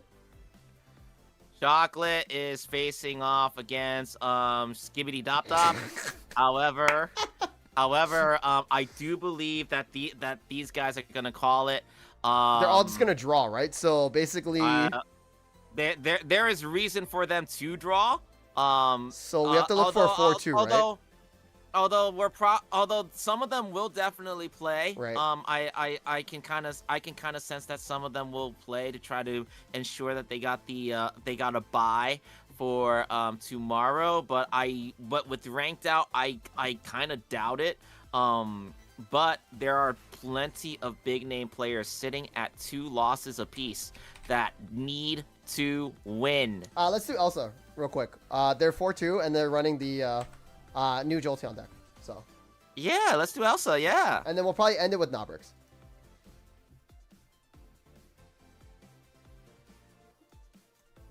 Okay, Mintam, here we go. So again, this is round 7 here. And again, life on the line for some of these players. If they're 4-2 right now, they have to make it 5-2 to win. So again, Elsa, again, running the Jolteon Leafeon deck. Let me switch it over. So when they're started, you can cast. They have started. Okay, cool. I got you covered. It's game 1. Elsa is playing Lucid Zone. Both players are at 2 losses apiece. Winner gets to move on to the top cut. Loser goes home. Elsa's going to start off with a Leafeon and will use the ability to add a grass energy into that Leafeon. So now that Leafeon, no matter what, is going to be ready to pounce next turn. Lucid is going to have a Froakie and a Suicune. A Professor's Research is going to go down, so we're going to go ahead and draw 2. Lucid playing with conviction, knowing that the Froakie's going to go down, is going to go ahead and ready up that Suicune for complete survival. That Froakie is just going to sit there to be a sacrificial piece. On to Elsa. Elsa's going to go ahead and evolve the Eevee into a Jolteon, and it will end up using Leafeon's ability to grab an extra grass energy and put a lightning energy onto the Leafeon. The Giant Cape is going to go on to the Jolteon instead, but now Leafeon's going to go ahead and Solar Beam the Froakie to oblivion. It's Elsa, 1 point to the good. Lucid now with the back against the wall, but it is game 1. Anything can happen. Also, it's funny that it's called Solar Beam. It should be Solar Blade, because Leafeon is a physical attacker. It does learn Solar Beam, but it should be a physical. That's just my tidbit on that one, Mintam. But all the deck lists is already go. This is round 7 here. We do see another Suicune here. Also, the Suicune is ready to go and attack with the Waltz. Now, the downside with Elsa's deck is that they don't really put a lot of Pokemon on their bench. So it's like, again, this Suicune is only doing 60s now. Also now Leafeon's not going to do a lot of damage to Suicune, But we do have the EV bag for heals as well as red for damage amp. Again, also just adding the energy just because. Might as well. And then now I'm wondering if we... Oh, we don't have red here. I'm surprised we didn't red there. I guess we want to get a surprise KO, but... I guess we do have the Electromag... we do have Mach Bolt from Jolteon, so... Jolteon can actually clear this with, again, 100 damage from Mach Bolt, and then the red. Oh, wow. Actually, that's GG's. If Suicune stays in here, which it probably will, Mintam, it's GG's. Yeah, Lucid definitely unfazed here. All his moves with conviction. Yeah, Giant Cape is gonna go on to the Greninja. If he stays in, it's Jover. Oh, ladies and gentlemen, due to the red doing additional 20 damage on the EX, that's gonna take Mach Bolt to 100. And then since Suicune is weak to electric, that goes to 120. And then the EV bag takes it to 130 and KOs that Suicune EX. Woo! But Lucid doesn't know what he doesn't know Woo! yet, but he's going to find out. We could see a misclick. Really, we could really see a misclick. quick. We do not see a misclick. We do see the red. Dang. It's game. Elsa with the game 1 victory, and Lucid's back is now against the wall. His life is now officially on the line. He has to win both Game 2 and Game 3 in order to qualify for tomorrow. Otherwise, he is going home. Yeah, and again, both players playing really well. Again, just like you see, it says turn 7, right? So the Leafeon going super aggressive, and even if you start with the Jolteon in the active, right? So again, if you're Leafeon, you go first, you evolve, that's great. If you go second, you evolve into like the Jolteon with Mach Bolt, right? So even the chip damage from Electromagnetic Wall from Jolteon EX can do a lot of damage. So and then just Lucid just having the Froakie in the front and, you know, not be able to pivot out is kind of GG's. So again, now Elsa is going first here. So if we do see the again, the Leafeon start, that is just wild. Literally, with the boosted Evo Eevee, you can evolve into an EX Pokemon right away, as long as that Eevee's in the active spot. So you don't have to wait that first turn. You can literally evolve it if it's in the active. So that energy is going to go up, and that's going to be an energy advantage for Elsa, easy peasy. Oh my lord. Why not take 2? Now, do we cape here? I guess we could, but who wants to keep the cape though, right? I would cape. Does he have Copycat? No, he doesn't have Copycat. Okay. He does have Mars, though. I would have just emptied my hand a bit, no?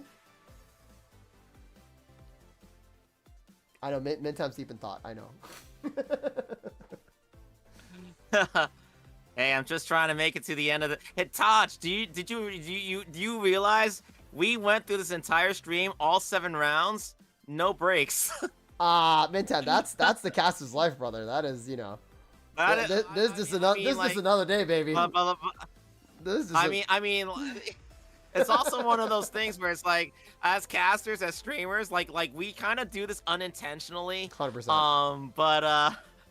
But like, our bodies kind of slow down to the point where it's like we stop getting hungry. But like once it's over, it's gonna hit us like a wall. Oh no, for sure. 100%. Now here's the crazy part: Suicune only does 40 damage.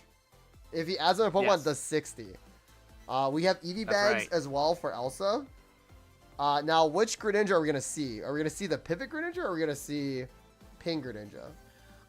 I would probably go for the Pivot Greninja here, as we do see the Pivot Greninja. And you know what? I just start loading up Greninja right now. Wow. Can we see Irida? Which Lucid Can we see Irida? does. Irida could... Oh, wow. Wait, we're sending out the other Suicune? Whoa! Why are we not sending out the other Suicune? Wait. I'm sorry. Wait. Hold up. I don't like this. Hold on. I don't think we Cyrus here. We do not Cyrus here. I think Elsa will definitely think about Cyrusing here. We want to do damage to this Greninja. I concur with you. But also, like, what if they Irida next turn, though? What if they Irida next turn, though?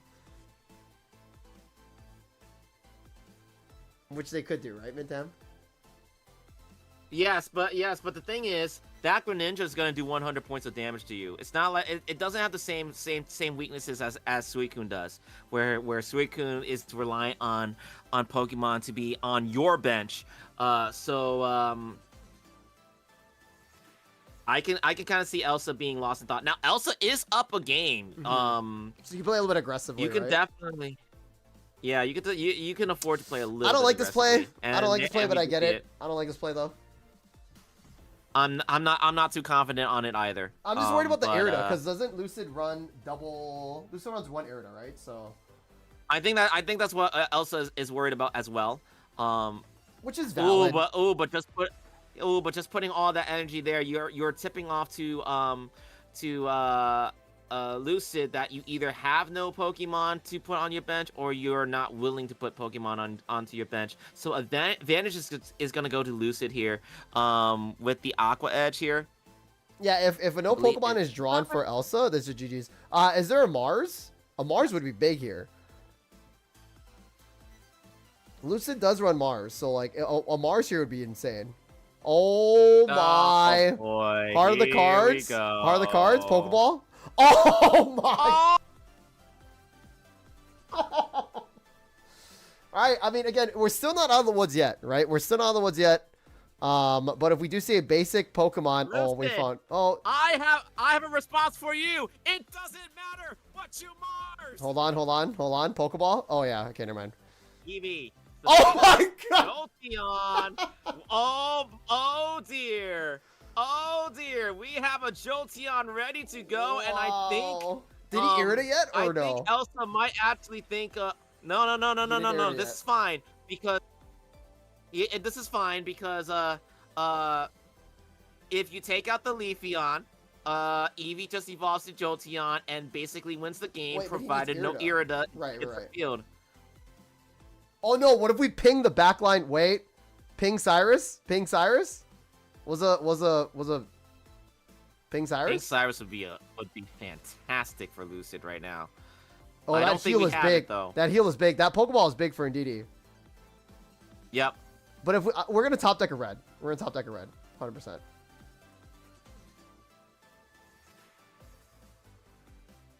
It's gonna go. We do see the ping. Also, too, hold on. If we don't see the red top deck here, Elsa loses because the ping again will take it down to 100, and then Greninja KOs with 100. Correct. So we need to see a heal So this or a is red. all gonna come down. Yeah, heal This or is gonna red. come down to Heart of the Cards. Guide me. Oh. No. It's Wait, game. if we Sabrina. No, but Greninja's shifting stream will just True. cancel that out.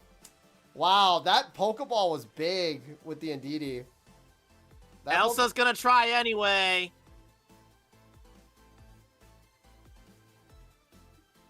Yeah, Suicune just gets. And we do replaced. see the Suicune, but as we are going to see, it's not gonna matter. The shifting stream will go ahead and bring the Greninja back up front. The Water Shuriken will pit the Jolteon down to 100, and then Greninja EX will Aqua Edge the Jolteon to make it game over. I mean, it was a close game. But it looks like I think Elsa's going to make him do it though. No, for sure. I mean, why? You know, like if your opponent doesn't see it. Okay, well, come on. This might be too much.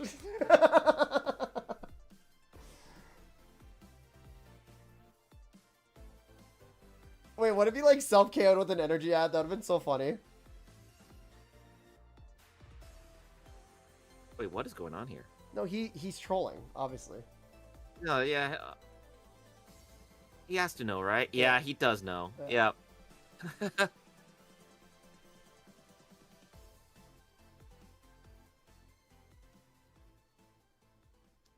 I mean, crazy. I could see it being, Lucid's trying to run down the clock here a little bit, but at the same time, it's like these matches have been going on very, very fast. We haven't had the need to use the full 45-minute timer. No. Not at all in this round, and so why stall for time here? I think it was more of a mental thing, you know. Yeah. So. Of But that's gonna be game 2 going to Lucid, which means we are going to one final game. Skibbity and Chocolate Elsa. are playing, by the way. So, and they're top 1 and 2.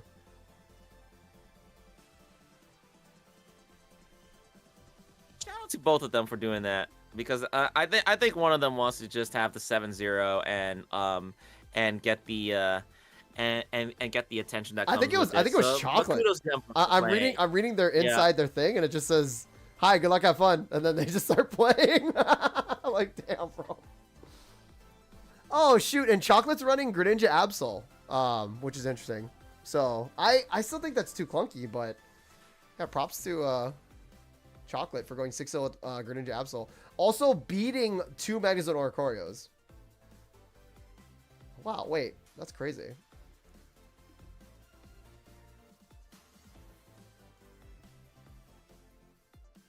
All right, cool. Again, crazy start for Elsa here, right? We got to see if this works, though.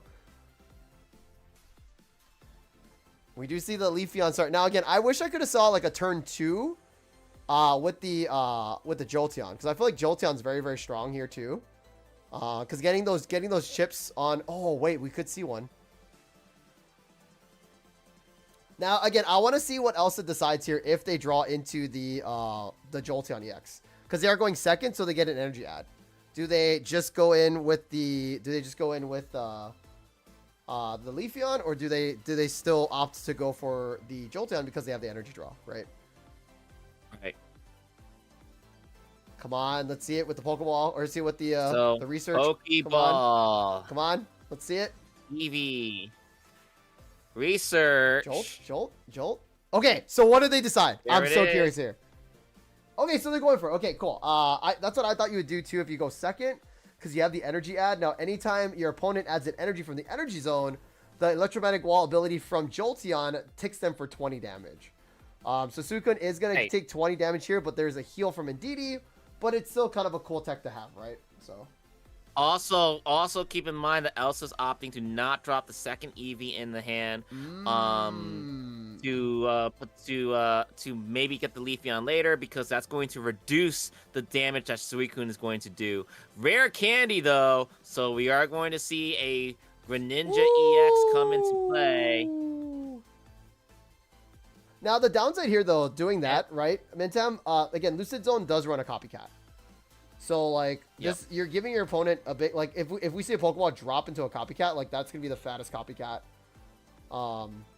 That's right. So, I don't know. I think at some point you do drop your Eevee just because. You can also Sabrina. No, you don't want a Sabrina here at this point. And also, too, Leafeon on the bench isn't really useful. I feel like more Jolteon on the bench is useful, because at least with 2 energies, you can do stuff, right? So, now is he going to just add the energy to Shifting Stream? Like, what is he going to do here? Well, he heals, duh. Does he have Irida? Well, is he going to keep this in the active? I feel like you're supposed to use Suicune to tank, and then you just power up your back line, you know what I mean? Like, that's the play I think you do. Oh, he's going for it. But he's only doing 80. And also, he loses his energies. Wait, what? What are we doing here? What are we... I am not liking this in particular for Lucid. We are, because what that does is you're now going to enable Leafeon to be ready if we need Leafeon to step in, but Jolteon's gonna get some free attacks in as well. We are gonna see the Eevee back to heal Jolteon for 20. But that lightning energy is gonna go down to the... I wouldn't even go for Leaf. No, back. I wouldn't go Leaf. I would just stay. Like, because what if you get another Jolteon? But what if you get Mars? But what if you get Cyrus Pit? Well, Water Shuriken, Greninja on the other Froakie, and then Cyrus Pip. Well, no, but there's no damage. There's no energies. Well, either way, indeed. Now okay, Taj. This is interesting because I've been playing the Suicune Greninja deck with the Indeedee. Pop quiz. You can't. It doesn't work. It doesn't work, right? You passed the quiz. It doesn't work. Why do we do that? Wait. You can't shift extreme. You can't shift extreme out of Indeedee. Yeah, I was like, what are we doing here? I was gonna look it up, but I was like, no, you can't shift extreme out of Indeedee. Oh no, Lucid. Oh dear. So we are. So I would so still drop the other he's EV. gonna have- I would still drop the other EV. Yeah. Why not? Wait, no, don't Sabrina. Don't Sabrina. Hit the EV or hit the Indeedee. Please don't Sabrina. Yep. So we're gonna Okay, we are gonna hit the Indeedee indeed.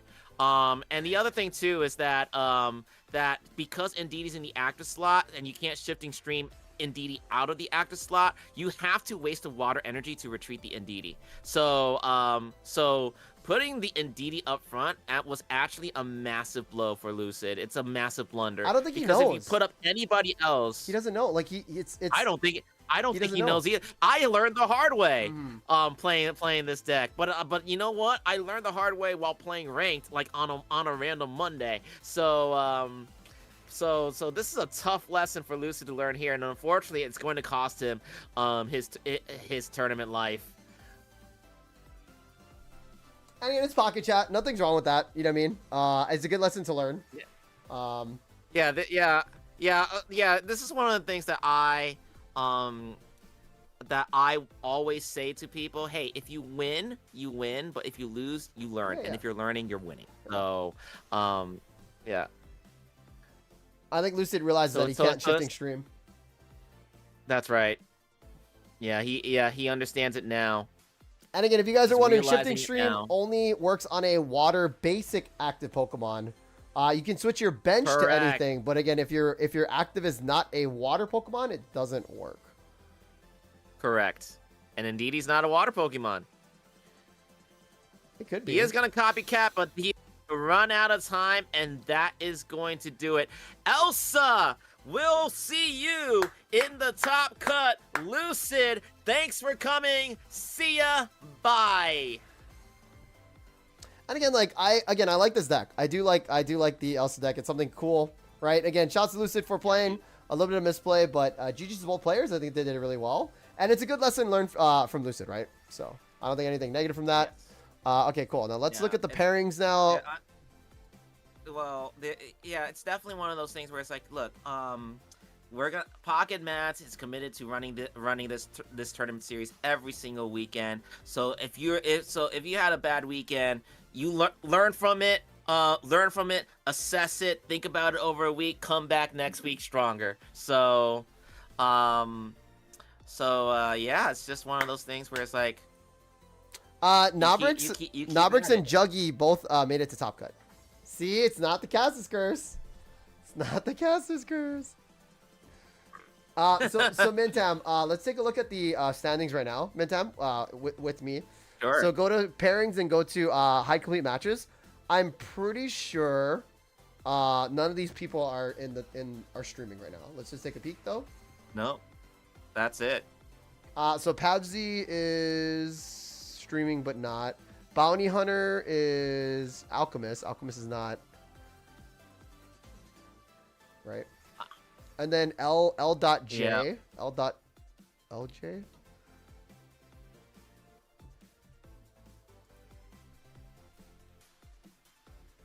I am just double checking one thing really quick. We do have one more. Well, let me double check to see if he's still alive.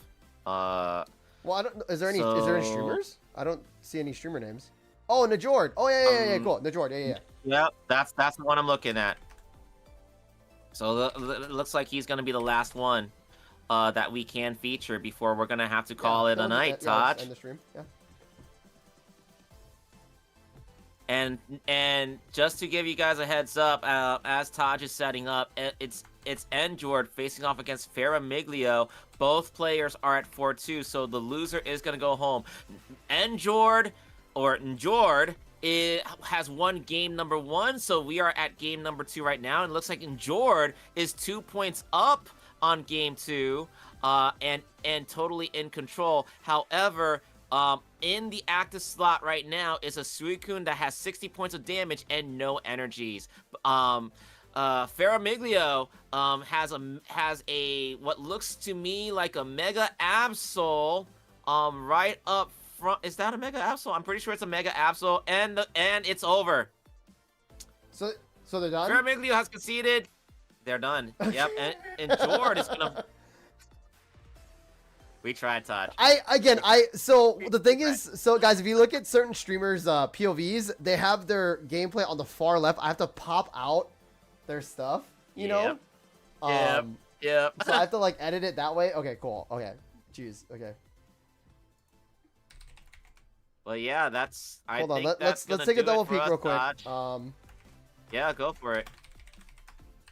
Let's dot all of our I's and cross our T's. I'm gonna talk to the judges really quick. So all the games are done. Absolutely. So while Todd is doing that, let me do a quick rundown. The standings have been kind of updated. Let me go ahead and go through the pairings really quickly to see who else has qualified. There should be some new names. Okaroon defeats Shadow to qualify. Ferris has qualified. King Solomon has qualified. So has Victor Cito, Nako, Shinra, Alana, Olves, Juggernaut, Nabrix, Neonox 40, Arima, KPK Arima, Ozymandias, Libro, Rockwell, Yggdrasil, Gengar, Gabe, Nymph Noctis, Jaden on Pocket, Jord from Frog X, SNY, Busfair, Phaso, Palindromes, Coley, Numa Tenale, Outlaw, Palme. Wait, Numa made it? Numa made it, yes. Numa was on a yeah, look at that. He lost to My Diamonds and Mitya. So he literally had to was at 2-2 and then won it back. That's crazy. Numa got a lifeline. His opponent did not show up in time. So that's what happened. But also we're gonna see Haryanto, and that's it. That's pretty much it. We're gonna see about 70-ish players tomorrow. So more than a top 64. A lot of players are going to really earn their round 1 buys. Also, shout out to Skibbity Dop Dop and Brago TCG for going undefeated. Skibbity Dop Dop with going undefeated with a Mega Altaria and Didi. Brago TCG going undefeated with double Decidui. We talked about this, Taj. Yeah, it might be working. People are scared of People are scared of running Blaziken. Yeah. So who benefits? Decidui. Right. You've asked, is there a place for grass decks?